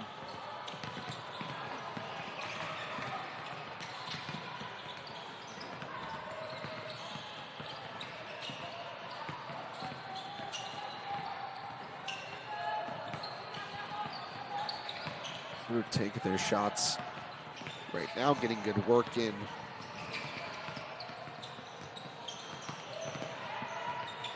With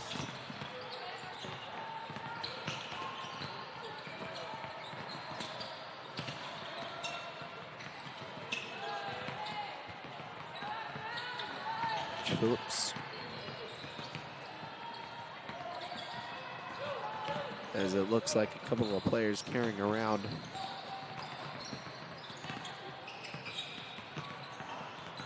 a couple of players from our morning session carrying around a sign for all the coaches and some of the players to sign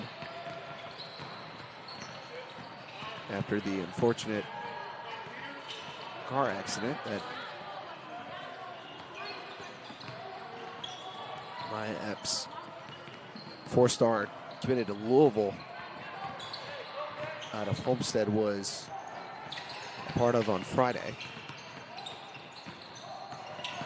All the news that's been reported,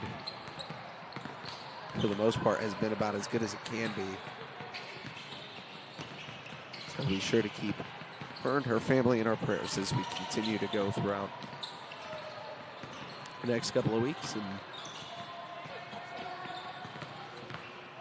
hopefully be able to make a full recovery. Been a staple to that Homestead Spartans lineup the last several years and has engineered them to a couple of sectional titles and on the brink of breaking through. We now move it over to the Coral team.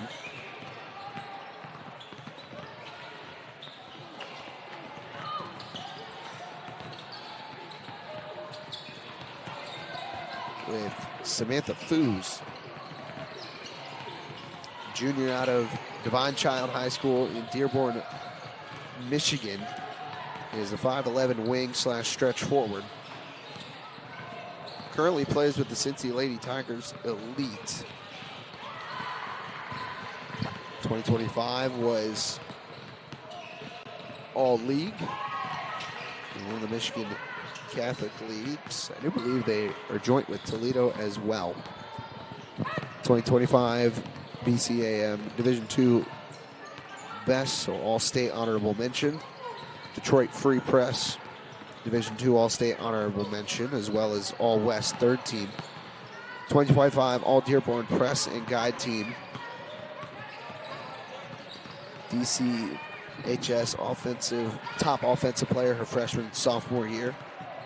DCHS Iron Falcon Award, so she has not missed a practice or game in her last 2 seasons and made 57 straight starts to her career, to begin her career. Rated as the number 3 forward by Prep Girls Hoops in the state of Michigan. Move on to Brooklyn Robinson, another combo guard with the class of 2027 out of Snyder High School. Stands at 5'7" for Team Always 100 all in. Started JV as a combo guard, and they went 13 and forward, and then on the sectional team. Played minutes for them as well.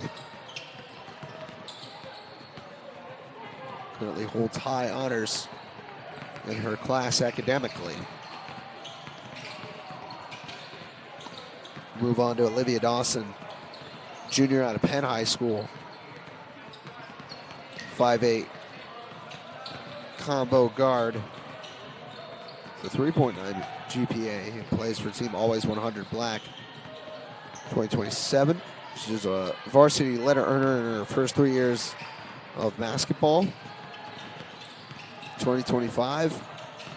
Branched out, played some flag football. In the first year, it was an IHSAA sanctioned sport, NIC offense team, and state defensive team.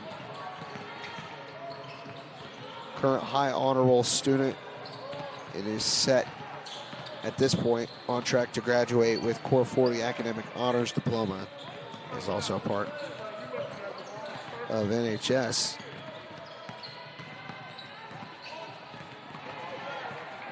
Out of Livonia Stevenson High School, it's Delaney Madigan. Class 2028 5'9" combo guard / wing. Plays for Always 100 Thunder for Keith Edmonds' squad.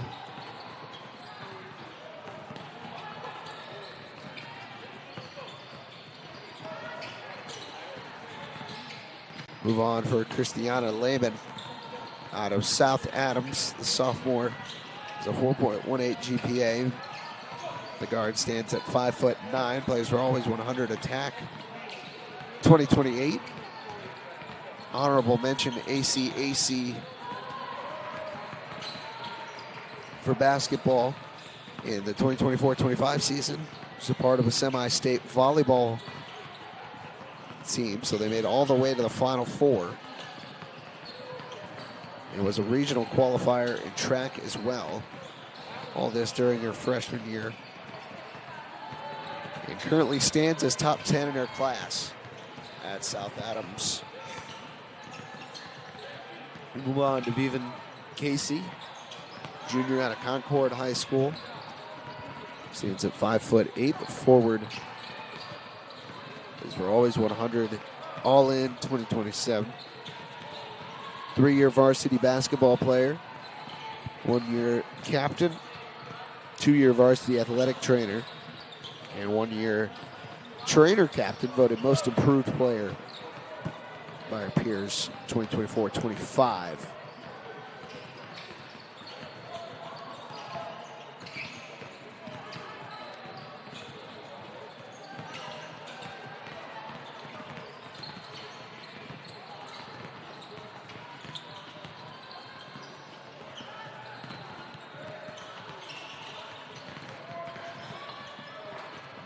Move on to Alexandra Fuzz. Class of 2030 out of Divine Child in Dearborn, so she will enroll in the fall of 2026. Not yet made it to the high school ranks.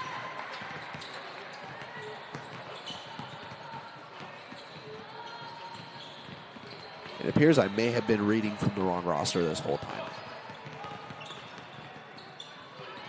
as this the Aqua team. So we do apologize for that.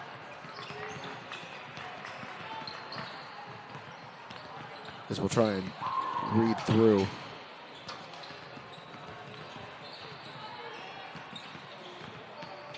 all the players on this squad. Kick it off with Madeline Umsbaugh out of Lakeland. Combo guard stands at 5'8". Good news is we're going to get to see another look at this Aqua team when they make their way over to this side of the floor. So we'll roll through them as we've already rolled through the Coral team. So Madeline Umsbaugh, freshman this last season for Lakeland, the 5'8" combo guard for Always 100 Black. That one's coached by Justin Jordan. Is on the AB honor roll. Amelia Hoekstra is up next, another freshman out of Homestead High School, so for Rod Parker's squad. Stands at 5'9" and plays as two guard and small forward position. Plays for Always 100 Elite 2029. Keep rolling on through. Kenna Taylor, a sophomore out of Homestead High School. 5'7" guard, plays for Team Always 100 Grind 2028. That one's coached by Chris Paul. Unfortunately, I don't think it's the NBA player, but I could be wrong. Ridley Hamblin is up next out of Monrovia.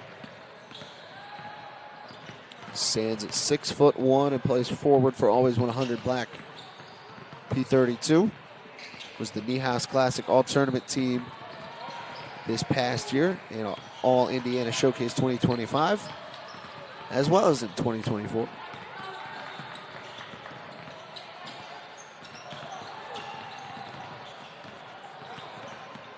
Move on with Mackenzie Alston, freshman out of Westerville South. He's an honors athlete and on honor roll out there. 5'9" guard / wing, plays for Always 100 Elite 2029. Then it's Hadley Pocock, sophomore out of Angola High School. Stands at 5'7" and plays the two guard position for Always 100 Team Attack 2028. Seen action in Indiana, Michigan, Ohio, Kentucky, and Illinois. Played out at Chicago. Allie Brown is up next, the 6'2" center out of Whitco. Going to be entering her senior year next season.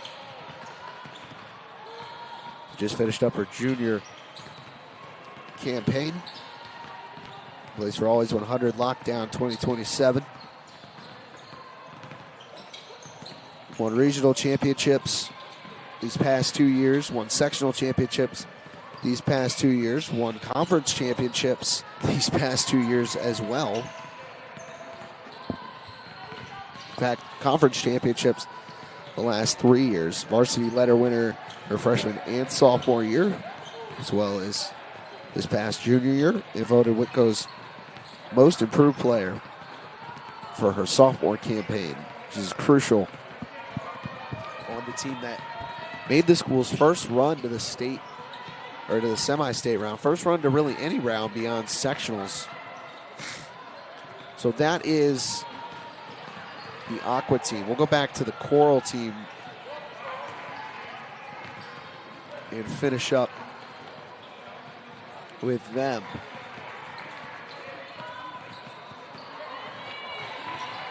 We'll move on to Desi Pope, sophomore out of Blackhawk Christian High School. He's a 5-foot flat, plays point for that team. Plays for Always 100, Attack 2028.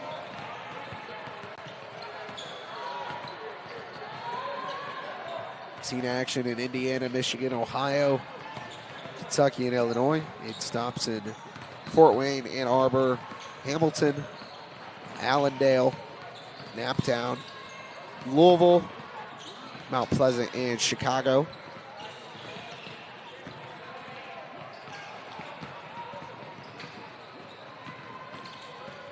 We'll move on to Adriana Mead at Paulding High School. Play the Green Meadows Conference. So 2 GMC products out here today.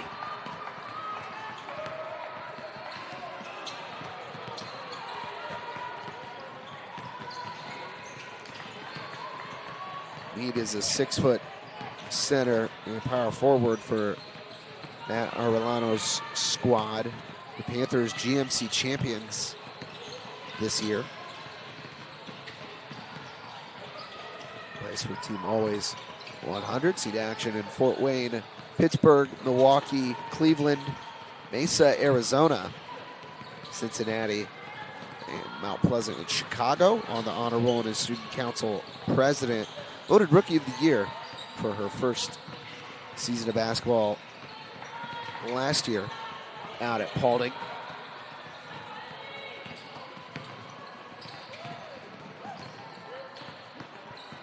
That's the finish of the Coral squad, as you can see them getting their shooting in right now with Coach Jordan.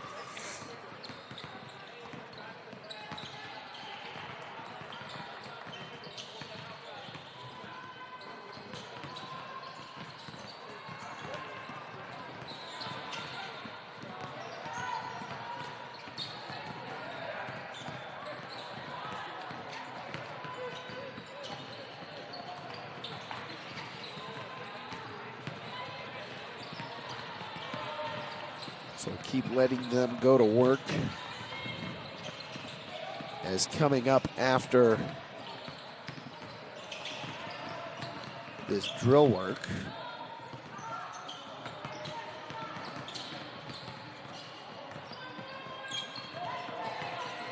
purple team's going to be making their way to the floor here very soon.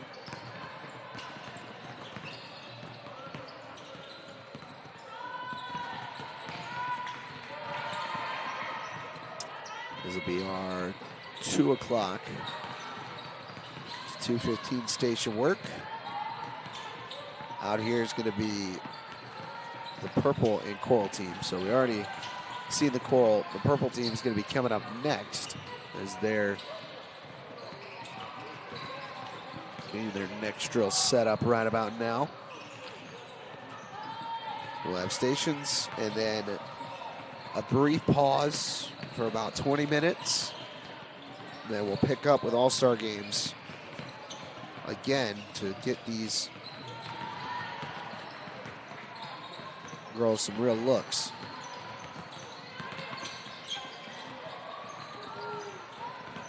As they'll be playing their 5-on-5, and that's where the fun's really going to begin. We got a lot of really good basketball players on hand today. We'll finish up around 4:15. I will go grab dinner and then watch Selection Sunday on my way over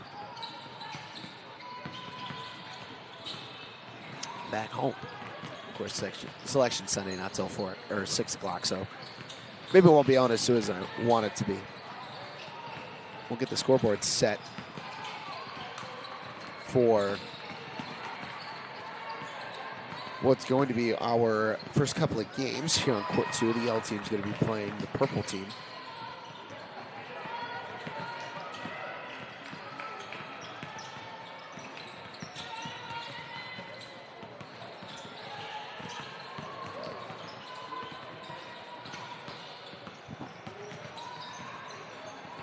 So that will be our first game.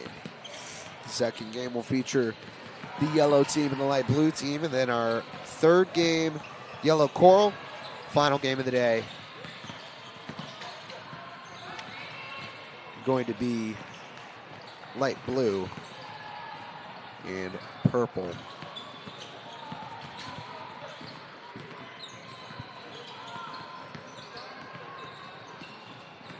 I said before, a lot of college basketball going on today.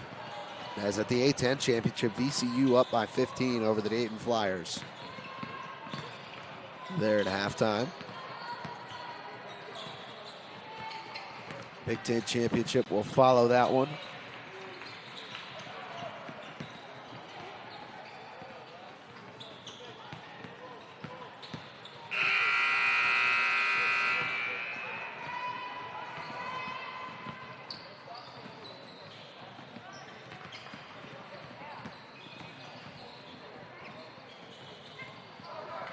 As now they'll get ready to switch.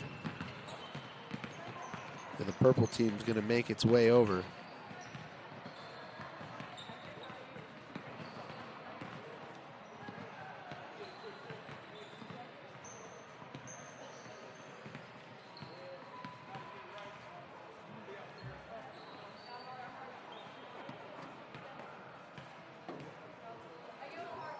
So with the purple team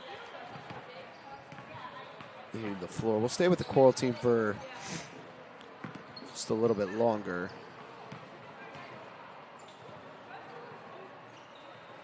As there's actually currently nobody watching.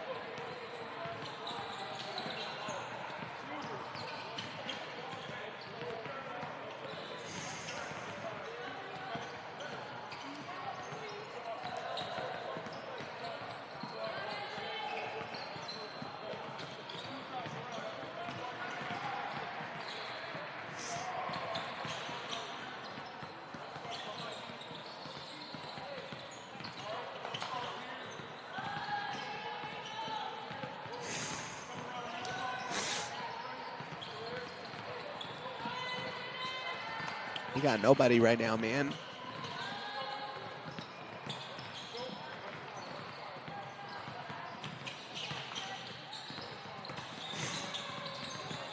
We'll read through the purple team.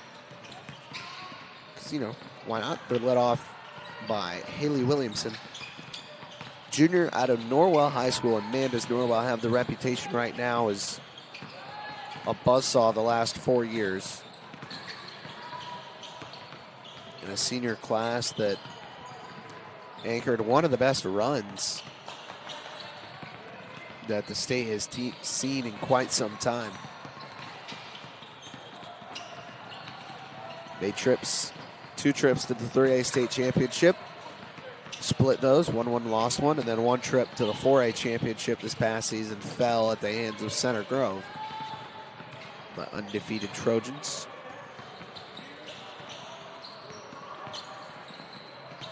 It's a 4.57 GPA. Three-sport varsity athlete, basketball, track, and soccer. Was a state runner-up in her freshman year, state champ sophomore year, state runner-up again her junior year. Norwell's track and field MVP during her freshman campaign and a regional qualifier freshman and sophomore years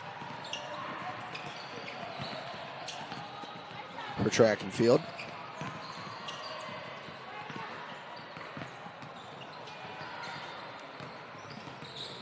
Coach Eric Thornton had this to say. Thornton recently picked up his 500th victory all of them came at Norwell. He said Haley is one of the toughest players I've ever coached because winning is most important to her. She makes all the plays that help our team be successful offensively. She consistently gets the ball into the paint and sees the open teammate. She finishes against contact, earns trips to the line, is efficient from the arc, defensively wins her matchup, pressures and anticipates at a high level, and leads our team by far in charges taken. Haley is a great teammate and is an even better person off the court. I'm thankful Haley is on our team and that I get to coach her every day. So those the lists and accolades of Haley Williamson. Haley Williamson, the 5'5" junior guard out of Norwell High School. Plays for Always 100 Skills 2027. We'll move on. Ava Ritchie, sophomore out of Crown Point High School. So these last two played each other during the playoffs. 5'8" guard, plays for Always 100 2027. Coach Nick Gamble was second team ICGSA All-State her freshman year. Was All-Conference her freshman year. IBCA Large School Underclass All-State her freshman year. And was at the IHSAA IBCA Top 100 Showcase during her freshman campaign.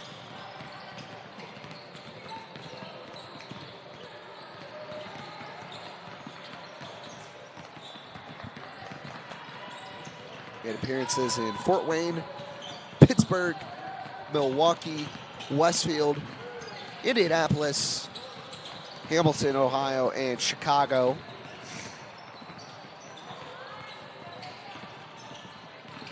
Move on with Riley Eberhan out of Holy Cross, Cummington.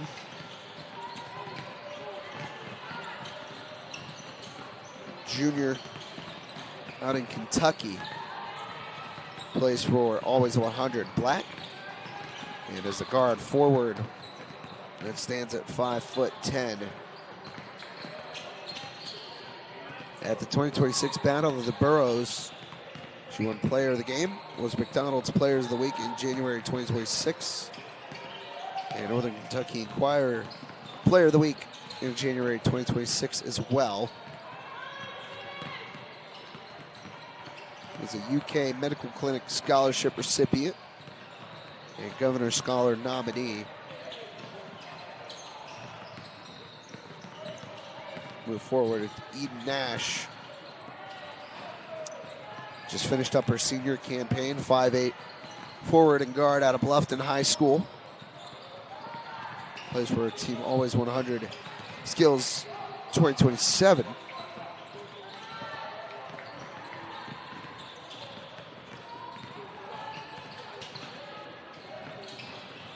She's actually a transfer from Norwell High School, so was on those really successful state teams.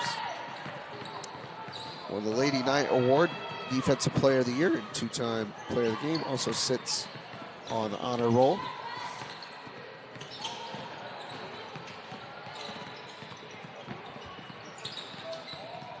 On to Taylor Mack, junior out of Eastside High School. And really important to the success of that program here in the last couple of years. Stands at 5'11" and plays small forward for Always 100 All-In 2027. He's a varsity freshman of the year at Eastside a couple of years ago. NECC Conference Tournament champ 3 times now. North versus South Elite Game freshman and sophomore year. Honorable mention All-Area 2024 and honorable mention All-Conference 2024. Started varsity her sophomore year and was a regular season and tournament conference champ. Reached the IHSAA semi-state round and fell 1 game shy of playing for a state championship.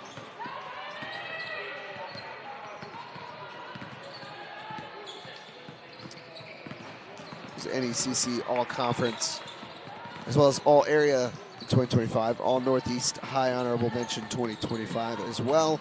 Honor roll her freshman and sophomore year and has her CNA.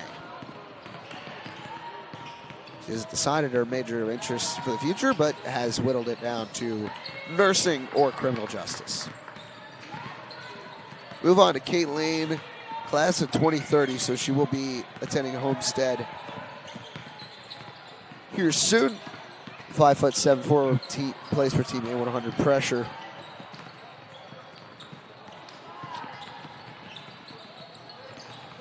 Move on to Tyara Crawford out of Lafayette Jefferson High School.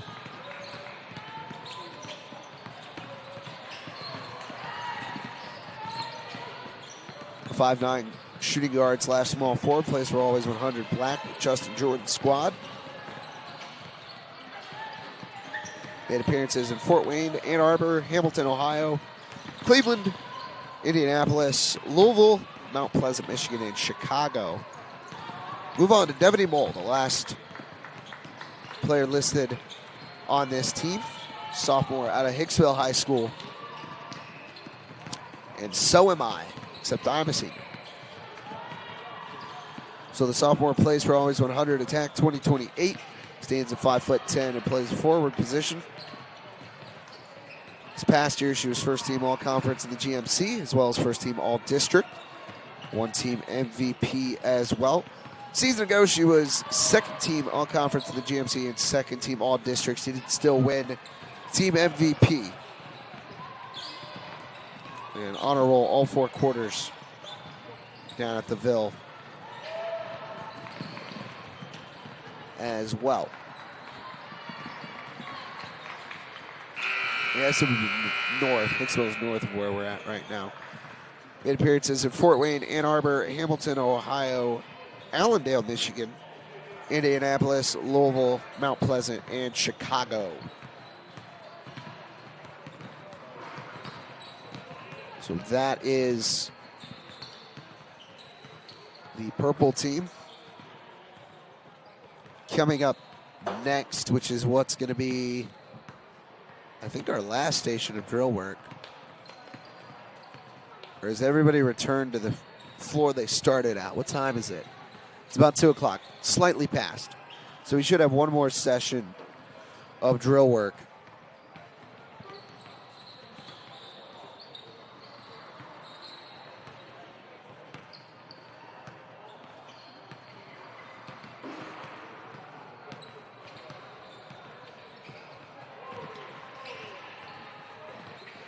As the light blue team has made their way to our end of the floor. Back to our end of the floor. So we'll be sure to check them out real quick, because we have actually talked about some of them. We did not get to go over everybody, and also it seems that Naomi Hahn is out here playing with this team as well. She was listed on one of the earlier lists.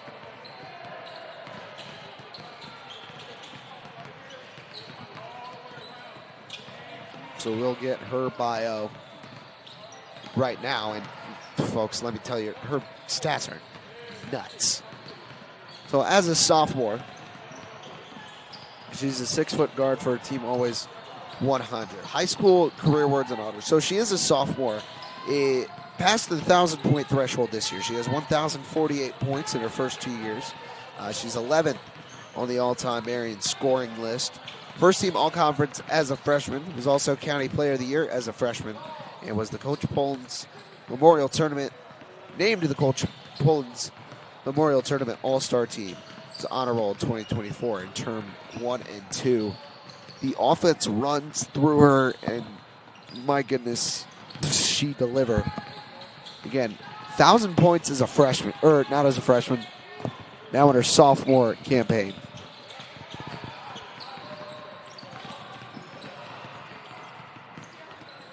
I mean, numbers don't lie, and she's got a lot of them. Certainly going to be a great basketball player wherever she decides to play once she gets done with high school. So I'll give you the rest of that light blue lineup as we're still taking an eye and a peek at the purple squad.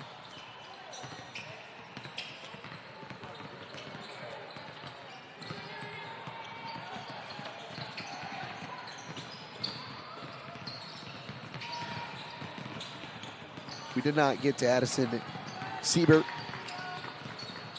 sophomore out of Crown Point High School, for Coach Brad Stankel.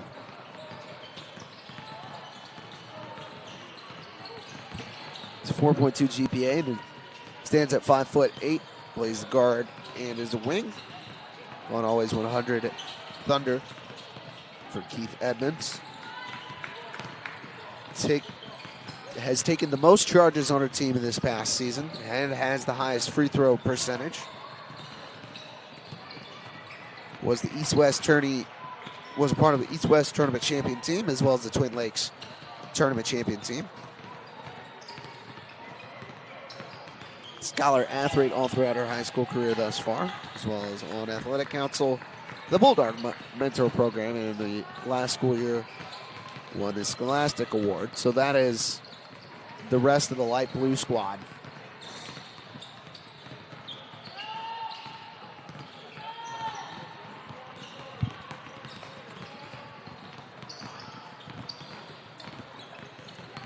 As we should be getting close to game time. Players are going to be given a water break and then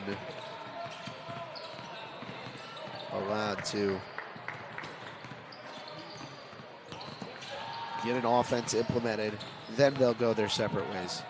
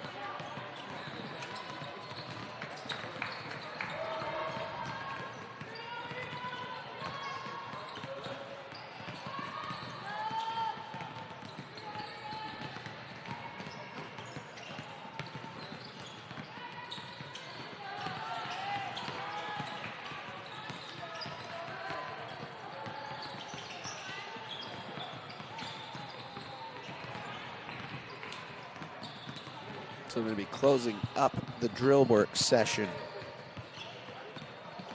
of today's showcase here pretty soon. Again, the first game was the yellow team and the purple team.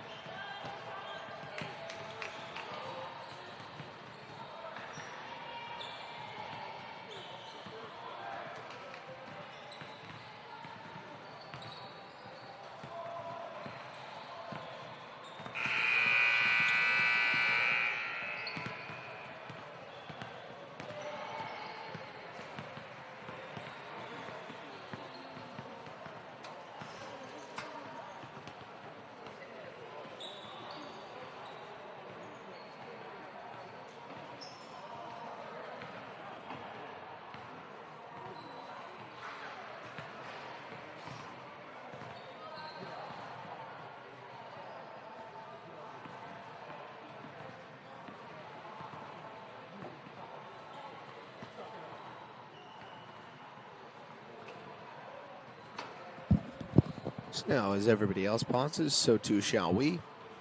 Back in just a moment.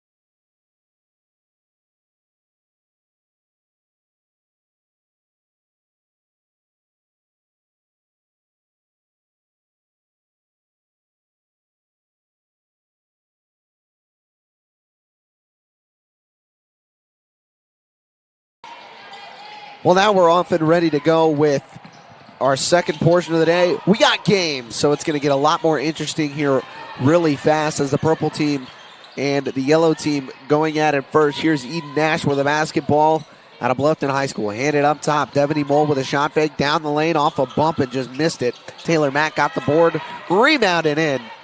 And that's how the party starts in this game. Down inside, AK gives it up and they fire it back to the top. Here's a three ball. That one on the way. Missed it short. Offensive board, second chance opportunity. Step inside. Free throw line extended. It's down and the game is tied. Nash going to be running the point on the other side. Head full of steam right into the lane. Couldn't complete the and one, but is going to the line with a chance to shoot.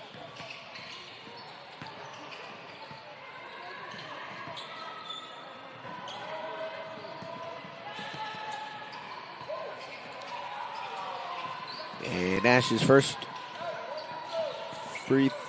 only free throw is good.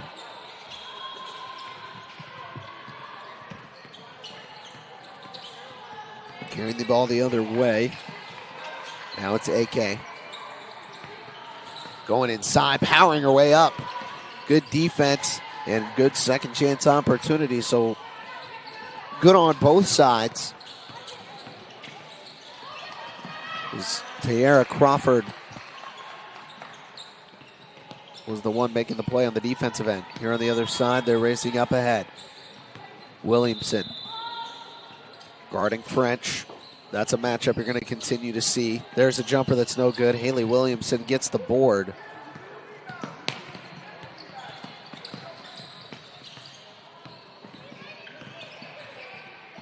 Here's Taylor Mack. Found a lane and the rim. It got blocked from behind. On the other side, give to AK. Fire to the top. Catch and shoot three. Long range, no good. Williamson the board. Feeds it in the middle off the hands of Devaney Mole. Straight up. That ball was blocked. It's going to stay right here.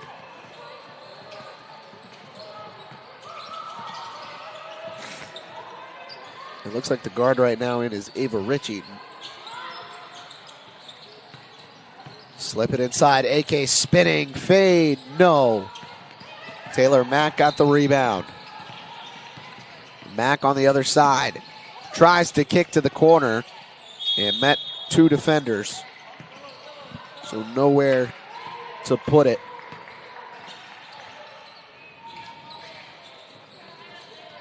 Collegiate coaches watching. In from the side. Trying to get a look at what the future could be. There's a shot that's no good. Rebound to Ritchie.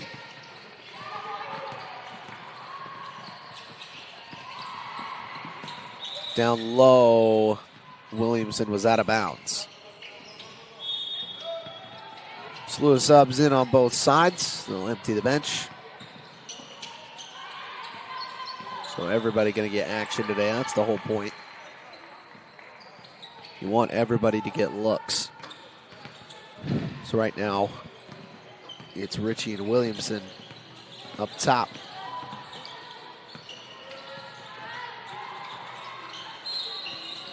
Williamson went fishing and came up with it. Has to run out and throw it back into the sea of bodies. Pull up jumper from the free throw line. That's short. About 4 minutes down. 6-4 still our score. 20-minute games being played. Here's Ritchie. Jab step. Moves in on French. Kicks. Three ball. Nash. No. They'll race to the other side. Feed it in. Down low. Kick out. Three ball. No. Missed long off of Zoe AK. Up top, French. Thinking about one. Gives it up. And now French got it again. French going to work on Nash. Kicks it out. They fire inside. Catch and shoot. No good. Ball being tipped around. Williamson able to free it up and take it away. Good effort from the yellow squad. And there's a jumper that falls down. A nice shot hit by Riley Eberhard. 8-4 now the score. 15 minutes to play. French thought about a three. Now she'll throw it inside. Marie Powers got it back. Trying to go to work. Throws to the corner. AK got the angle and lays it up too strong.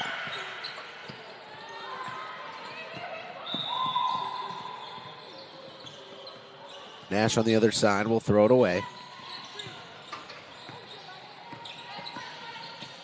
Down low. Kick to the corner. Slips through her hands. And now the ball's going to go the other way.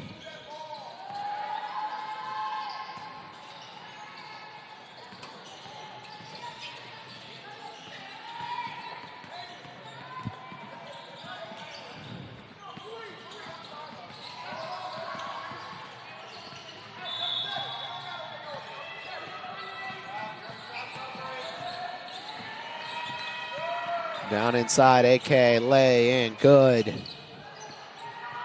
8-6. His correction, that was Devontae Harris.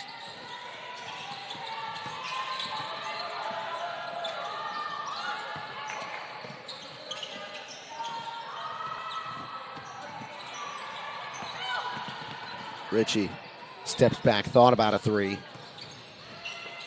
Devaney Harris was there. Nash knocks down a short jumper.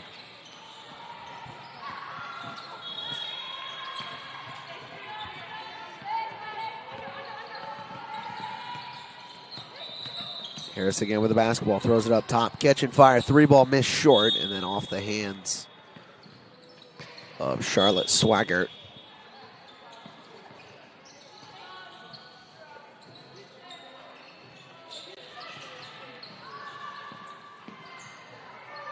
Subs in again. Both sides making their changes. Again, we'll play 4 20-minute games. Running clock inside. That one got blocked out of bounds. It's going the other way as it went off the leg of Tyara Crawford. Up ahead on the other side. They're trying to power in. Sims going to work on Mole. Has to kick. Jumper. Good. Yellow team draws a little bit closer. 10-8. Feed it up ahead. Inside. Crawford. Count it. Now there's nobody watching, so I don't know if I'm going to care that much. No, this is going to be recorded. Free throw on the way for Crawford. And it's good. So hits the 1 for 2. 14-8. Inside. Yes! But a travel.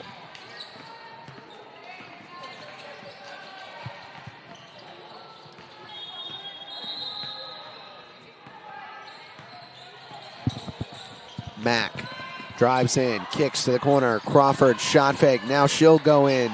That one rolls off. And now we'll go back the other way. Jump ball is called.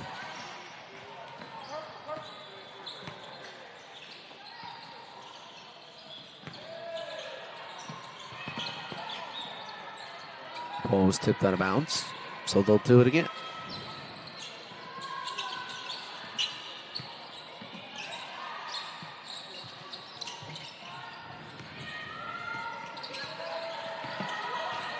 Mack gives it up top. Crawford now off the glass and a foul.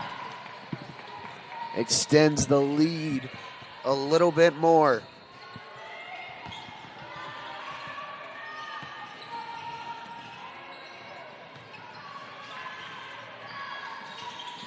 Free throw in and out. But in again. 8-point lead about halfway through here in game number 1. Kickoff. Pull up. Free throw line extended. Falls. Much needed bucket for the yellow team. They get moving the other way. Inside, Devaney Mole pulls up and can't knock it down. Swaggart had it tipped by Mack. Now she'll try and take it all the way inside. It was blocked. Or no, just thrown out of bounds.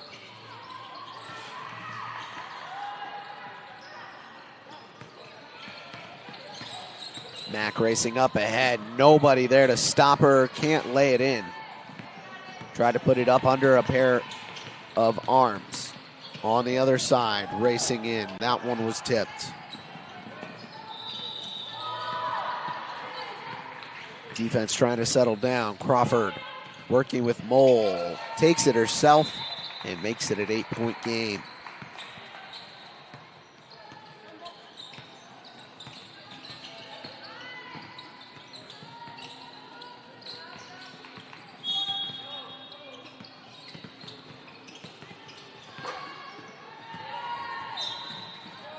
We'll pause momentarily so we can get a shoe tied.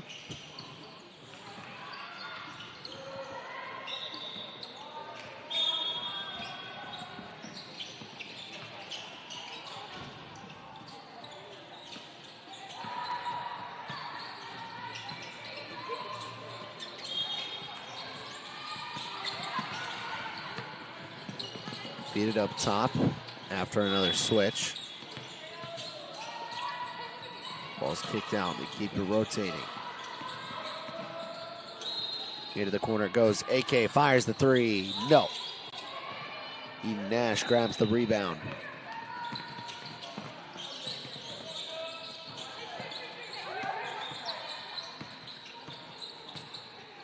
Inside, Crawford with a bump.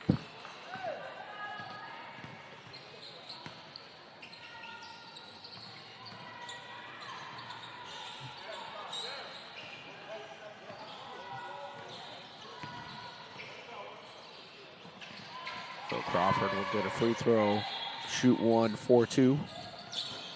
Missed. So now they'll play.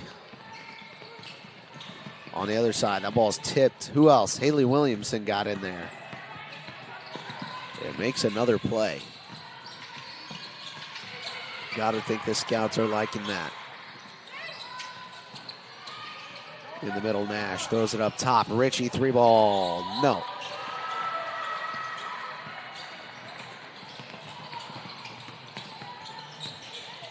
That ball dribbled off a foot. Losing it out of bounds was Natalie Schluter.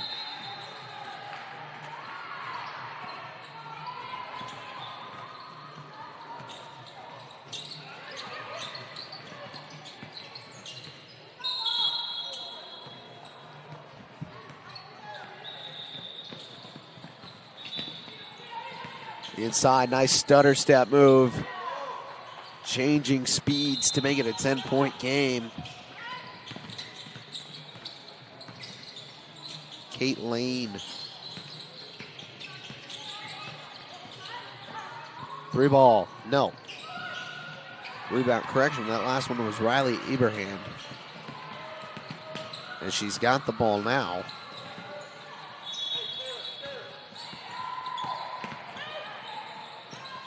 Here's the three ball, Mack. No, just missed it long.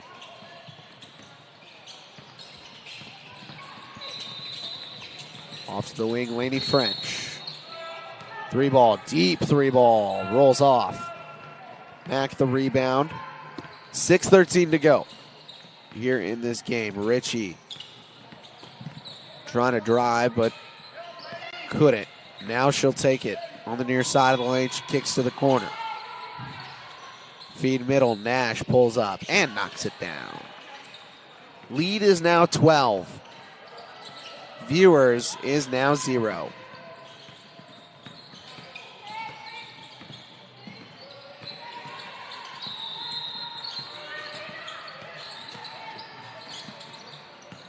AK trying to go to work, kick it out, drive in. That one was blocked.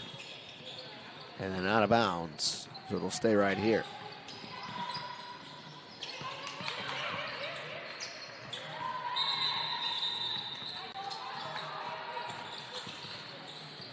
Now in the corner, that ball thrown towards the top. Find it in the middle. AK down low in the paint, goes up and can't convert. On the other side, tried to feed middle again. It was tipped and taken away. AK on the other side, drives in, right hand, no. Board controlled by Mack. Nice feed to Eden Nash. Nash couldn't convert the bucket. You want to be able to see the floor. That one tipped. Here's a pull-up three. Got it!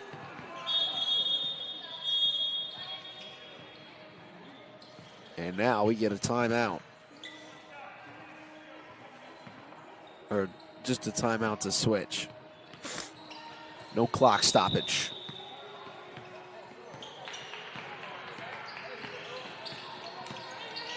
Three ball, Richie, no.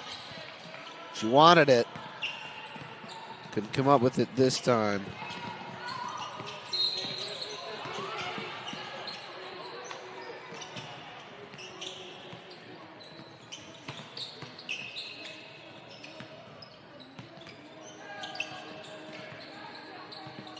Sims slips it. They have to kick out.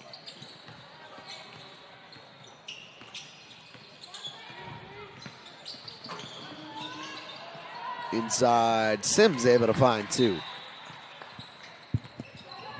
22-15 now the score. 3.5 left. Richie right to the hoop, kicks to the corner. Mack three ball is good. When she's on, she's one of the best shooters in the area. And that one falls right into her lap. Taylor Mack moving the other way, gets inside and was fouled.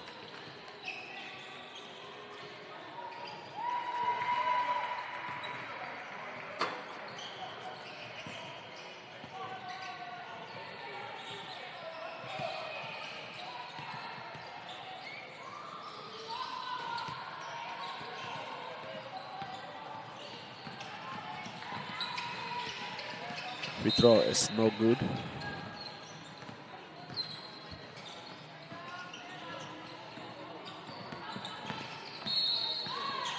Sims spinning with Moole. Couldn't get it.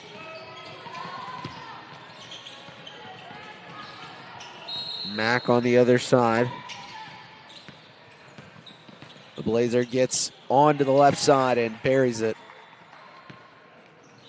in the lane, extending the lead to 12. This one over Mole is no good. Rebound to Crawford. Crawford trying to work through a double team. One of the defenders has left, but French is still right there. Kickoff, Devaney Mole three ball. Off the mark, the other way it goes.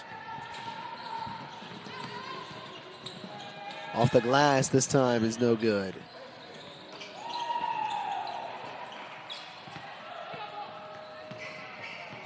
Richie carrying it the other way.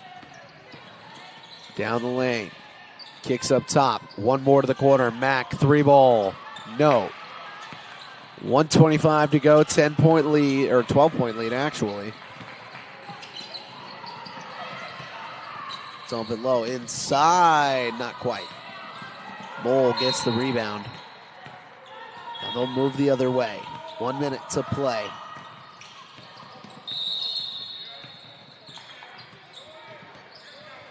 Three ball. No.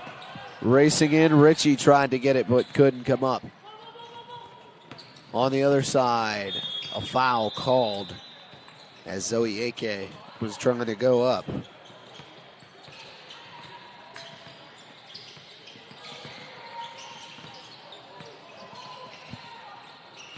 So under a minute to go, she'll shoot the one. Try and cut it to a 5-point game, or try and cut it to a 10-point game, rather.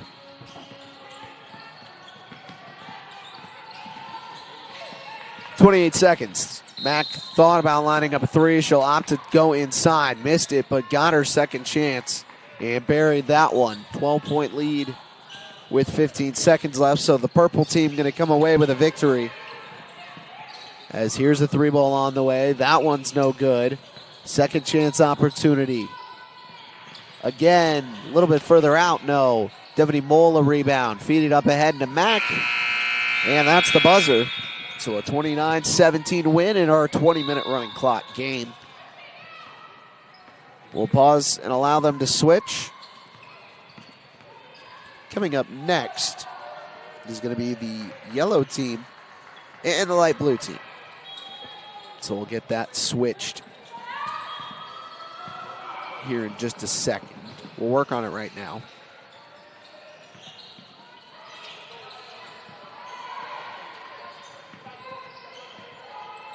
And there it is.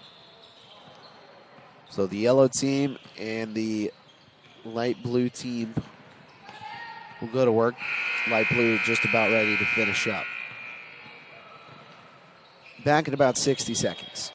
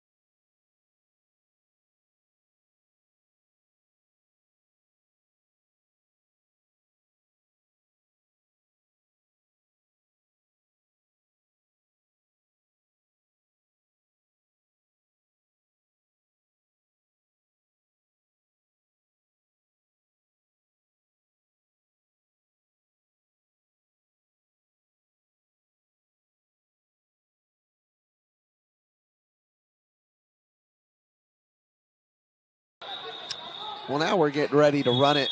The light blue team and the yellow team. As we shall prepare and off again. Lainey French controls the basketball, wants to dump it inside right away. Natalie Schluter was her intended target. This light blue team now hits the floor, and they got some really good stars, that's for sure. Kick to the corner. Here's AK, 3-ball. Yes! And a great start for the yellow team. On the other side, right away, kick, Naomi Hahn. Yes, of course, 3-ball to match. Pass came from Emma Kaufman out of Garrett. Brother Carter, also a really good basketball player. That ball tipped out of bounds.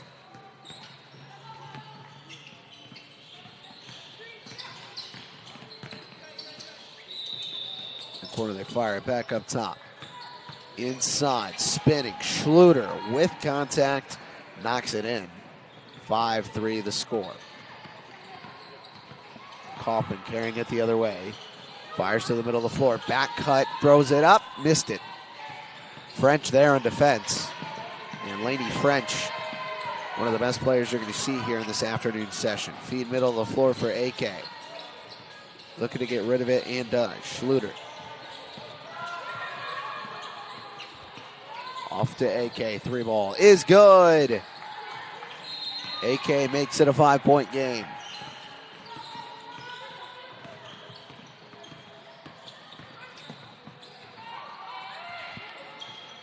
The response effort, no good. On the other side. Open lane was blocked by Hahn. Schluter feeds it up top. They rotate it around to Lainey French. French gives it up. And then it's taken away. Hahn, head full of steam on the other side. Working with French, goes up too strong. Offensive board, they've still got it. This time it's too long.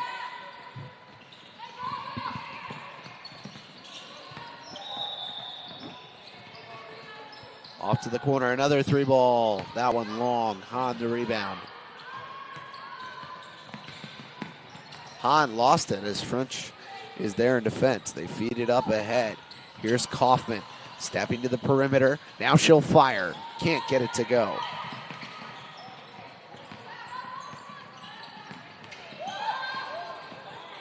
AK lines it up. Can she get a third? Oh, yes! Izzy AK, 3 trays in the early stages of this game number 2. Now one's taken away. Another opportunity. Hahn tipped it. AK able to pick it up. Gives it up. 3-ball. No. Short from Charlotte Swigert. Up ahead, Hahn. Open lane. Knocks it in. 5 for Naomi Hahn.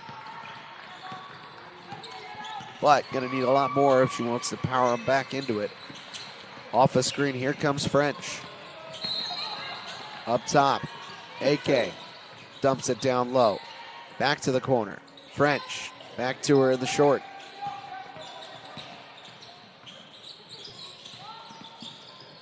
This yellow team still rotating the ball around.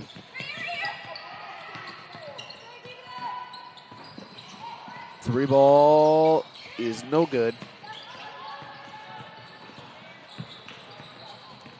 Here they come on the other side. Left hand scoop play is good. Lucy Beal. Here they cut the lead down to floor. Switch is coming in. Hazel Leffers, Addison Siebert.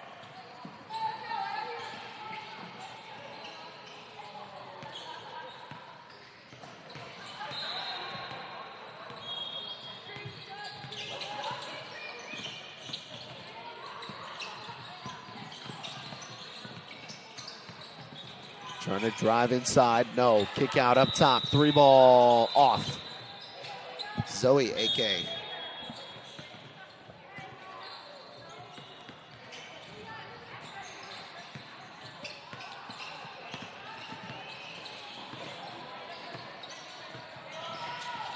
Pass off to Kaufman. They dump it into Beal. Beal's jumper on the way is no good. Rebound and kick still alive. Nice move inside to Jules Leffers. They cut the lead to 2. 11-9. Yellow team still out in front.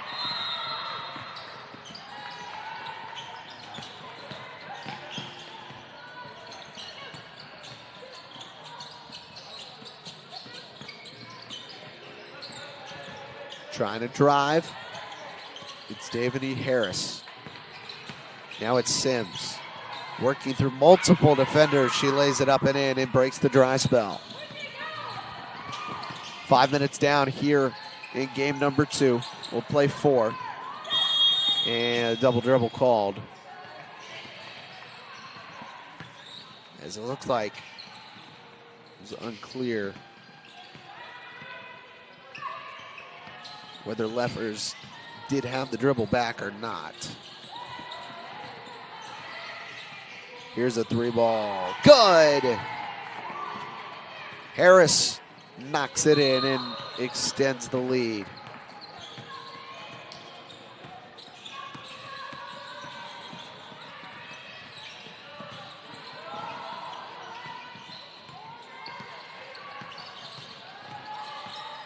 Here's a 3. Leffers, no. Rebound. Hahn, yes. Right in there to clean house.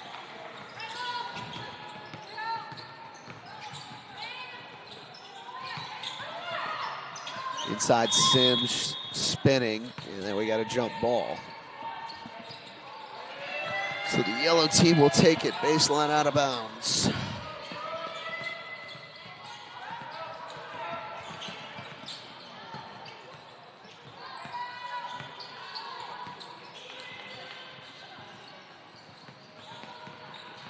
Slip pass in is taken away. Hazel Leffers got it. On the other side, feed it up ahead, unable to keep it in bounds.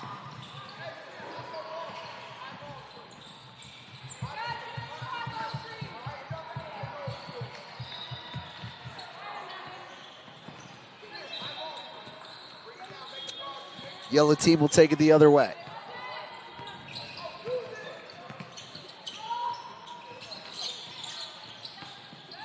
And no good. 5-point lead still. On the other side, down low. Throw to the corner. Now up top. Leffers steps inside, off the rim, no good.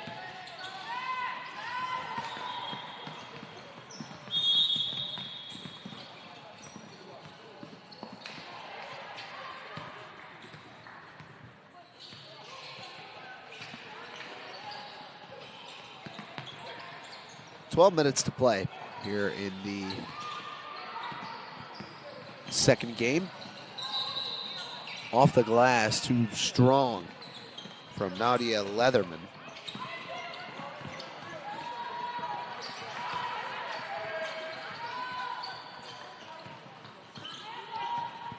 So 18-11 now the score.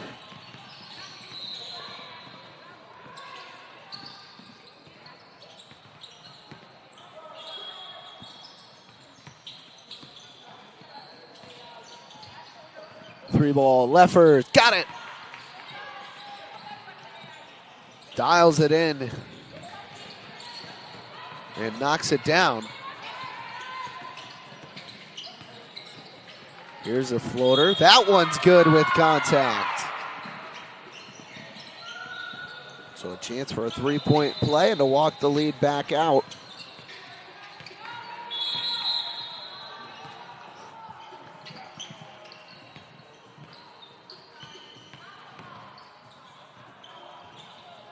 Free throws no good. 6-point game with 10:50 to go. Kaufman pulls up and missed it short. Fighting for her own rebound, couldn't get there. Lainey French scans the traffic behind her. Through 3 defenders, she's knocked around, and a travel called against her.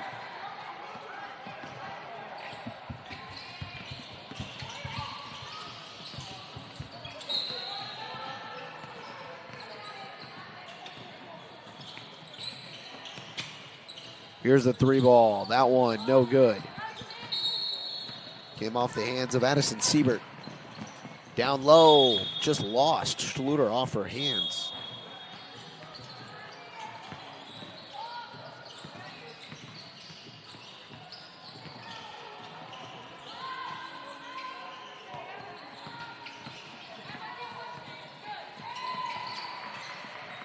Three ball from the corner. Hahn thought she had it, but couldn't come up with it. On the other side, here they run.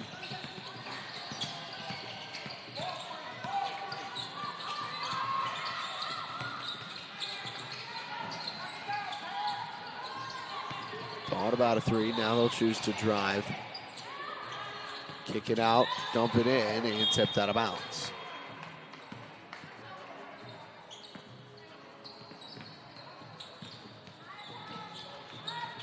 This one fired up outside. Pull up, jumper, no. Hahn takes control and moving the other way. Pulls up, not quite.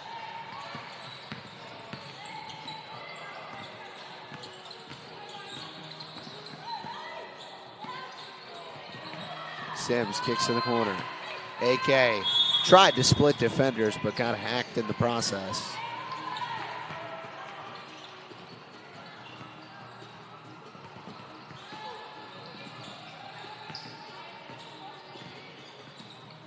Free throw, AK knocks it down. 8-point lead, 8.5 left.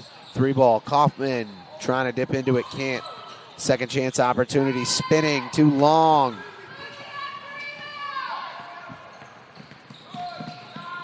Down low, Sims hits 2.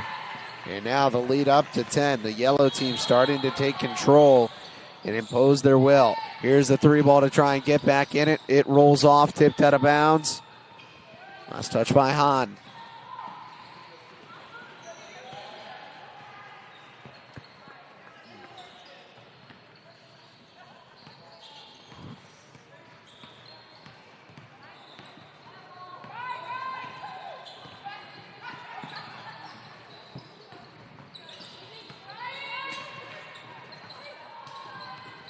Slip down inside. Sims gives it up. And no. Here's a pass. Leatherman goes up. Off the glass. No. Hahn tried to get in there for a board. Couldn't. On the other side, here comes AK. Wide open lane and lays it up and in. The lead has grown to 12. Here's another 3 ball. This one off the mark.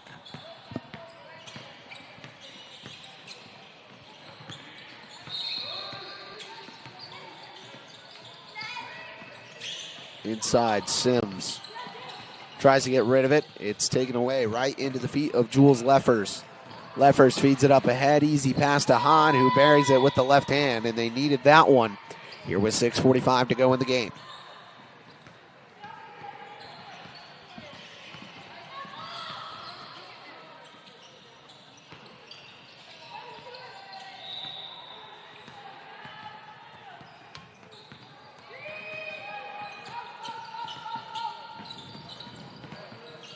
Pull up outside, no. That second chance was kind of lobbed back up. A foul was called.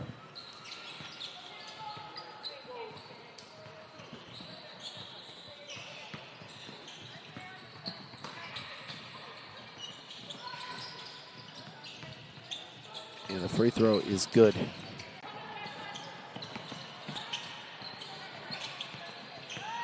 Takeaway. Move it to the other side. Pull up just beyond the elbow is no good. Now they will run the other direction.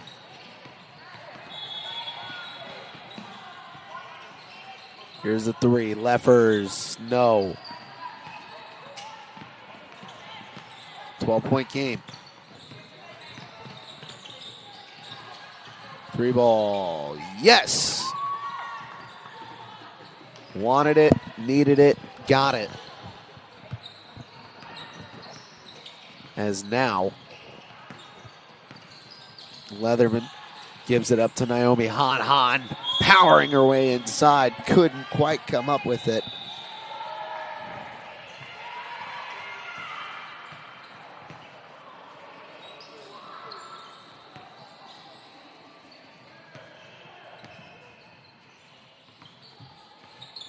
Free throw is good. She adds one more to the total.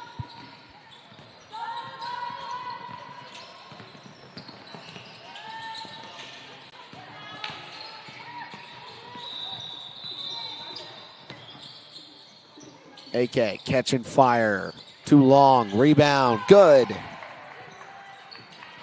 Easy two for Swigert.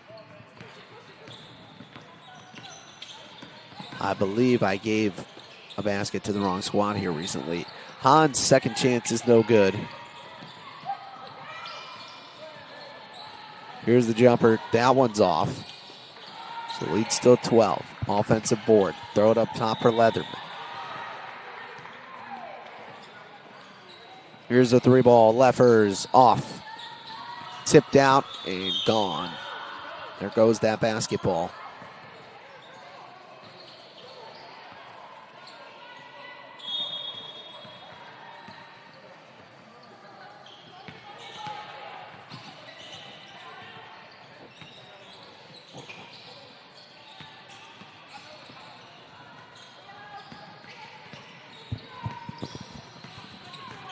Here's Lainey French again.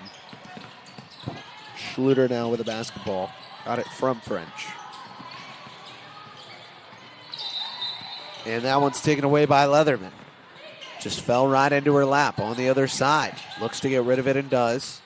Hazel Leffers makes one defender miss. Goes up, floats it, but just missed it short. Not enough arc on that one.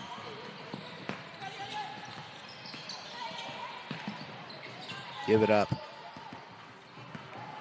Schluter trying to go to work. Had it tipped. Taken away by Leatherman.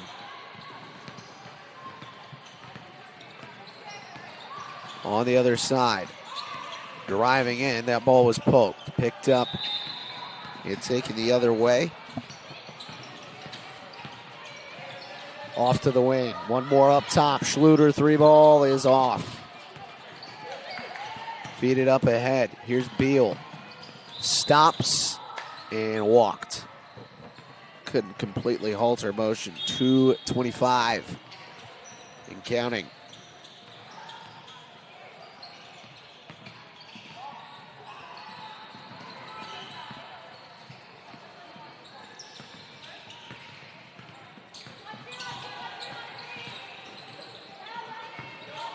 In the middle, Schluter through contact was fouled.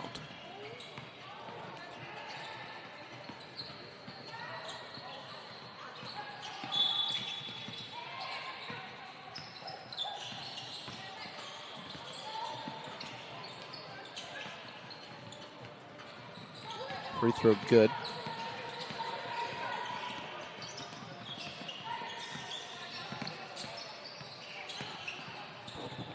Here's the three ball. Leffers, no.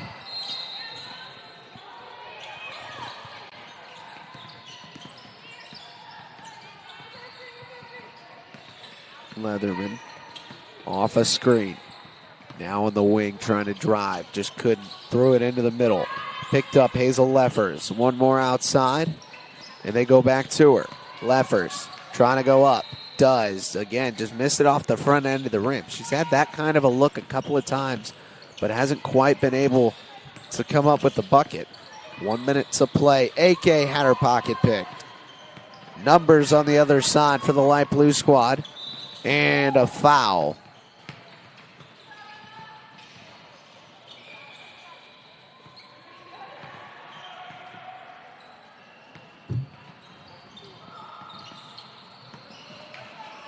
So free throws coming up.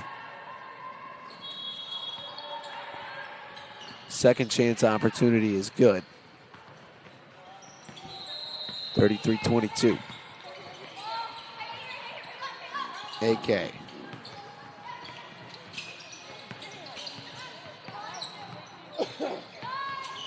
Here's a three. Good. Schluter walks it back up to a 14-point lead.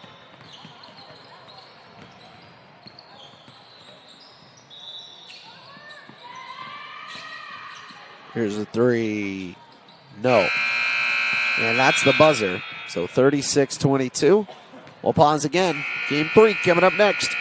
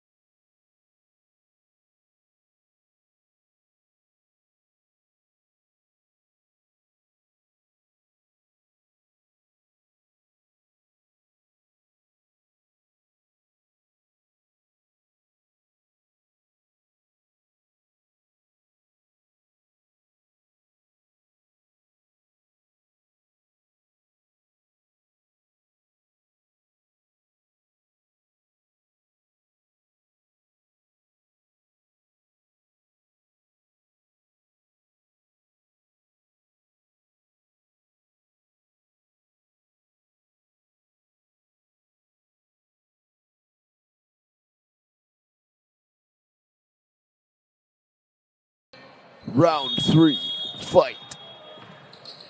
Team Coral and the yellow team still duking it out here on this floor. And once again, a quick start as that shot is knocked down by Davini Harris.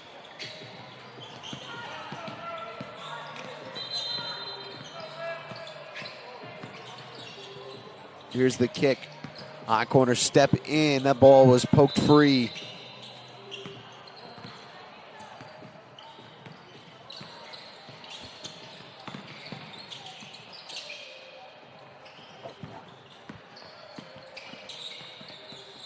Give off. I should probably start the 20-minute clock. You folks would definitely appreciate that. I hope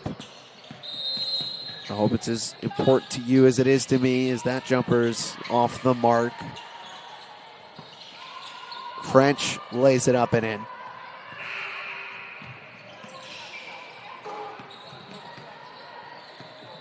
.40 to start. That says 3. That's not right. Now it says 5. 5 actually might be right. So we'll go back to 5. Inside, powering up and no good. That came off of Alexandra Fuzz.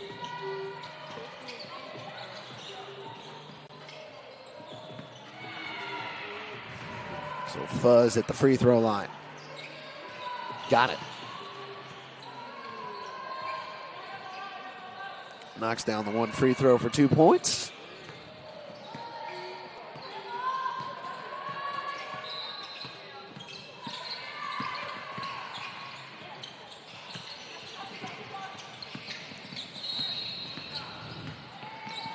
Harris and one. Harris making magic quickly. It scores on the last play of the game. Unbelievable. Jalen Watts Jackson. Free throw good for Harris as well. Who is Gary Harris? Who is Gary Harris? People around Indiana might know who Gary Harris is. Driving inside, throwing it up off the glass, just missed it short. Kick back out. Now they step to the middle. Off to the wing. 3 ball. No. Tipped, kept alive. Third time's the charm. Yes. So the lead is now 4. More digging left to be done.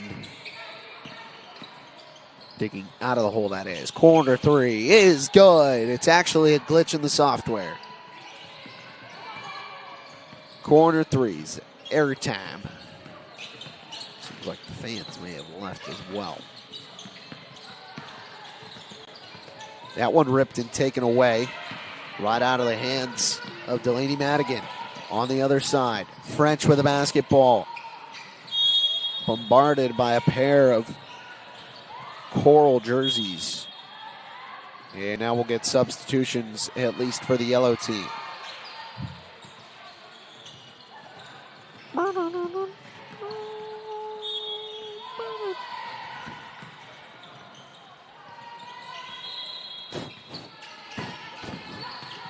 Inside, French missed it short. Bounce low.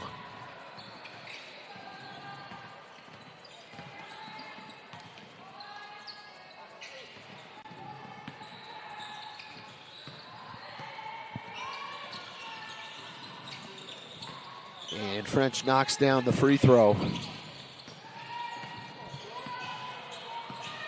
So Lenny French, a good start to this game. Couple of buckets. Slip pass to Fuzz. That was taken away. French had to work around some contact. Pick it up ahead. Harris working around the baseline. Got rid of it. French, 3 ball. Wee! And she knocks it down again. Lainey French coming up on 10 points here in this game. We're just 5 minutes in.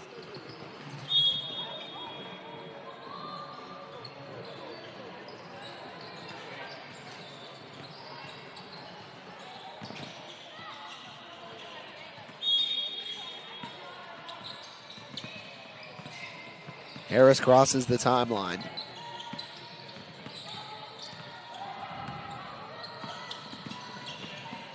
Give it off. Corner three. No. They patched the glitch. That's not allowed. Deep three. Oh, yes. Harris takes a page out of Caitlin Clark's book. Pope throws that one inside. It's tipped out.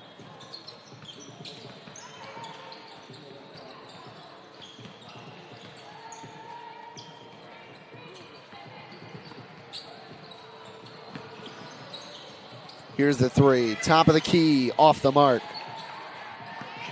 No good from Olivia Dawson.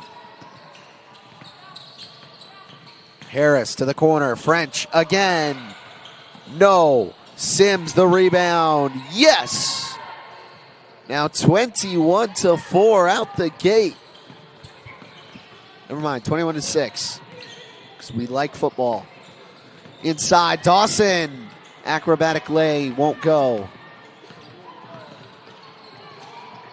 On the other side, AK, no. Rebound was tipped. They feed it up ahead. Onto the wing, Desi Pope. Jab step, now she'll drive. Spinning on French, fade away, off the glass, just missed. Close, but not quite. And a lay is off the mark.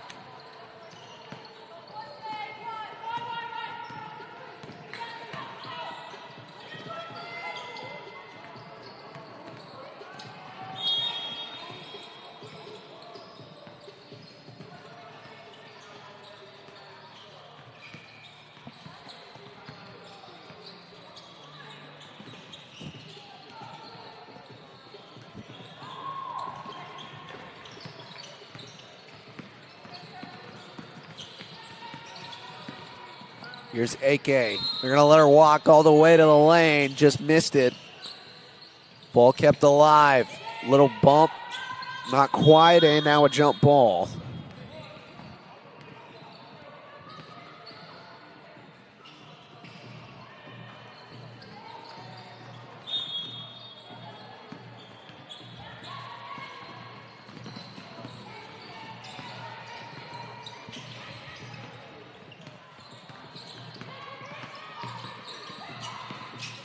Dawson steps back, fires to the corner. Jab step, no three taken. This one is on the way, no good. Rebound to Izzy AK. Feed, middle of the floor. Schluter couldn't get it to fall. Offensive board, second opportunity. Of course, 23-6. And we're approaching the halfway point. Desi Pope finds an open man. Couldn't knock it down, so the other side they go. Up top, three ball, miss.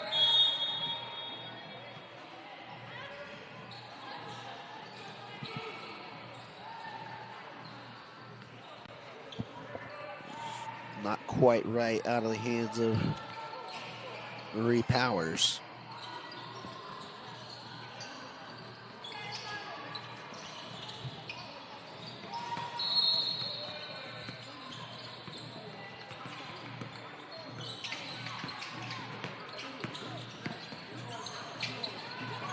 Coral team trying to fight back.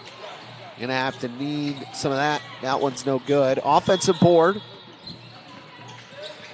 So you like that. Here's a three. Got it!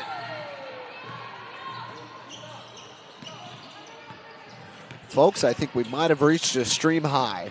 We got 8 viewers. Respect to all you people out there watching. Glass. For Schluter. As she knocks it down.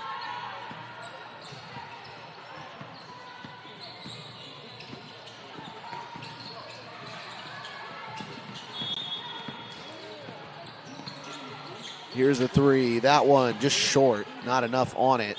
And then out of bounds. The ball was tipped. And Fuzz might have jammed her finger.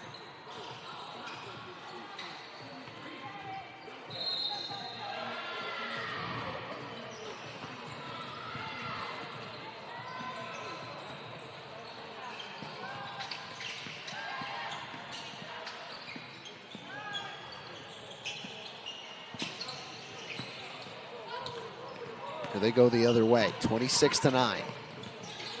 Free throw line extended. Here on the near side. Little handoff out up top. Let's see if we can get some ball keels. Here's the three from the top of the key. That one falls in. Starting to fight back. Can't do his voice. Sad. Lady French, three ball. That one can't go. 9 minutes to play. Here in game number 3. Inside, off the glass. Lead is 12.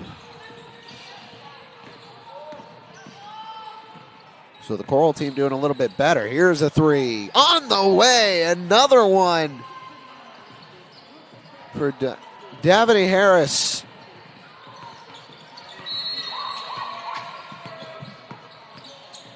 Slip it out to the corner. Now into it once more. Trying to find somebody, no good. Harris took it away. On the other side, she goes up. Had it blocked, second chance opportunity long. Then the third was blocked out of bounds, but it'll stay right here.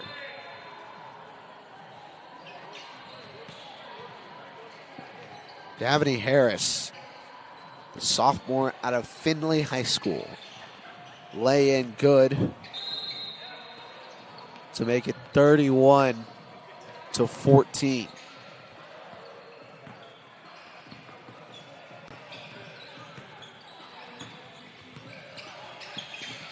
Here's a three, top of the key, off the mark.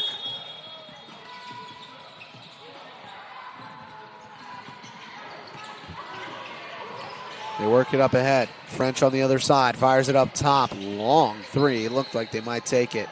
Flip the floor to the near side. That ball was saved and now tipped out of bounds.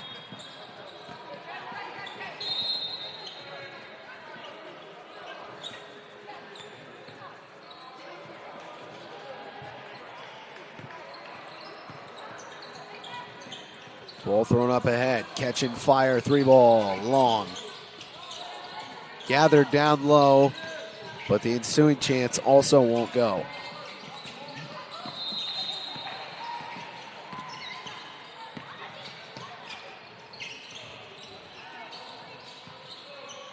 French trying to drive, has the angle, off the glass. Nice job, Lady French. She had been quiet for a little while. Certainly hasn't mattered too much as a healthy 19-point lead for her squad right now.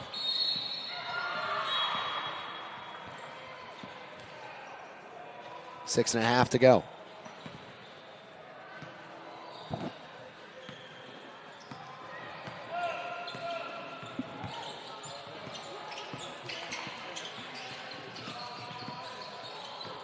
Into the corner goes. Three ball on the way. Good.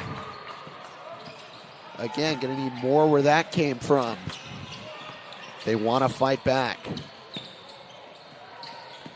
Inside Sims. Lost it out of bounds. What's the call? I think we're going back the other way.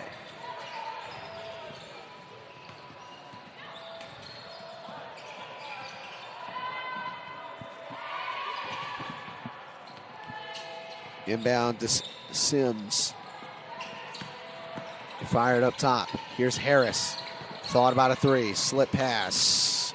It's kind of low. Got caught in the shins of her intended target.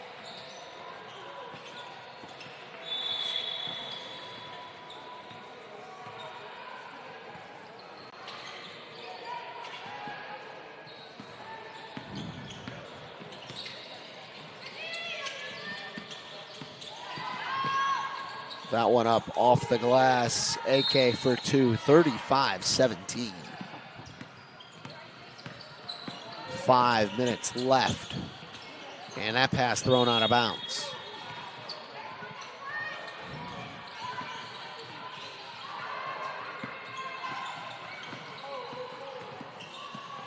Kick to the corner. Here's a 3-ball. That one falls. Harris gave it up to AK. And the lead is now 21 with 4.5 to go. Inside, a lot of contact. Would have been a tough basket. No good.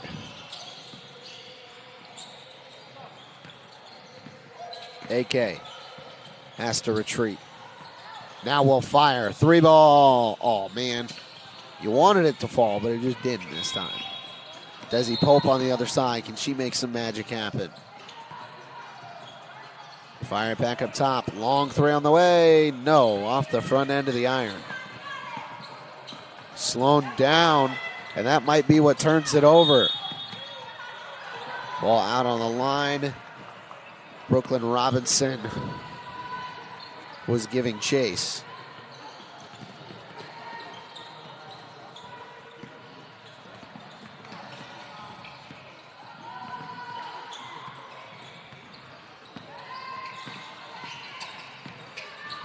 Here's Harris, now yielding much higher defensive pressure. She'll pull up and was fouled.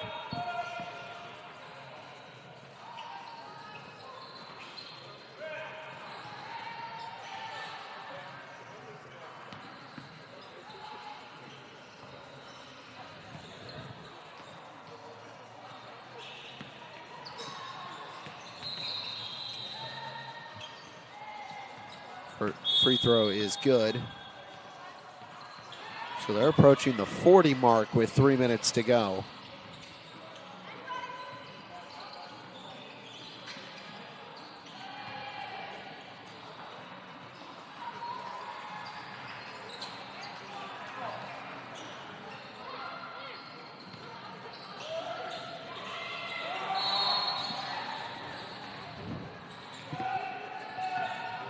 Walk it the other way.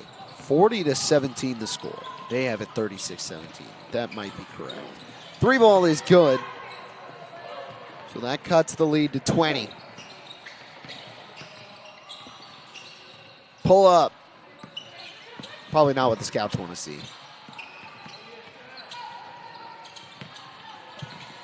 Here's a good feed that's lost in the middle of the floor. Pope slips it up ahead off a swat. That one's good inside for Alexandra Fuzz.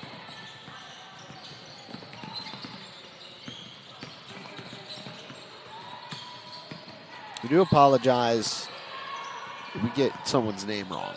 That is never the goal.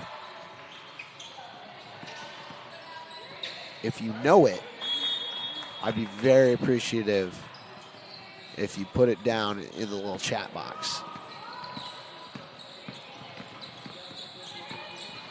Then I can get it right, and we can all be happy.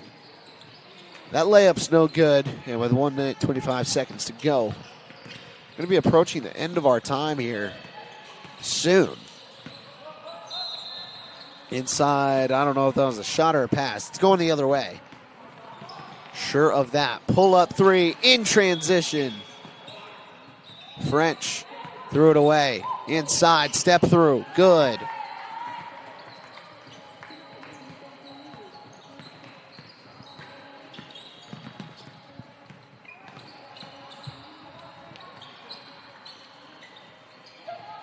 Schluter, deep 3, no. Come on, we want to see it go in.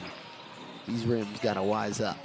Inside off the glass, that lay is good. So the Coral team kind of fighting back here at the end. It's going to be too little too late, as with only 35 seconds left, they still trail by 14. French almost threw it away. Then a little bit of contact forces the miss from Schluter. On the other side, that one just kind of thrown up. 15 seconds. Poked away. Opportunity coming up. 3-ball. Not quite. Rebound, no. Final chance, yes. To make it look a little better before the buzzer, French will hold it. They'll walk it out. 40-28 our final. All right, we'll take another pause. One more game coming up after this.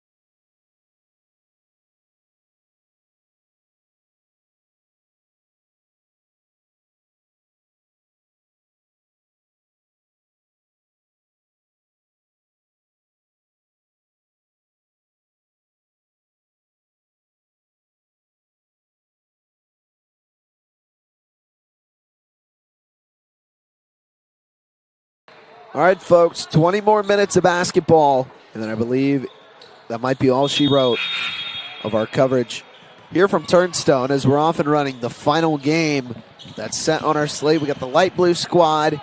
We got the purple squad. So if you are colorblind, I am severely sorry.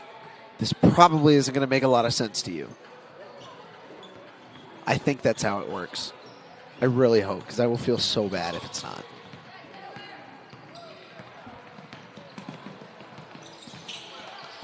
Mack inside off the glass, couldn't get it to go.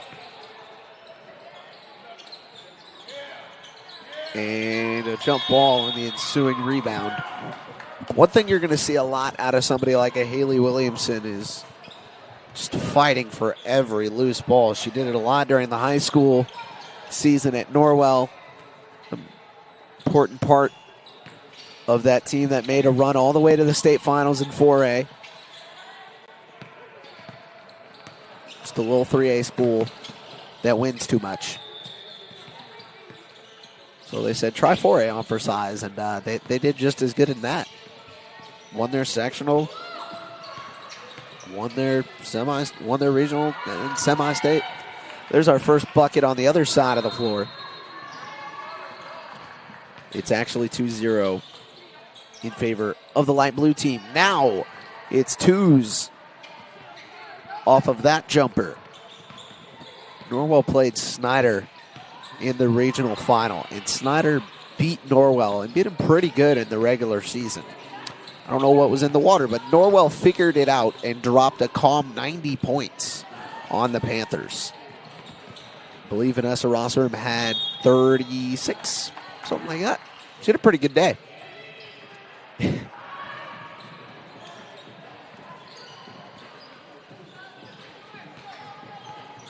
And now Jules Leffers has the basketball. Tosses it off to Naomi Hahn. Hahn couldn't get it to fall. Hazel Leffers ended up getting it, but had it taken away. Ritchie on the other side. No. Got her own board. Fires inside. Off the glass. Too strong.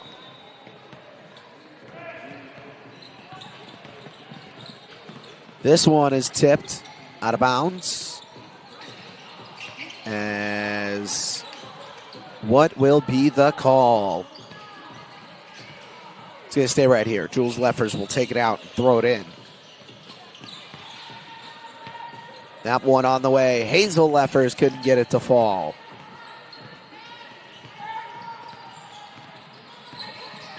Ritchie wide open inside. It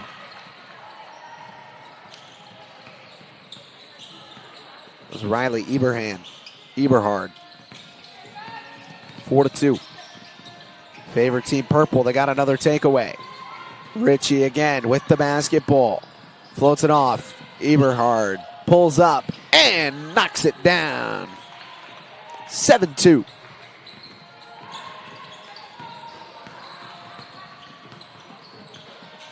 Inside. That one off the glass. And good. Leffers gets two of them back. This game is actually only 10 minutes long. We'll see if they want to fit in another one. They would have had their 20. Oh, well. Here's a three. Ritchie, no. Everybody will have played everyone at this point.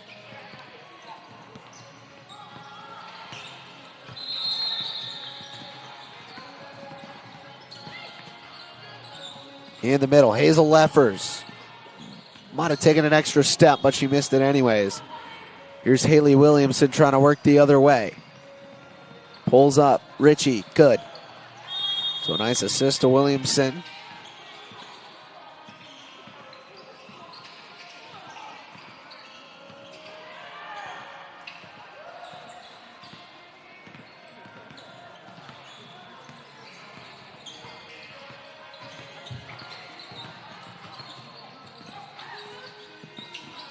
Outside Hahn. Trying to step into the paint. Gets there. Up around Mole. And puts it in. When you need a bucket, just call up Naomi Hahn. Already at 1,000 points for her career. She's just a sophomore. So probably a lot more scoring left in her future. Mole throws it inside. He reached Nash and now goes out. Williamson kicks it. 3 ball. Yes!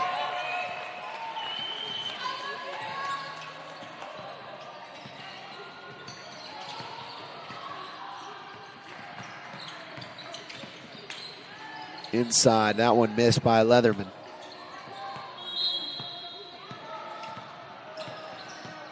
Here's Mack on the other side. They find Mole again. Deep 3, this time short. Nash fighting for the rebound in the middle. Norwell transfer. On the other side, taken away. Haley Williamson off to the races. Leatherman chasing from behind. No. She commits the foul instead.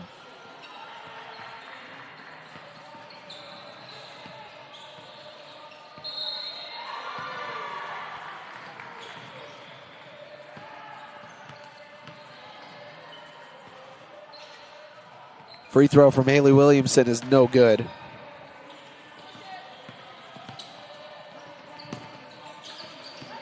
Inside, Leatherman goes up and can't convert.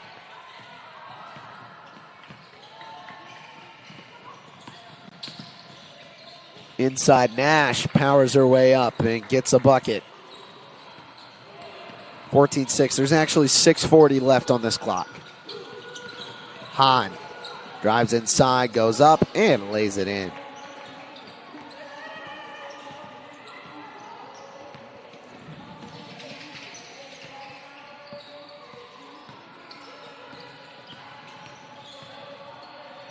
And inside, that one was taken out of the hands of Crawford.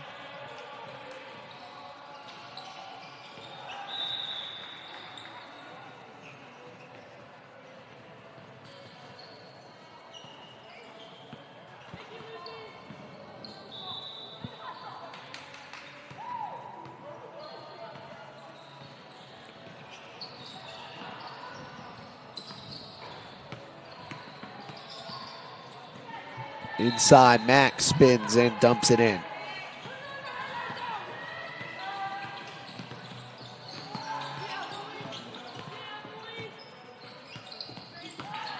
Leffers needs a little bit of help. Williamson all up in her airspace.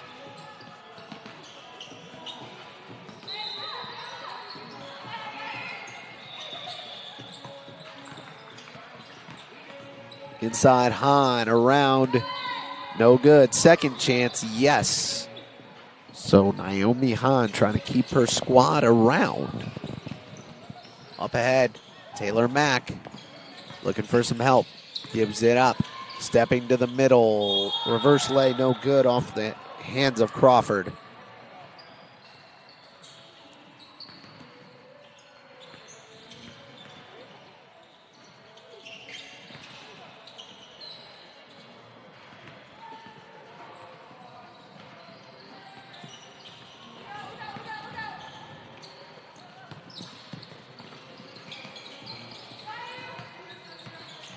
Move ahead on the other side.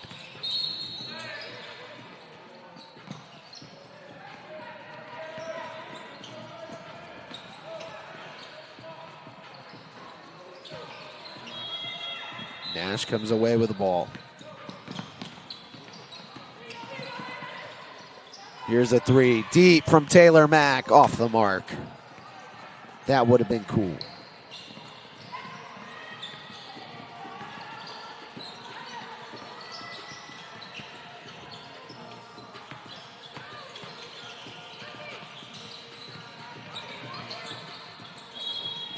Inside, that one's no good. 3:50 to go. Nash kicks off. Mole catching fire. Got it. Devony Mole makes it 19-10.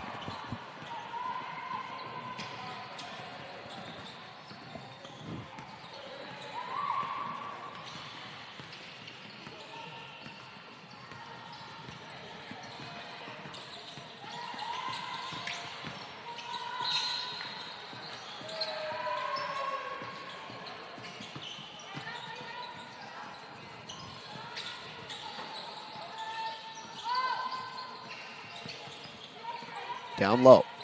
Throw it back up top. Leffers, 3-ball. Got it. Trying to dip back into this lead. 3 minutes to go. Ritchie changing speeds through the middle. Kicks it out. And that one taken away by Leatherman.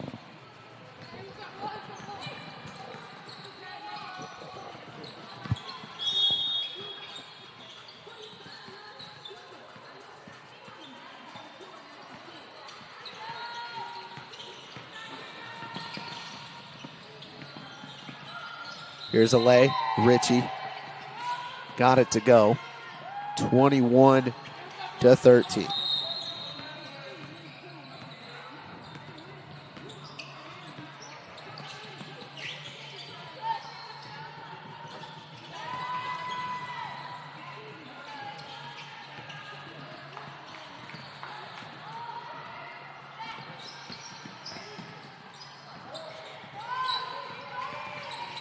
Outside, 3-ball, no.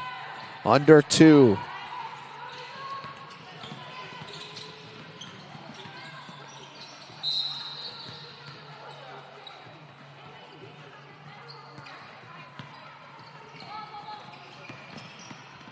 Ritchie had it poked away. It's controlled by Leffers. Feed it up ahead, Kaufman. Down inside, got 2. Make it a little closer. 21-17.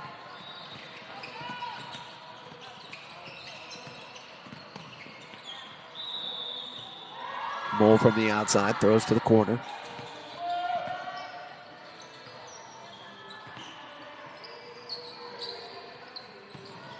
Mole, fade away, no.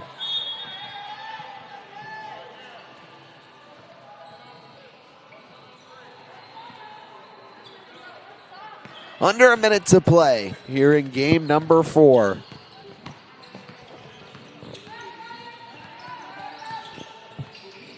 Fired up ahead. Here's Leatherman.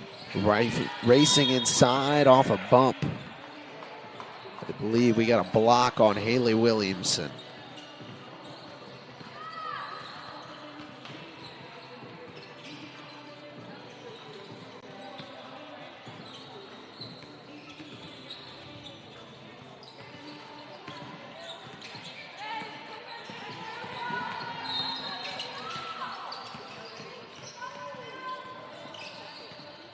Inside, Ritchie throws it up top. Right to the lane, off the glass with the left hand, Riley Eberhard. 6 seconds, put up, Leffers, no. Outside, Leatherman to beat the buzzer, it was swatted by Haley Williamson. And that, I believe, does it for the day. We'll see if they make them play one more. Not going to leave like we did earlier, but this may be it on today's contests. So it looks like we're going to wait for another one to finish up.